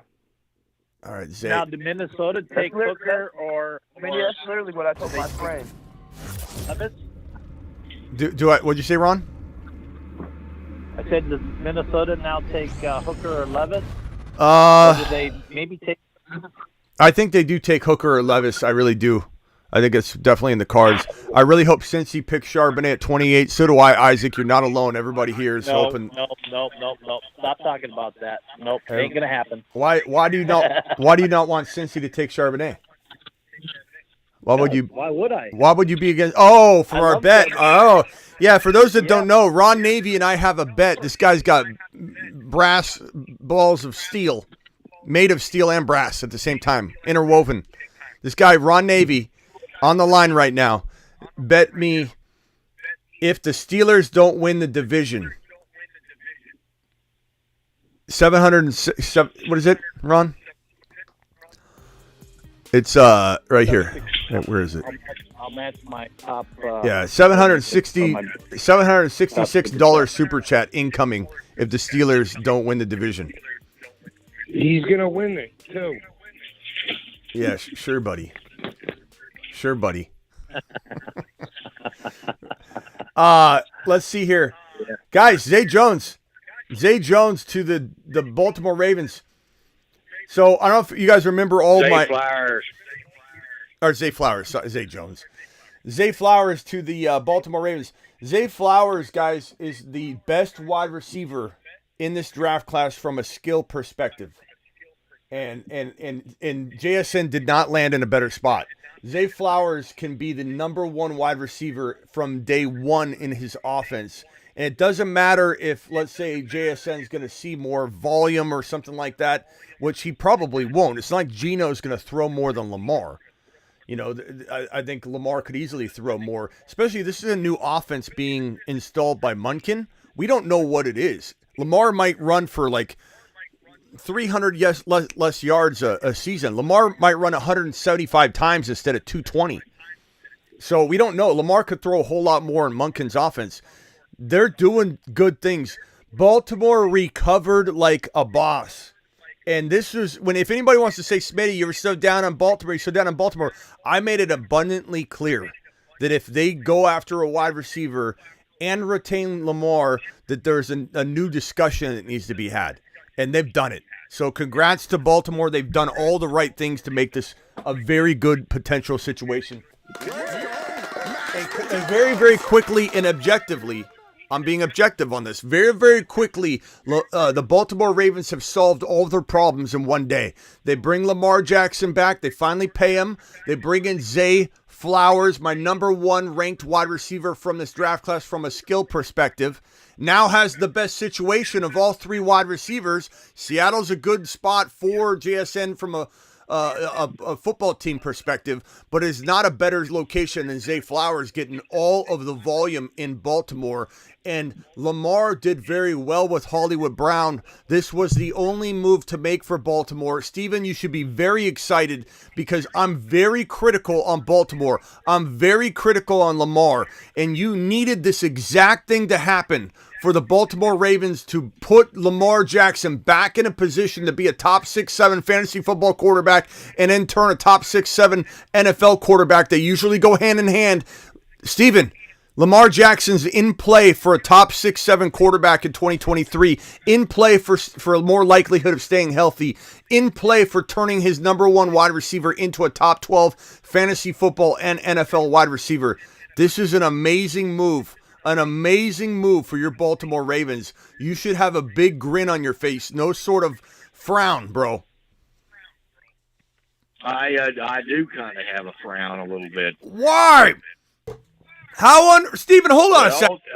Because now, Mr. Lamar, you're the highest paid NFL player, and you're a quarterback, and I expect Super Bowls. I don't expect anything less. And if you don't deliver it within the next 2 years, you're fired. Okay, but hey, why don't we just have a little bit of optimism for a second, Steven? You just got your milk and your meatloaf. You're all well taken care of for the night. Why don't you get a big grin on your face for a little bit? Realize that the Baltimore Ravens cleaned this up the best way they possibly could. And they stepped up. They paid Lamar. They brought in Odell as a secondary wide receiver, which makes sense in hindsight now. And I actually don't mind Odell as the number 2 wide receiver. We went over all of this. Baltimore needed to make Odell the second wide receiver. Baltimore needed to pay Lamar Jackson. Baltimore needed to finally draft him a wide receiver instead of trading them away. Baltimore needed to change potentially their offense and approach. They brought in Munkin. Everything looks phenomenally positioned and in place. And this is what we needed to happen to believe in Baltimore and Lamar. Lamar has been a bust for 3 straight seasons in Baltimore. That might have ended right now today. Hey, Schmitty, we made the playoffs. Hold on. Up until last year, we made the playoffs for 12 years in a row. Hold on, Stephen. Ravens are a winning franchise. I want to win every game. I want all the Super Bowls. I get you, Stephen. Hold on, hang tight. Go get another. Go get another glass. Go get another glass of milk real quick. That's what I got you. Go get another glass of milk real quick. Refuel. Who is it that says Smitty? I heard you say something. I said, Smitty, what does this do for J.K. Dobbins having all these weapons to open up the field? It's good for him. J.K. needs to prove he can stay healthy, which is going to be a tall order. I think that Baltimore would be smart to bring in another really exciting running back like Bigsby, or if Sean Tucker's health is in order, Kendre Miller. I picture Kendre Miller a Baltimore Raven by the end of this draft. I really do. Kendre Miller would be a phenomenal under the radar. Get him on the roster, and maybe this kid ends up being the real deal for the Baltimore Ravens after J.K. falters or gets injured. Maybe J.K. stays healthy and he can prove himself. He's a really good player. He's really good talent. I liked him as a rookie a lot, but he's very, very hard-pressed to stay healthy in my mind until he proves otherwise. But the Ravens, with the new offense, bro, I'm excited. Bring in Bigsby, bring in Sean Tucker, bring in Kendre Miller. I don't think you'll get Charbonnet. Charbonnet's going to go really, really soon. Would Baltimore be smart to do what Houston did? Go up and grab a hold of your destiny? Sure.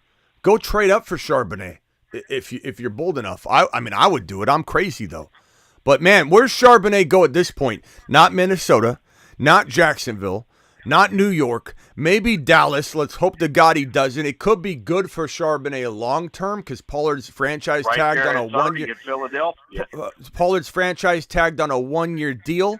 So Charbonnet in Dallas could eventually be a pretty solid place for Charbonnet to embed himself and become a monster eventually, but it's not great for Pollard. And I don't know that Pollard escapes that and goes and gets a brand new contract and a new starting job elsewhere if he falters in Dallas behind Charbonnet or in a running back by committee with Charbonnet. So at the end of the day, it's a death sentence for Tony Pollard if Charbonnet lands in Dallas. It won't be a death sentence for Charbonnet. Buffalo, Charbonnet, please. Vikings. Jordan Addison. Wow. Jordan Addison to the Vikings. Woo! Woo! Wow. Not a good guys. The number one wide receiver in this draft class is Zay Flowers. The early predictions, the Moon Man. Does anybody know what wide receiver? I don't mean to toot our own horn here on the channel, but if anybody's new, we got 500 people in here. Anybody's new and hasn't yet hit that subscribe button, there is one wide receiver from this rookie draft class that is on the Moon Men list and has been on the Moon Men list for a long time. Let me play said Moon Men list right now. The Moon Men. Right in front of your face. Loads in outer space. This man, Zay Flowers, has been sitting on the Moon Man list Space Monsters from I don't know how many months ago, fellas. He's the only rookie wide receiver here. So if anybody needs evidence, you're looking at it right in front of your face. This is the number one rookie wide receiver, not only talent-wise from this draft class, but positionally, landing spot-wise. This is him. He is him. There's no other. Addison, this is a good move for the Vikings. It's not a great move for Jordan Addison. Could it develop into a decent place? Sure. But how is Jordan Addison going to be a wide receiver one in fantasy next to JJ? The answer is he's not. He can't. It's impossible. He could be a very good complement. He could be a very decent player. He can be maybe he climbs to I don't want to say he could be this good, DK Metcalf. And he's not that kind of player. I don't mean it like that. But I just mean maybe in Minnesota, Zay Flowers can turn into a wide receiver 2 to some capacity. I don't think he could even be T. Higgins good. T. Higgins is the best example we have of a wide receiver that is not the number one on his team, but is a guy people draft in like the 3rd round and they think he could be borderline wide receiver 1 material. The problem is Joe Burrow's throwing the football. This is no knock on Kirk Cousins, but Kirk Cousins cannot make a T. Higgins a second wide receiver on the team to the degree Joe Burrow could. So I don't love this landing spot at all. Cousins has Ron, come on. Just as many. Ron, come on. Just as many Ron! wide receivers as Burrow has. Ron, come on. Let's not right now. Don't make me disconnect. Ron, I'm not biased. Ron, I'm not biased. There's not an individual in this live chat right now that's going to agree with you that Kirk Cousins is making Addison T. Higgins as much as Joe Burrow could make T. Higgins. Come on, bro. Oh, come on. Give me a break. He did it with Diggs. He's done it with JJ. He did it with Thielen. Okay. Let's go around the room. Steven. Oh, the trade. I bet you the Giants traded with the Steelers. What? Yeah, let's not even go here because I don't want to have to hang up on Ron. Well, why didn't the Steelers just go around and trade Kenny Pickett to the Vikings, and the Vikings or Steelers bring Kirk Cousins in? Ron hung up on himself. Ron, I think Ron actually got mad. Go ahead, Steven. What did you say? What I was saying is I said that then the Steelers should trade Kenny Pickett to the Minnesota Vikings and bring Kirk Cousins into Pittsburgh, and then Ron would have the best of both worlds. Yeah, I don't know, bro. I don't know. We'll see what happens. There are definitely some owners or some coaches interested in Kirk Cousins. I don't know how long that interest will be an open door. Like right now, you know that the Niners and Shanahan love Kirk Cousins. There are some potential spots for Kirk Cousins to move. But it doesn't sound like that's going to happen right now. Could it happen later? Sure. But the fact that the Vikings didn't draft a Hooker or a Levis, they didn't draft Hendon Hooker or Levis, proves that they're fully buying into Kirk Cousins, at least for the in the near future. Yeah. Kirk is underrated. Definitely. I agree with that. Like, Ron, if you wouldn't have left so quick, who's got the... Can someone turn the show down in the background? I'm hearing a reverb of myself. Anybody? Anybody got the show? Ain't me. Okay. Maybe everybody mute themselves unless they're talking. That might help because I hear a bunch of reverb in the background. If everybody could do that. Ron Navy, you're welcome to call back in after you cool off. Ron Navy usually needs a couple minutes when he hangs up on me. But he always comes back. And it's always Kirk Cousins or the Vikings, and he doesn't accept us just how I am. Can someone mute? Can everybody mute themselves? Steven, I don't know if that's you, but I hear myself. Everybody mute unless you're on hold, or I'm going to hang up on everybody and everybody call one at a time. Please mute the phone line if you're not talking. Ron, dial back in. It usually takes about 2 or 3 minutes for Ron to forgive me. But it's always Kirk Cousins. It's always the Steelers. It's always, who else is it? Kirk Cousins, Pickett, Steelers. That's pretty much it. He gets really upset at me. Rockout says you didn't check my DM. I'm sorry, Rockout. I'm trying to do 100 things here. Let me go over here. There's Rockout's message. Time for the NFL draft. Get ready. Get set. We off for takeoff. The NFL draft is with us. Now let's go see what happens. Surprises, trade ups, trade downs. It all happens here at the NFL draft. Thank you, Rockout. Appreciate you, my guy. We got a celebrity back on the line. He's back. His name's Ron Navy. Ron Navy. Appreciate you coming back. Henry's the other one. Henry, true. But yeah, I totally disagree with you. You don't give Cousins his credit.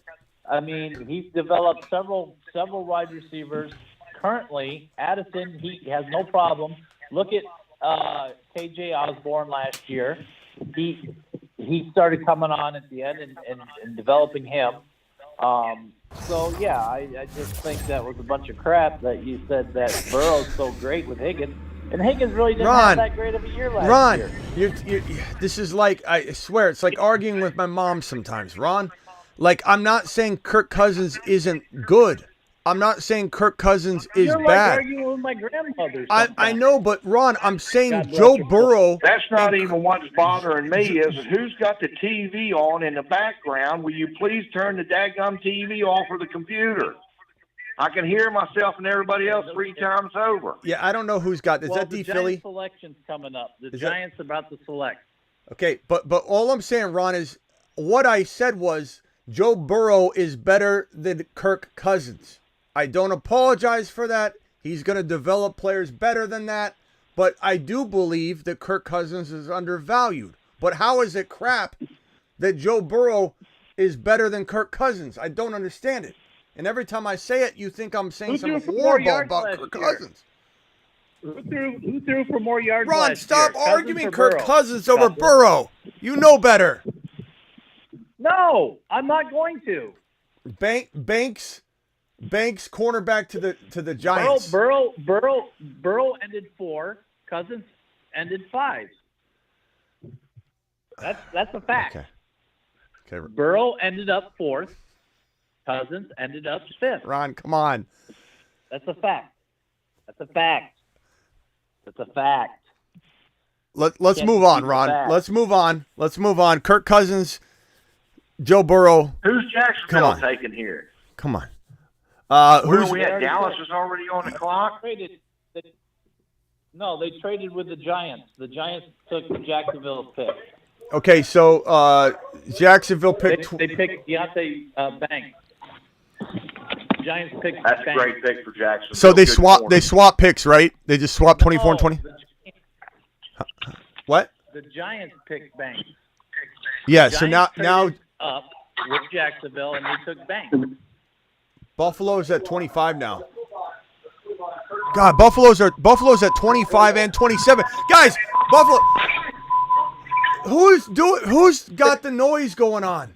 Can someone please mute their phone? Somebody has an ambulance pulled up to the back of somebody's house. I'm hanging up on everybody. I'm hanging up on everybody if they don't mute their phone. Everybody, mute your phone line real quick. Just please mute, or I'm hanging up on everybody, and I'm gonna have y'all calling one at a time to isolate who's doing this. Mute your phone.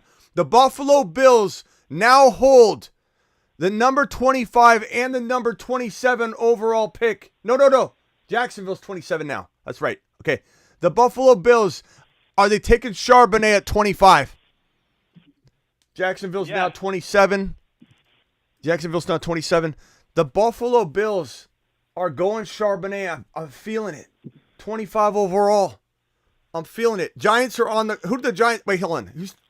Who did the Giants take? I got to catch up on my board here. Banks. The Giants took Banks, okay. Oh, my God. And I don't think Buffalo's taking Charbonnet. I hope they do. I think they're taking Addison. Wide receivers left? I think Dallas has a better chance of taking Charbonnet than Buffalo. They could.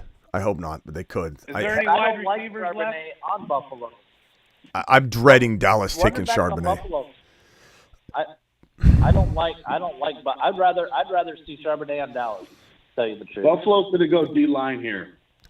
Guys, can I give you a live stream reminder that Levis is still on the board?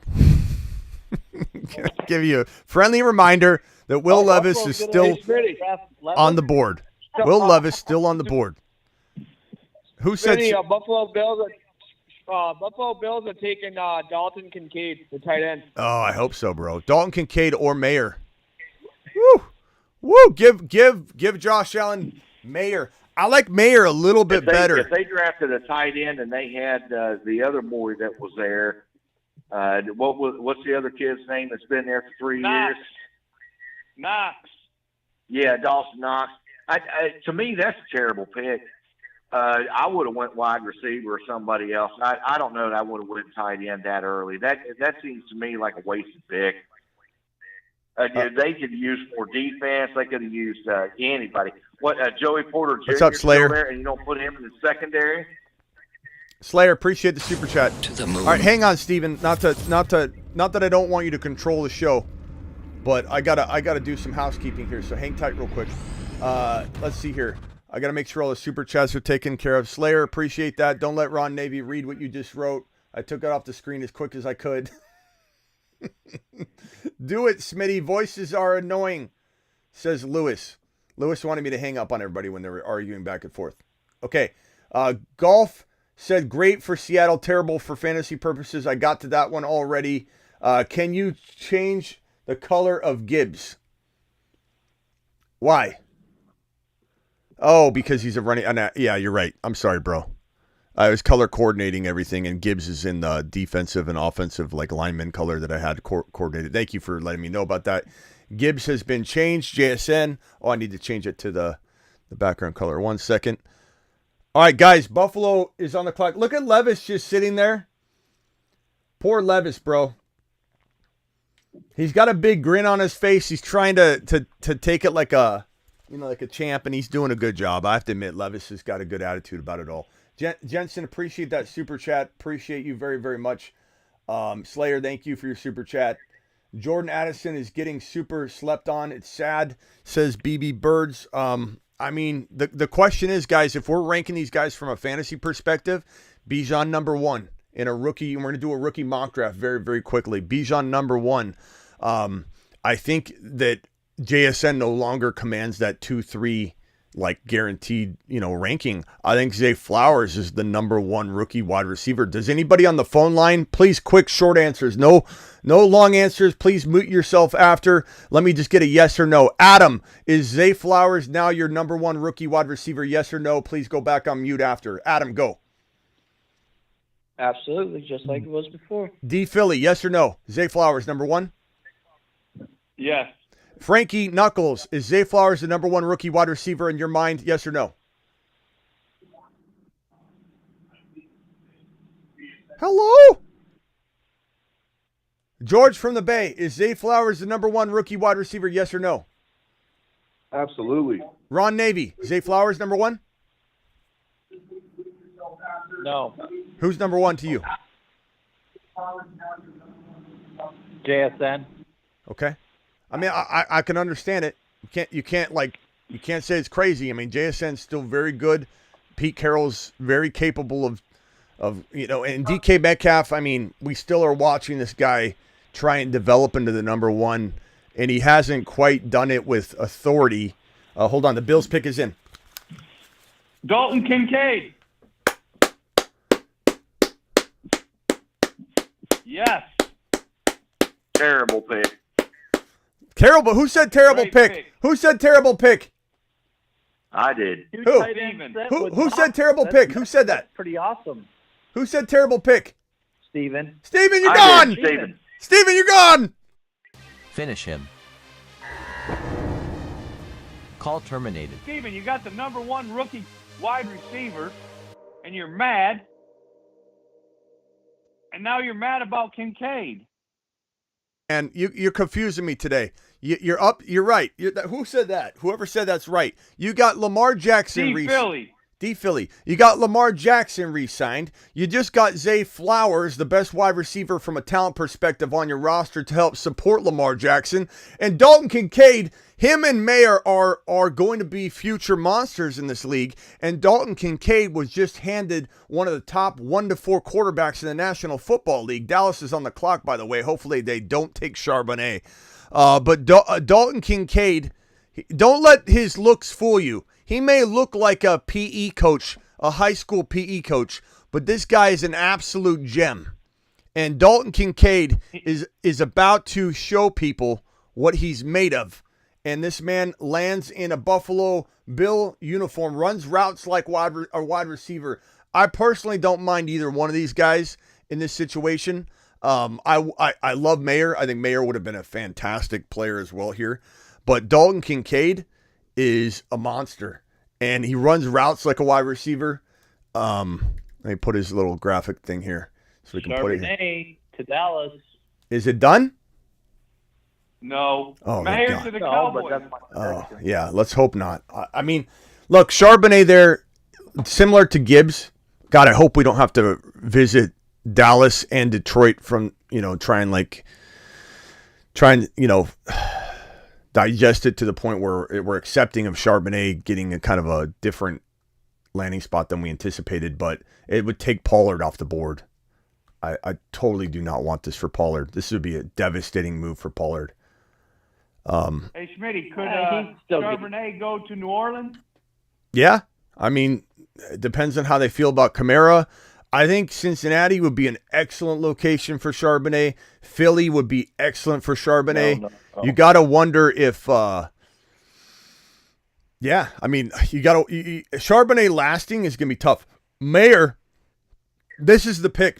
Michael Mayer better go to the Dallas Cowboys. Not only is it the best pick for the Cowboys, but it definitely safeguards Charbonnet a little. Michael Mayer, they're showing him right. Mayer. This would be the best pick the Dallas Cowboys could ever make. Jerry Jones is sitting in the middle of this boardroom. You better not have your running back tab open, Jerry. Close it, Jerry. Close it. Jerry's looking at RBs. I can see it. It's a reflection off his glasses. It looks like an RB running. It looks like an RB running. Going to Dallas. Michael Mayer. Ron, why are you rooting for this? You don't want Tony Pollard to No lose Charbonnet to Cincinnati. I hope Dallas takes Charbonnet. But he could go to Philly, though. Or at least root for him to go to Philly. Don't root for him to go to Dallas. It's going to ruin Tony Pollard. Philly. Charbonnet to Philly would be great. No, it won't. It'll be the same thing. Pollard still got his with Emmett there. I mean, not Emmett, but with Elliott there. Charbonnet's way better than Elliott. Yeah, Charbonnet's going to take. Charbonnet will kill Elliott. Yeah, Elliott was a shell of himself. Like Pollard will still get his touches. Ron Pollard won't suffer. Pollard will not suffer. Look at Mayer. Pollard will be a shell. Yeah, no, we want Pollard all by himself. We want Pollard all by himself. We want him to have a Bigsby or someone at the very most.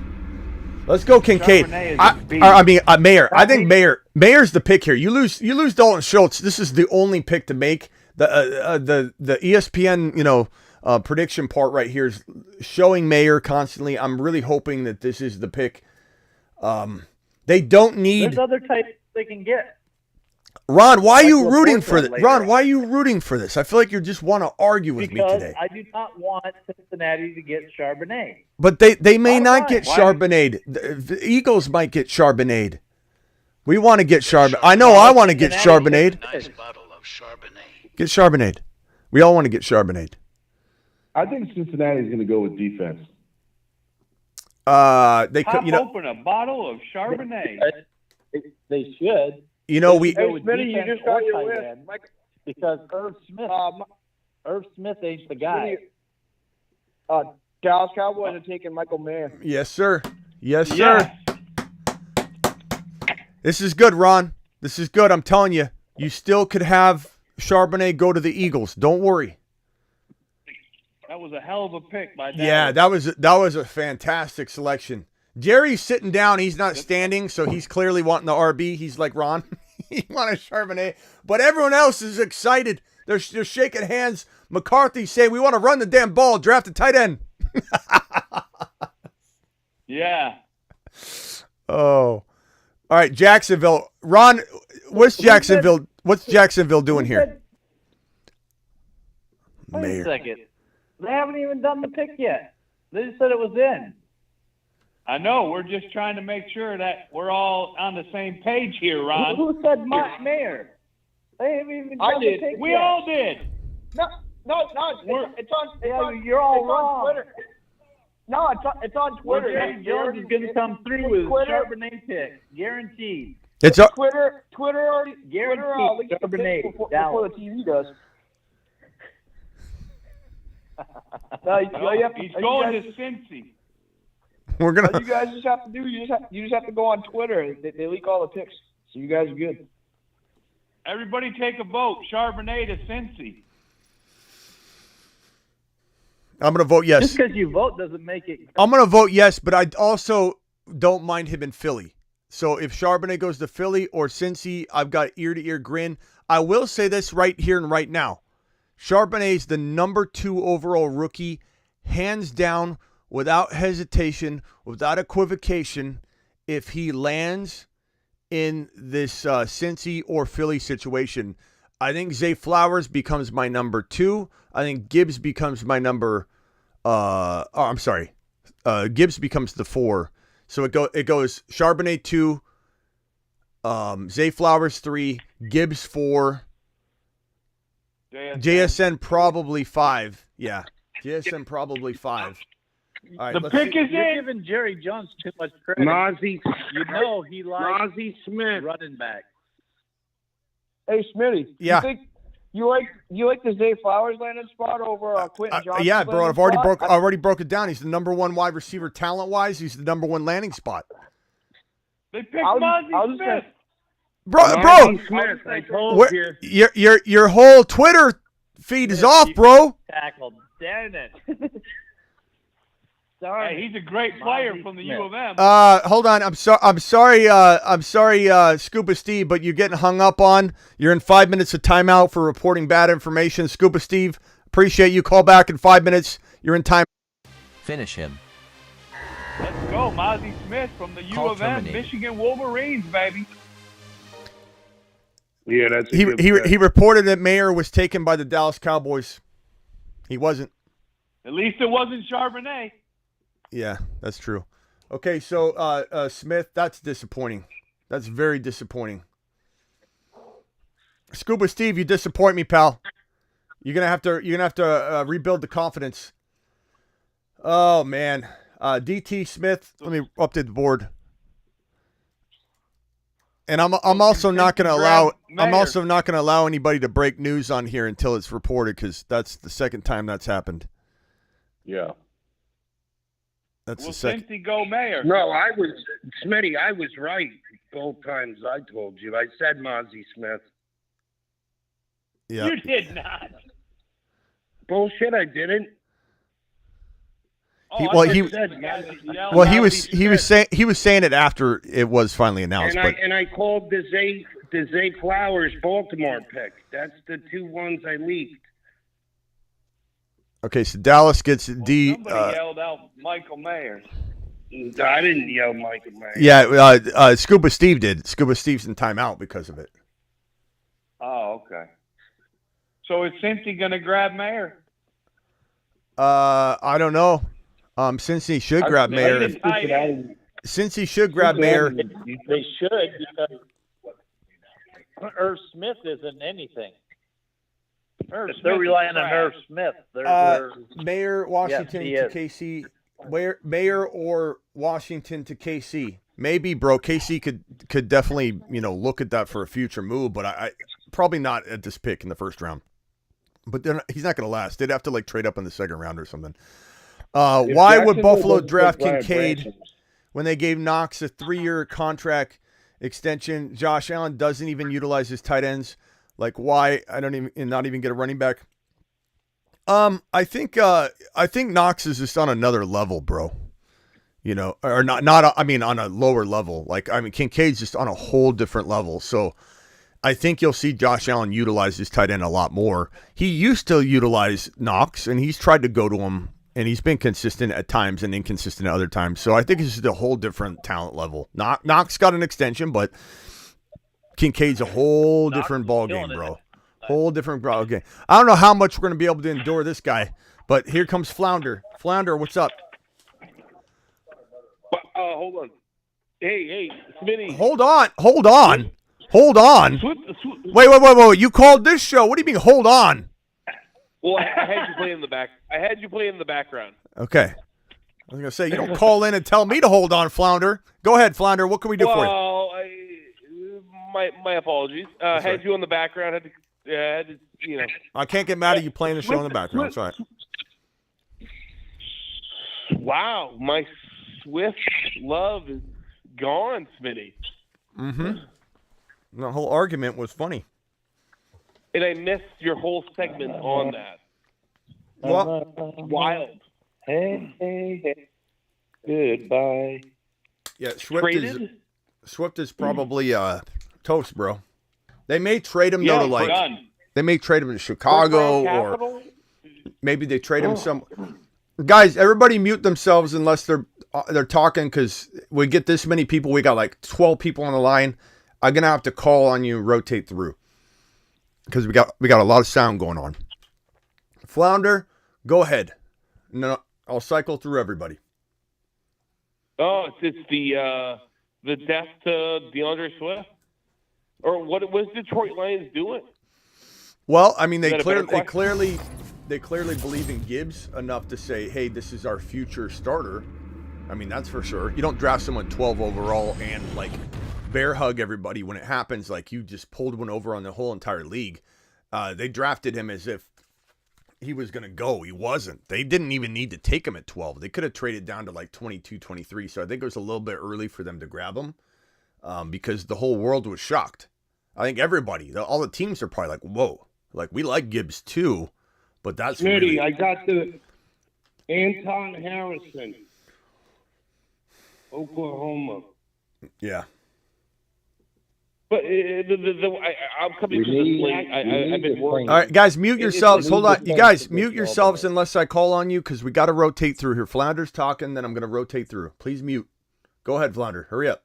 Yeah. I'm to this late. I've been working. I came back, jumped onto your show, quickly looking through the internet to see who's been taken. I see this, and I'm thinking to myself, what the heck? And then I see JSN goes later, Addison goes later. The news of Gmo. Yeah, Flounder, you're reviewing the draft for us. We've been here the whole time. What are you thinking? No, and I stated that. Stated that. But it's amazing. It's like, wow. It is. It's a weird. When it got through this top 10, I said the first words out of my mouth were, I think it's going to get crazy. It's going to be a whole different, like this is all par for the course. As soon as we got to pick 11, I said, watch, it's going to get nuts. And it got nuts immediately with Gibbs and then no wide receivers, JSN to a crowded wide receiver room that he'll be productive. He'll be productive there, but I don't think he's going to be the number one wide receiver. That's my opinion. I think Johnston was a pretty good landing spot. One could argue Johnston's the number 2 wide receiver from this draft class with the landing spot involved. But JSN's in a sneaky good place. DK's never really, he's a good player, but he hasn't really shown us that he can be a consistent top 5, 6, 7 wide receiver. Jacksonville's pick in is in. Hold on one second.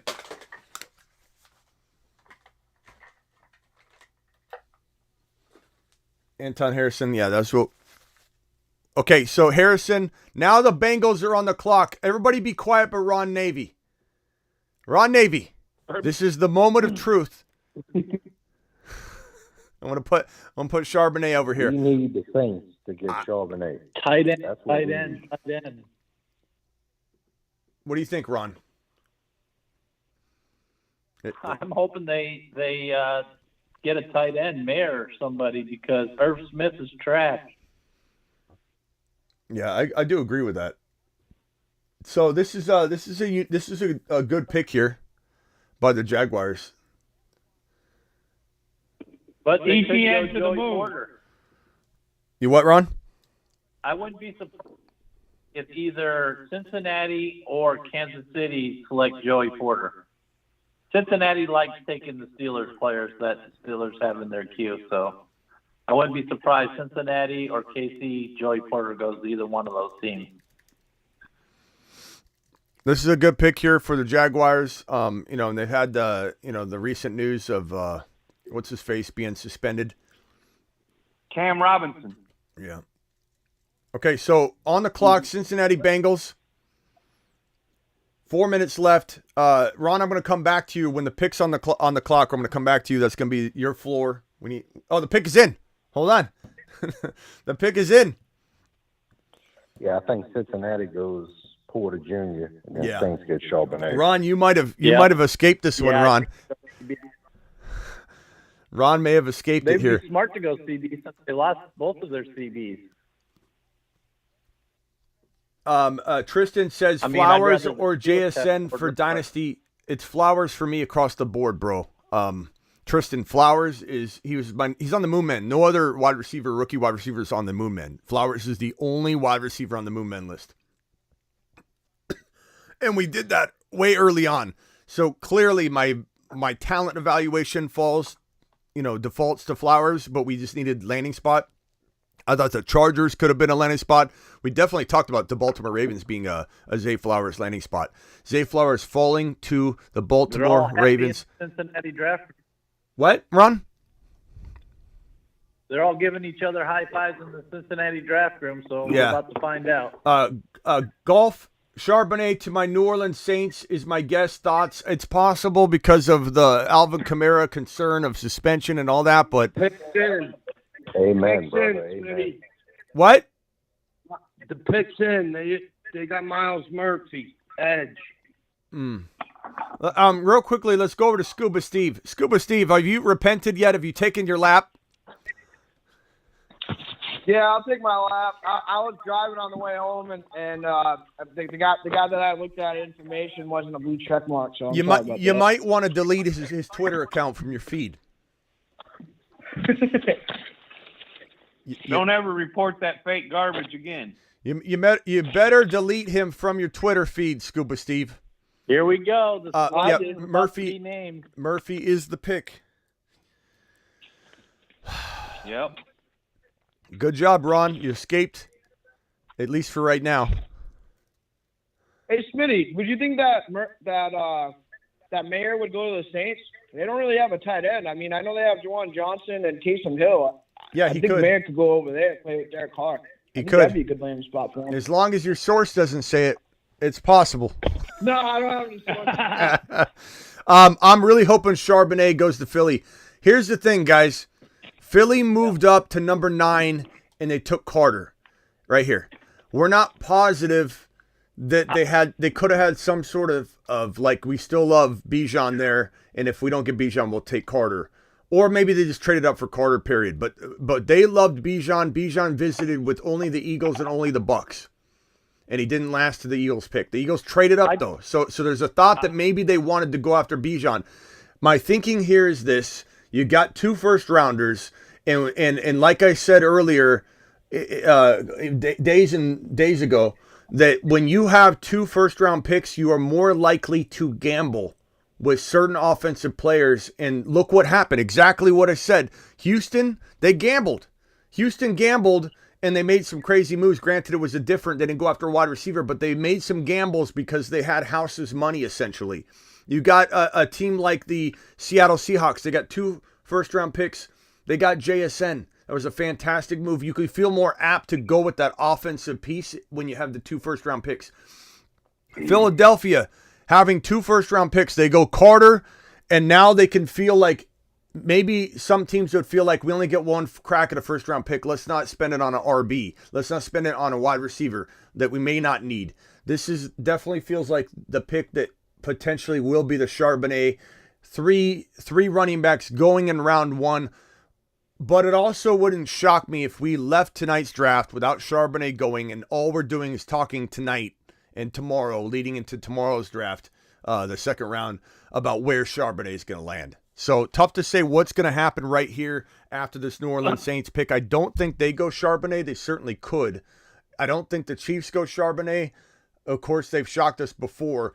I think Michael Mayer goes in the next 3 picks. It's either New Orleans, Philly probably won't take him because of Goddard, but KC, I don't think they take him either, but maybe somebody trades up and gets Mayer. Who knows? A trade wouldn't be crazy. We've had a lot of trades go on, but Mayer is going to be the steal of the second round. If we escape this draft right here, this first round of this draft without Mayer going, we're going to see a team make him the first or second overall pick in that second round. Because as teams stew about this after the first round concludes, everyone's going to be like, good God, Mayer's still there. We got to go up and get him, guys. We got time to make a trade now. Charbonnet, Mayer, if they don't go in these final 3 picks, like I said, Mayer probably not going to KC or Philly naturally, but if somebody trades up, Mayer and Charbonnet will go in the first, in my opinion, 5 picks of the second round in tomorrow's continuation of this draft.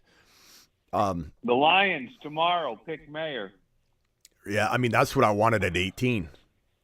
So they still got a chance. Hey, let's go over to the Steelers need to make a deal and come back up into the first round because they're not far off ahead of Kansas City, and take Joey Porter, because I think Kansas City will take Joey Porter if they don't do that. 504 caller, you're live real quickly, and then I'm going to go around the room here. So 504 caller, what's your name, pal? Snake. What's your name? Snake. Snake? Yeah. What's up, Snake? You're kind of stepping on Jake the Snake's name there, but let's see what you got. Let's see if you're worthy of the Snake name. Go ahead. I think the Saints go Mayer here. I think that makes a lot of sense. They could go Charbonnet. I did get screwed with the Gibbs pick, but Charbonnet to the Saints. That'll do a lot for me. Mm-hmm. I think Mayer's a value here. Just such a good value. It is. Why I like Juwan Johnson and Taysom Hill are good values as well. I think Mayer's just a difference maker. And even somebody that's very pro Taysom Hill, like I am. I really like him. Even I can be objective and say Mayer's he shouldn't be here. He sticks out like a sore thumb. Exactly. I think the Saints have to go Mayer. All right, that's the best pick for them. Adam, you got 20 seconds. I'm going to go around the room real quick. Adam, go.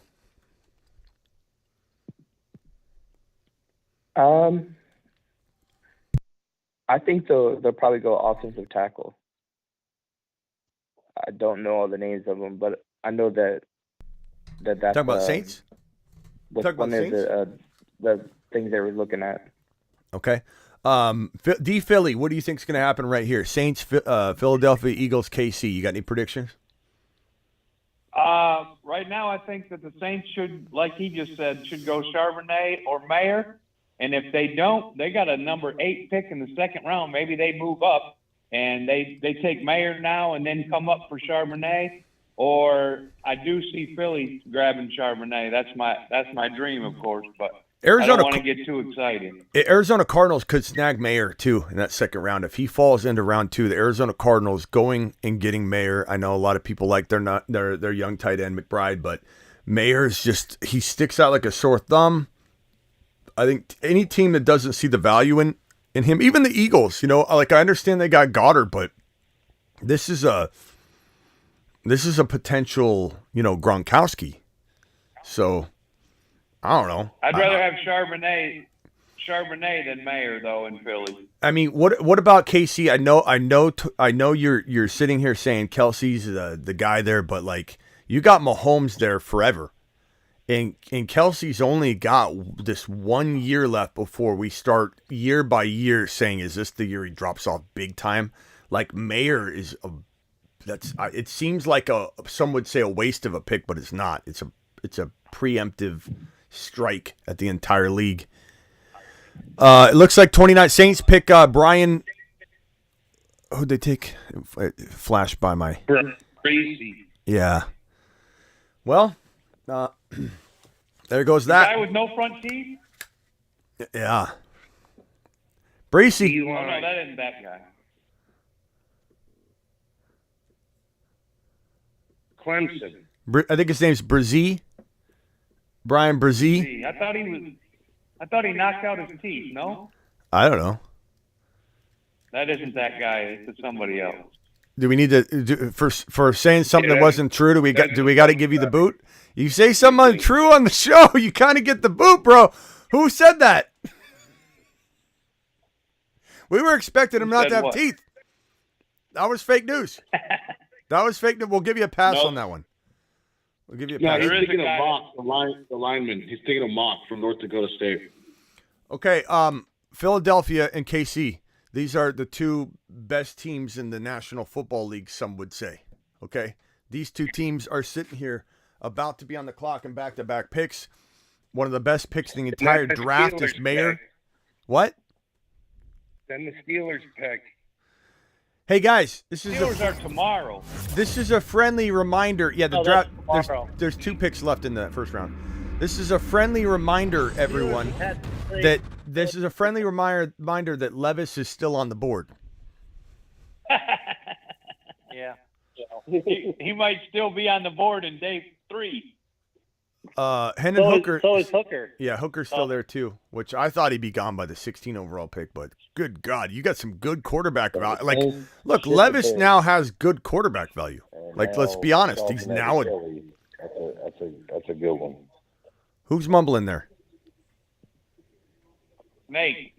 Snake, okay. All right, so Philadelphia Eagles are on the clock. Let's see what they do here. Who are they showing right here? His family's got a big grin on their face. Maybe, yeah, they're patting him on the back. Are they just saying they'll be okay? Who's this? Who are they showing right there? Who was that? Saints are standing up. They're cheering for their pick. They got Brisset, who does have all of his front teeth, by the way. Somebody false reporting in here. I don't know who that was. Was that Snake too? I still have.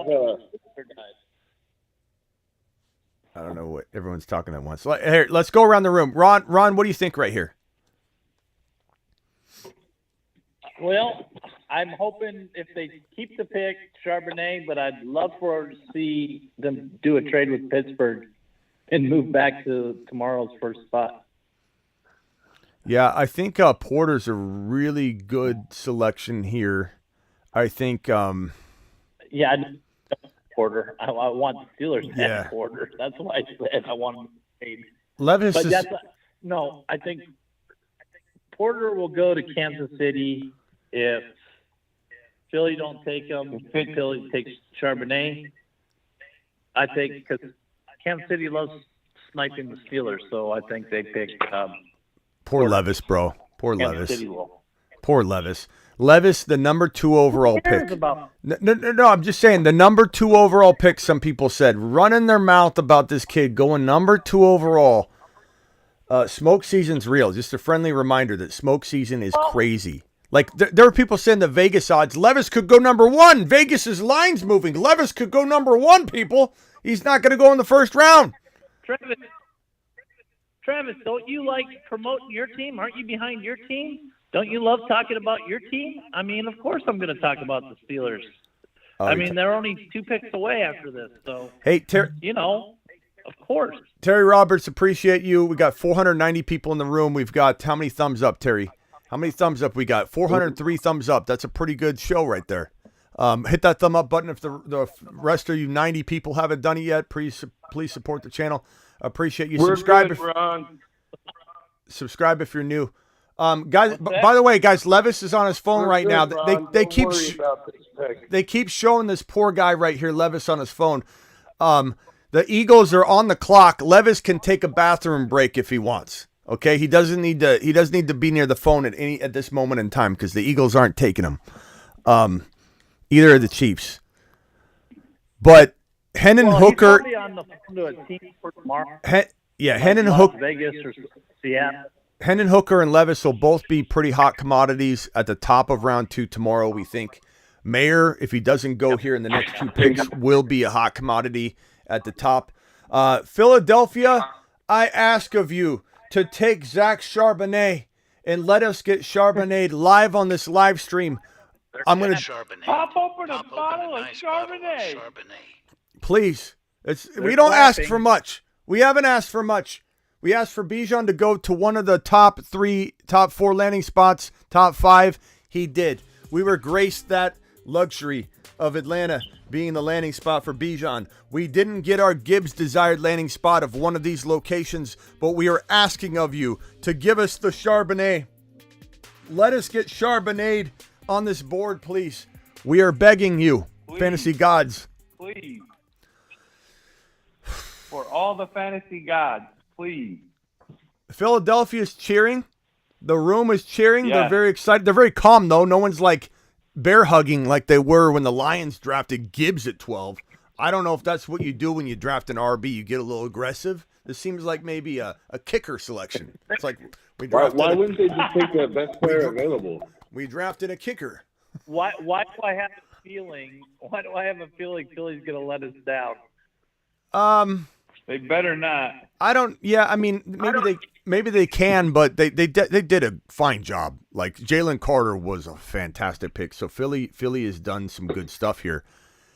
Re-signing Jalen Hurts. I mean, this team's ready to rumble, and they still could go after. Even if Philly goes to the defensive player, let's say they go Porter here, Ron.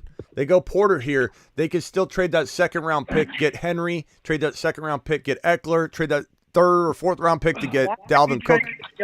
Up, Smitty. Why are you said Porter on purpose to get me all worked up. Come on now. Well, I'm not trying to get you worked up. I'm just saying they may not disappoint and make a bad selection. I mean, Porter's the pick here. It will be Kansas City then. If they don't go Charbonnet, Porter is the pick here. I mean, I'm not trying to rile you up. I'm just saying he's probably the best option on the board for Philly. They could take the best safety available, Brian Branch.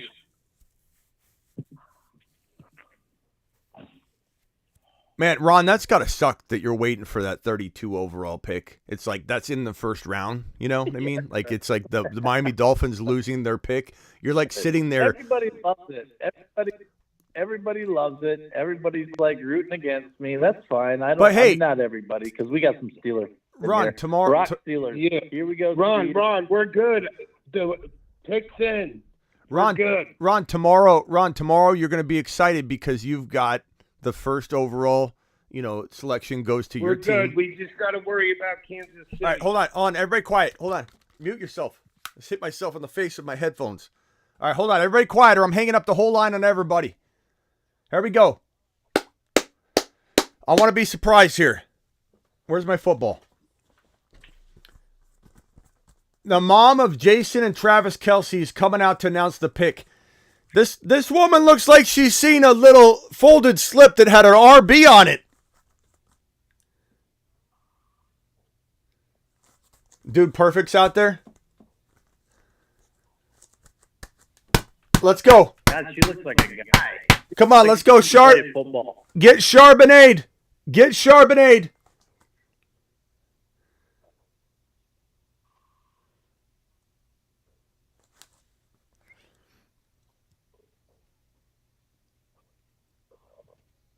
All right, they're just wasting time here. Guys, what is the pick going to be? In the chat, go ahead and drop it. Eagles have killed it, in my opinion, says Tyler. I agree. Pitt all day. Rob.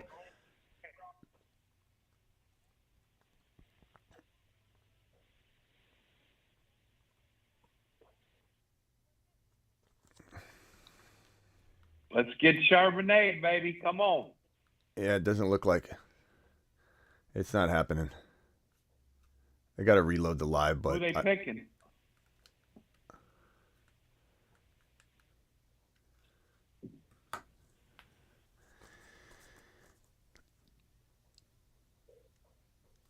Come on. Wow. It's Nolan Smith, right?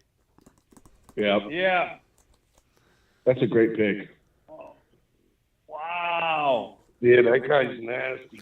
It is. Nolan Smith's a good. Fast. It's a good pick. It definitely is, but it's a little bit disappointing. Look, I mean They just got a lot scarier, dude. I mean the Eagles defense is going to be better than it was last year, even though everybody clowned on them for the losses. This team is going to be electric from top to bottom, and if they do the right thing and go get an RB in it, via the cheap way, give up a second or a third rounder to go get these available, older running backs like Henry Eckler and Dalvin Cook. I mean, how are they going to be stopped? This is a really, really good squad. This is what we kind of said could happen, that they go two defensive pieces and then trade for an RB using the second rounder or third rounder. We'll see if they even need to do that. I mean, they may not need to do that. Look, Gainwell's pretty good. Fantasy show. I know this is a fantasy show, but it's what both. The Eagles have done in this draft is ridiculous. Yeah, it's both. It's not just a fantasy show. This is a news show as well. But this is, the Eagles they're marching into the NFC Championship game. The question is, who do they face? Do they face the Niners? Do they face the Chicago Bears? Who's going to be facing off against the Philadelphia Eagles in the NFC Championship game? And all the Eagle haters out there, just it's crazy. But yeah, we still got some running backs that could fall.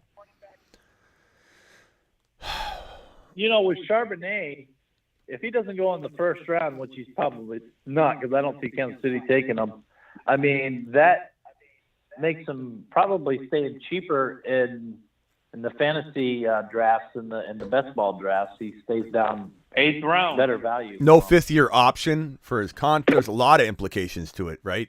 Look, they're showing all the Georgia defensive players they have on their team now. This team is super stacked. Yeah. Wow. You're not scoring too many points on Philly. Philly's Kansas City takes Porter here, I think. Yeah, Philly. Yeah. Kansas City. If they take Porter here, they're making themselves richer on different sides of this thing. KC and Philly just separating themselves. Porter shouldn't be here. I mean, Ron, you're right. Porter would have been fantastic. Kansas City loves sniping Pittsburgh players. target that players that Pittsburgh target, Kansas City like to snipe them. So, but it's Pittsburgh's fault because Pittsburgh's they didn't do enough to come up and get them. Yeah, this is crazy. Yeah, Pittsburgh So moved up. I'm probably gonna after this. Dude, if we got Joey Porter, it's over. All right, hang tight. Everybody, go on mute. I'm gonna rotate around because it's a little bit of chaos going on here. Let's start off with Scuba Steve. Steve, everybody mute, please. Scuba Steve, what's your takeaway from the draft so far? I think the draft's been pretty good. As a Patriots fan, I'm liking the Gonzalez pick. I think that's going to be a pretty good defensive pick. I like how we basically got like a lockdown defensive player. I would honestly want them to go wide receiver, probably in the second or third round or something, just to get somebody. But and then I like the Quentin Johnson move for the Chargers for Justin Herbert, just because with when we've been on and like you've been talking and stuff about how Keenan Allen and what's his name, Mike Williams, those guys always get hurt. I think that he could really step in, and maybe even this year that you could probably be looking at a guy that could possibly give you some good redraft value, especially with those guys, because I don't trust Keenan Allen. I don't care what round he's in. He can't even finish games. And it's the same thing with Mike Williams. Mike Williams, he's baller, but like when he takes like a big hit, he goes down to the ground. Sometimes you're wondering if he's getting back up or what's going on. Yeah. So I think that he could be a good pick. I don't know about you, Smitty, but is this the type of move that? Because I remember you saying that you want to see like a wide receiver or something, like put pieces around Herbert before you will move him up on your board. Are you going to start moving him up on your board? Yeah. I want to know about. He closes the gap. Okay. He closes the gap, but he doesn't like move up. He does what Fields did. Fields was number 5 on my quarterback ranking before they traded for DJ Moore and started making all these amazing moves. But he climbed and started hugging that top tier, got into the top tier, and now Fields is in QB1 tier territory, but he's still number 5. Same thing with Herbert. I have T-Law ahead of him. I have Fields obviously ahead. Fields is number 5 in tier 1. Trevor Lawrence was by himself in tier 2, and Lamar climbed into that tier with him. And you could argue Lamar over T-Law with Zay Flowers and this new Munkin offense, which seems like it's going to be built properly. So Lamar, Trevor Lawrence, and Herbert now climbs into tier 2. So now you've got this argument, and Aaron Rodgers really is in that tier from a redraft perspective. From a dynasty perspective, everything I just said is still absolutely 100% accurate. Dynasty and redraft, the changing of the guard that I always talk about, it makes the quarterback rankings almost identical in dynasty and redraft, which is so weird because usually that's not the case. But Herbert, from a redraft perspective, Aaron Rodgers is there. In dynasty, he's not. But Aaron Rodgers, Lamar, T-Law, and Herbert are all in there. And you could say easily, these other quarterbacks like Cousins or whoever could get into that conversation, sure. But those are my quarterbacks that I have right there. And Herbert certainly didn't fall any further or stay down. He's in the mix. I don't know that I have him above Lamar or T-Law specifically. But he's now hugged up into that tier, and he's right there in the argument space. Whereas before he wasn't until this happened. We needed a wide receiver to go to the Chargers. There was no way I was going to rank Herbert right below T-Law, right below him. Maybe far below him, but still kind of in the territory. Unless he was going to get some sort of future wide receiver or even a tight end. If they would have brought in Mayer or Kincaid, I would have been fine with that. Maybe the Chargers aren't done. Maybe the Chargers, because of the tight end droppage, maybe Darnell Washington falls to the Chargers and they get not only Quentin Johnson, but Darnell Washington, and they get a 6'7" tight end out there. So we don't know where it's going to go from here. But yeah, Vamp, the Levis stuff was absolute smokescreen. Crazy that people were even citing Vegas as the telling point. The hand was tipped and everybody could see it that, Levis was going number 1 or number 2. He didn't even go in the first round. That feels a lot like the Malik Willis drop. If anything, that's worse than the Malik Willis drop because Levis was argued about going number 2 overall. So that was the craziest smoke of the entire draft. The craziest thing that happened, I think, was JSN going 20 or Gibbs going 12. Those are very, very crazy landing spots for these two players that I don't think we talked a lot about at all because they didn't seem likely. It didn't seem likely that JSN would fall to 20. We thought maybe he would go to the Chicago Bears at number 9. So for him to fall all the way to 20 to double, that 9 value down to 20 was crazy. Gibbs going at 12 was about 12 picks, maybe 15, 16 picks earlier than anybody thought. Not because he's not great. We all love him, but running backs just don't have the draft capital that they used to. We knew Bijan would be different, but goodness gracious, 12 overall. And that says something that the Lions love him. And the reaction when they drafted him mixed with the high draft capital makes you think they're going to use him. But there's still some questions we have, and we got to, if Swift gets traded away, maybe the Eagles acquire DeAndre Swift. That would be a fantastic move. The Buffalo Bills could acquire. Here comes the last pick. Here we go, Casey. I have a feeling Ron, I have a feeling you're going to be very upset. Hey, Smitty, after this, I have a question. Nah, how can I be upset when I already know what? I pretty much figure what's going to happen. It's what Kansas City always does. Vampy, thank you for that super chat. I'll leave that on screen so I can address it. Biggest bust so far?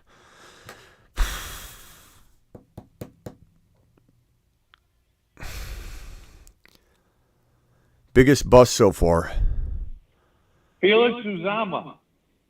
Yeah. I don't know. I don't feel like there's a... K-State. We're good, Ron.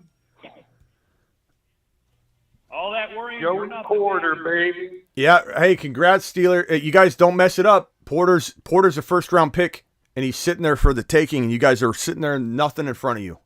Longest arms in the common draft era. Wow, I'm surprised. I realize, they're not going to pass on Porter. There's no way they pass on Porter. You better not. You better not. That's the move to make. There we go. The draft has concluded. His dad's been there longer than anybody. Okay, I'm gonna go around the room. I'm gonna do a little recap here, but I'm gonna go around the room, knock everybody off the phone line. I'm gonna take a little tiny break and come back in a few minutes, maybe like 10 minutes after I end the live stream, and do a breakdown of the landing spots potentially, and do a separate video on that. But guys, I mean, if you're new, we've got 424 people. We got 424 people in here. Hit that subscribe button if you're new. Hit the thumb up button. Everybody, please mute themselves or I'll hang up on you. Let's go to Snake. Snake, final thoughts, bro. 10 seconds. Go. Well, I'm okay with the Bijan landing spot. I don't love it. The Gibbs one was a killer. I would have liked to see the Saints get the tight end Mayer. But other than that, JSN, it's okay. I don't love it, but it's okay. All right. Appreciate you. Call in later. I'm going to come back live in a little bit. Later, pal. Adam, final thoughts. Love that the Colts got Anthony Richardson. Love that Bijan went to the Falcons. And I love Gibbs being on the Lions, even though it was really, picked early. I still like him there. I think it's going to be actually really good fantasy-wise. Yeah. Hit that subscribe button if you're new, and wipe your feet at the door. Appreciate you, Adam. Thank you for joining us. We'll see you later. Call in later. I'm going to be back live again to break down the impact of all these guys, okay? All right. D. Philly, final thoughts. Hey, we got to talk about what the quarterbacks Hooker and Levis, and I really like the Lions picking the running back Gibbs. Need to know where Mayer's going to go. Break down that for tomorrow. And Porter probably going to Pittsburgh, but overall it It was a fun night. Thanks for hosting for us. It was a All great right. party. Yeah, I'll be back. I'll be back talk- tonight. I'll be back in just a few minutes to break it all down. So come back, all right? All right. All right, D. Philly, appreciate you. Georgie. Frankie Knuckles, a.k.a. Georgie. Frankie, final thoughts. I'm just happy. I'm happy my team's in Pittsburgh, man. We got that moved up, got the O-line taken care of, and hopefully we get Joey Porter tomorrow. Yeah, that would be a huge move for your Steelers, and you and Ron will be celebrating. Frankie, call back in a little bit. We'll be live again in about 10, 15-minute break. I'll come back live in a new video, compartmentalized. It'll focus just on the reaction to these landing spots. So please come back. I'll see you in a little bit. All right, thanks, Manny. George from the Bay, final thoughts, bro. Vampy, I'll get your super chat in a minute. There's been a lot of surprises in this draft, and I don't like the fantasy value for a few of the wide receivers, but I think the overall team that have won the draft for the first round, definitely the Eagles, and I love what the Texans did. Yeah, Texans were great. Eagles won the draft so far. Packers fans not happy with the pick. I don't blame them. I mean, it's not a crazy good pick. I didn't have Van Ness in the top 20 overall players, so it's not like they got a guy that was like, yeah, it wasn't a sexy pick, but everybody liked it. It's like he was a little early to me. I didn't have him there. Just ecstatic that they didn't draft one of these top wide receivers like that. They could still come back around and draft Hyatt. So we still got a little bit of a threat to the Christian Watson value. But, George, call back. We'll be live in about 10, 15 minutes going over the breakdown, all right? All right, Smitty.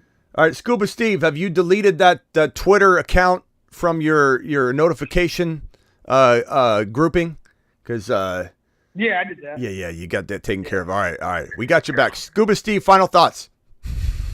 Hey, yeah, I know you're an Arizona Cardinals fan, so I wanted to ask you about what you think about what the GM said.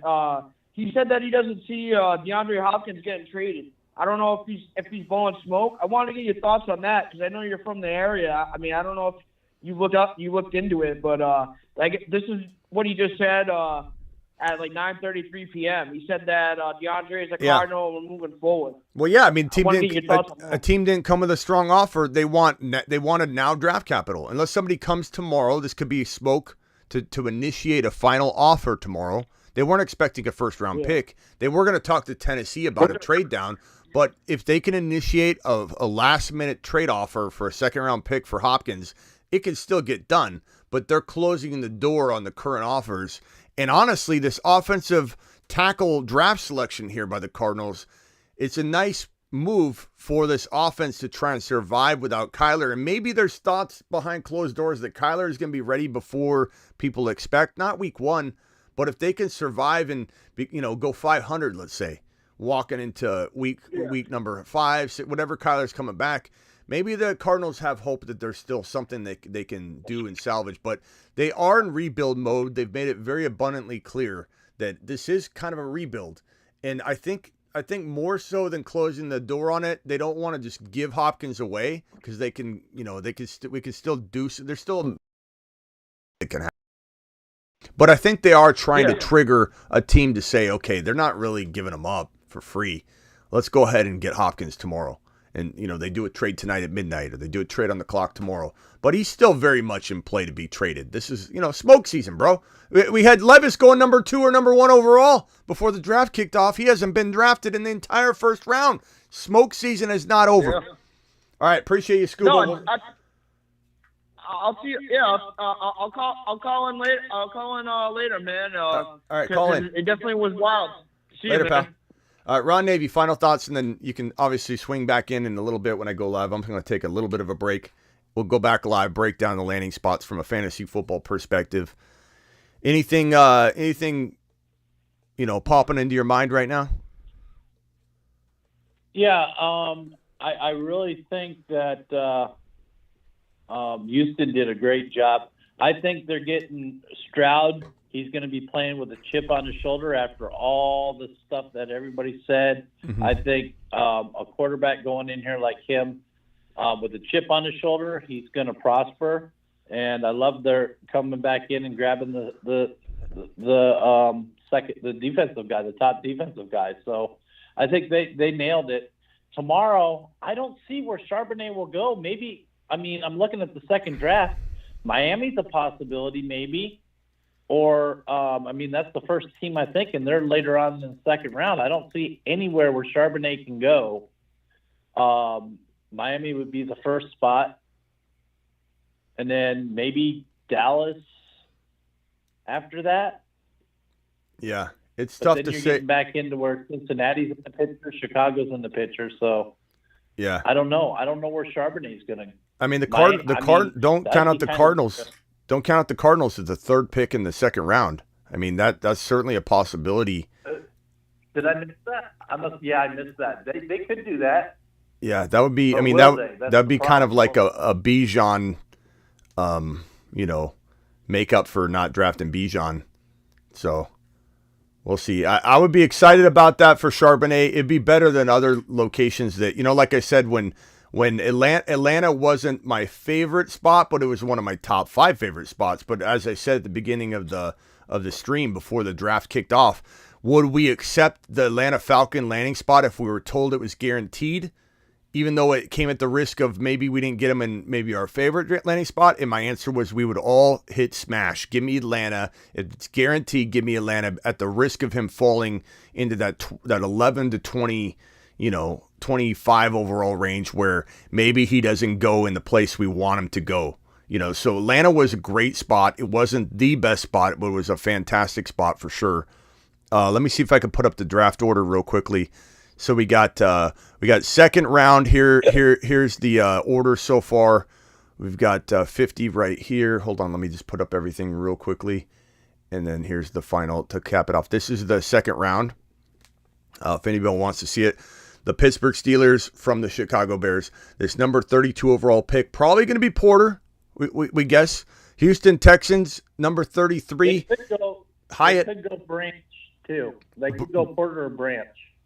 Texans could take Hyatt at 33, and then now you got Stroud, Hyatt, and Anderson, and that's a phenomenal draft. Like, Hyatt's the best way out of not taking JSN and making up for it. So we'll see Cardinals, Charbonnet. That would be phenomenal. Colts, maybe the Colts go Hyatt. Maybe the Colts hand their quarterback, or maybe the Colts go, they got Jelani Woods. I understand how good and how much upside he has, but maybe they take Mayer. Maybe the Texans take Mayer. Maybe the Texans give Stroud Mayer, and Mayer's got a good pass catcher there. The Rams, the Seahawks, what do the Seahawks do with that 37 overall pick?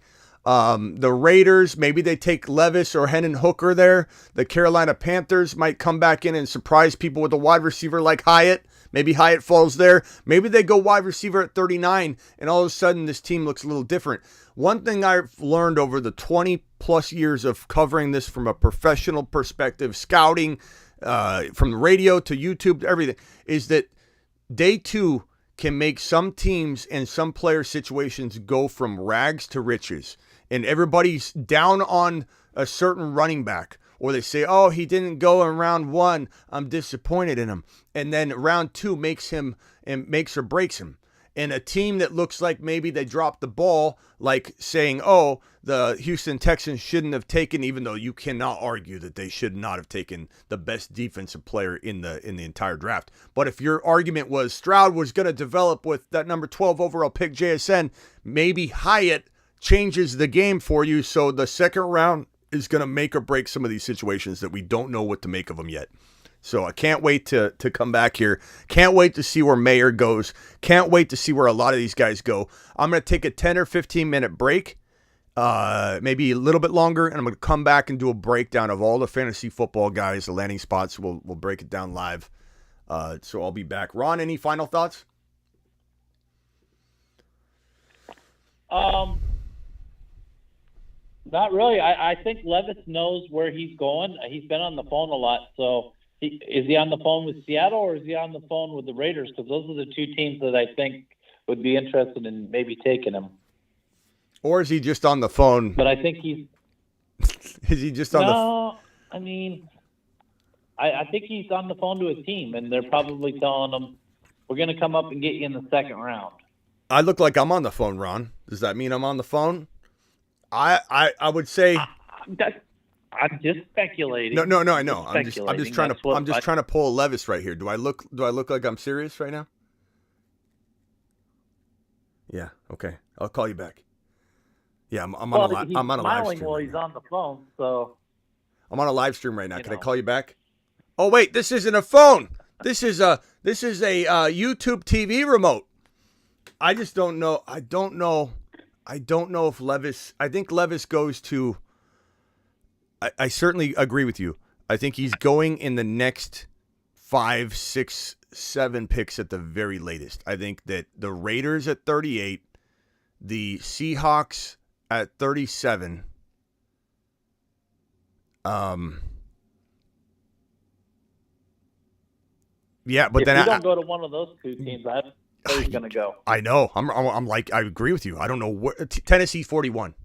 There's no way Levis falls past 41, right? There's no way. The Titans would be crazy not to take a gamble on him. This is that for sure. That's going to happen. Atlanta at 44. What if Atlanta took Hendon Hooker? Oh my God. If Atlanta gets Hendon Hooker, that safeguards everything. That is like the safety blanket of all safety blankets for this offense that is loaded with talent. Hendon Hooker will be a phenomenal selection by the Falcons. Mobile, he's got the mobility. He looks the part. That's the kind of quarterback you need in that offense anyway. I'm liking that. Something tells me, though, they like Ritter. Something tells me they like Ritter. So I don't know. Yeah, if it's me, I'm planning just in case. I think New England, maybe if one of those two quarterbacks, Hendon Hooker or Levis is available at 46, there's no way Bill Belichick's not, looking at it at least. I'm not saying he'll do it for sure. Commanders at 47, if one of those I think Hooker to 47, the Commanders, that could work. I pictured it at 16, but I could see it repeating it. They're repeating the anticipation there. All right, Ron, I'll be back. Appreciate you. Go take your break. Yeah, go take your break, and I'll talk to you when you come back. Yeah, I'll be back. All right, thanks, Ron. All right, guys, I appreciate all of you in here. My initial reactions, and then I'm going to end the live stream, and then we got 290 of you still in here. Punch that thumb up button. We got, how many thumbs up we got? We got a lot of thumbs. We got 439 thumbs up. I think that's our record. Let's push it to 450 just to be safe. The most thumbs up in a single video while still live, 450 would do it. So punch that thumb up button if you haven't already. Young, love the landing spot in Carolina. Stroud, it's a good spot, especially if they address wide receiver in the second round. Hyatt's certainly in the cards, and as I mapped out, you've got the Houston Texans drafting with the second pick in the second round. So they're the second team to address whatever they want in tomorrow's draft. And if they go and get a wide receiver like Hyatt, I think that puts the Texans in an unbelievable position for the future. Anderson was one of the best picks, if not the best pick in the draft at number 3 overall. And the Houston Texans win up, grab destiny by the balls. AR-15, love his landing spot in Indianapolis. It's a perfect fit. I love it. Get excited if you're a Colts fan. This is the best chance you have of taking what you currently have and turning it into a potential, playoff contending team before JT falls off, before you lose Pittman, this is the quickest ability to turn this team around. Even though he's one of the most raw quarterbacks, he's got that tremendous ability to go out there and learn on the fly and do a lot of great things while he's learning. Witherspoon, absolutely love that selection. That's the best cornerback in the draft. Pete Carroll is a sneaky mofo, drafting Witherspoon at 5 and then coming in and getting a sneaky good JSN 20 overall selection snuck in there. But it does hurt JSN a lot. I'm not excited about JSN turning into a top 5 to 6, 7 wide receiver in fantasy. I just don't know if it's going to happen, especially given it's Geno Smith there, who I like.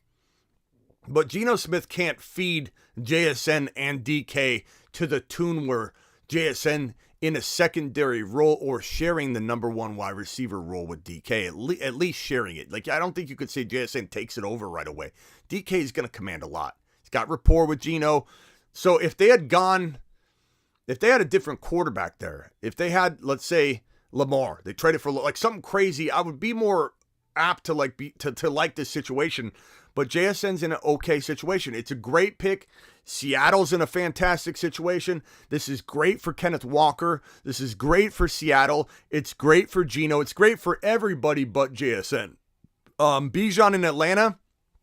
Look, there was just 1, 2, 3, 4, 5 spots that we identified as the best 5 locations for Bijan or any of these RBs, these 3 RBs that we love so much. And he fell to one of those locations. We can't be any happier than that, you know? That's great. Jalen Carter fell to the Eagles. Unbelievable draft selection. Where's my Chicago Bear pick? What happened to that? Why did that fall off? What went on there? Gibbs, Detroit. We'll digest that some more, but at the end of the day, that could be pretty good. Vamp, are you still here, Vampy? I'm sorry if I haven't answered these yet. Smitty, give me an early prediction, biggest bust. Believe it or not, I don't feel like there's a total bust situation here. Only a lot of disappointment for JSN's landing spot. I'd say if I had to categorize my most disappointing feeling, it would be initially Gibbs, but I think digesting it won't be as bad as we think. It'll be very Kenneth Walker-like. I think that this JSN pick is not the greatest. It's just not the greatest landing spot. Great coverage. Thank you, Vampy, for the super chat. Very glad to have Vamp back, by the way. Bijan, love the landing spot. Gibbs, we'll talk about that tonight. We're going to go live in a minute. Give me about 10, 15 minutes and I'll be back. Make sure you keep refreshing and come back. I'll put a post on my Instagram, thefantasyfootballshow.com or Instagram.com/thefantasyfootballshow. Just search for The Fantasy Football Show on Instagram. I always put in my stories when I'm going live, get notifications there if you don't get the notifications from YouTube, because YouTube throttles back and they don't let you send out X number of notifications per day. So you may not get notified when I'm live. Quentin Johnston, great landing spot. Could be the number 2 wide receiver of this entire draft class because JSN landed in a cloudy situation to be the number 1. Addison can't be the number 1 wide receiver in Minnesota, and I don't think Cousins can feed both of them to the tune where Addison's going to just outplay Zay and Quentin Johnston in number 1 wide receiver roles. But Quentin Johnston won't grab that right away. He's more of a long-term option, I think, to be the second wide receiver. I think JSN probably outperforms him as a rookie, but we'll see. We'll see how quickly Johnson grabs a hold of the starting job. It depends on how healthy Keenan Allen and Mike Williams are. They could both go down before week 1. That's how reliable both those wide receivers are. So that could fast track Johnson really quickly. Zay Flowers, unbelievable landing spot. Baltimore Ravens earlier today inking Lamar to a big fat contract. Baltimore stood up and did what they needed to do, and there was one way out for Lamar busting in Baltimore if he stayed. It was to get a player like Zay Flowers, and they did it. It was the move to make. It was done. Lamar's back in the conversation of a top 6 to 7 quarterback. Top, I wouldn't say 5, maybe 5 to 7, but probably more so 6, because no way Fields is getting bumped out of that top 5 for me. So put Lamar in the 6 to 8 QB conversation, locked and loaded, baby, because now he's got Zay Flowers. Addison, again, don't love that landing spot. Kincaid, I love that landing spot because he's playing with a guy named Josh Allen. Can't be mad at that. Yeah, maybe Dawson Knox could have done more, and we're unsure how Josh Allen's going to throw to his tight end, but guess what? This guy's not really a tight end. He's a wide receiver in a tight end situation. This guy plays like a wide receiver. We still got Charbonnet out there. He's right here. How quick does he go in the first round? We don't know. But he's still got Michael Mayer, who sticks out like a sore thumb. Probably the best player available right now. Quite honestly, he's a first-round grade easily. Hendon Hooker probably goes in the first 15 picks of the next round. We got Will Levis still out there. And we got Darnell Washington, who's still out there. Those are some of the monsters that are still available on the offensive skill position side of the football. I'll be back in about, I'll be back in about 10, 15 minutes maybe. So refresh, come back, hit the thumb up button on your way out the door, and get Charbonnet. That's going to happen tomorrow. Pop open a nice bottle of Charbonnet. And I'll leave you with the Bijan animation. I'll see you all in about 10 or 15, 20 minutes. Please come back. Hi, My name is Bijan Robinson.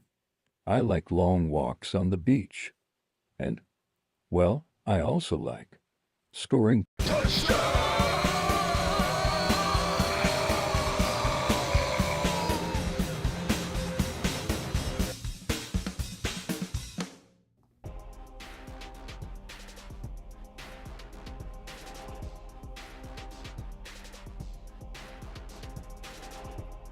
I'll be back in about 20 minutes, maybe less, maybe a little bit more, probably 20 minutes or so. See you all. Please subscribe on the way out the door.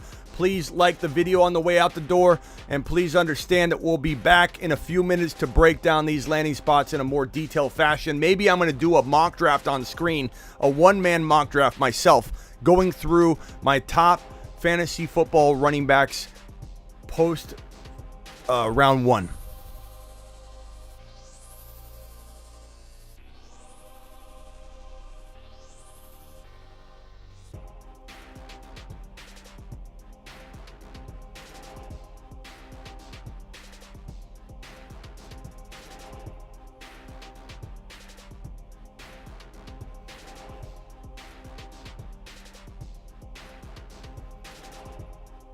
Hit that thumb up button on the way out the door. Hit that subscribe button if you're new, and wipe your feet at the door. See you all in 10, 15, 20 minutes. Tell a friend. Come back.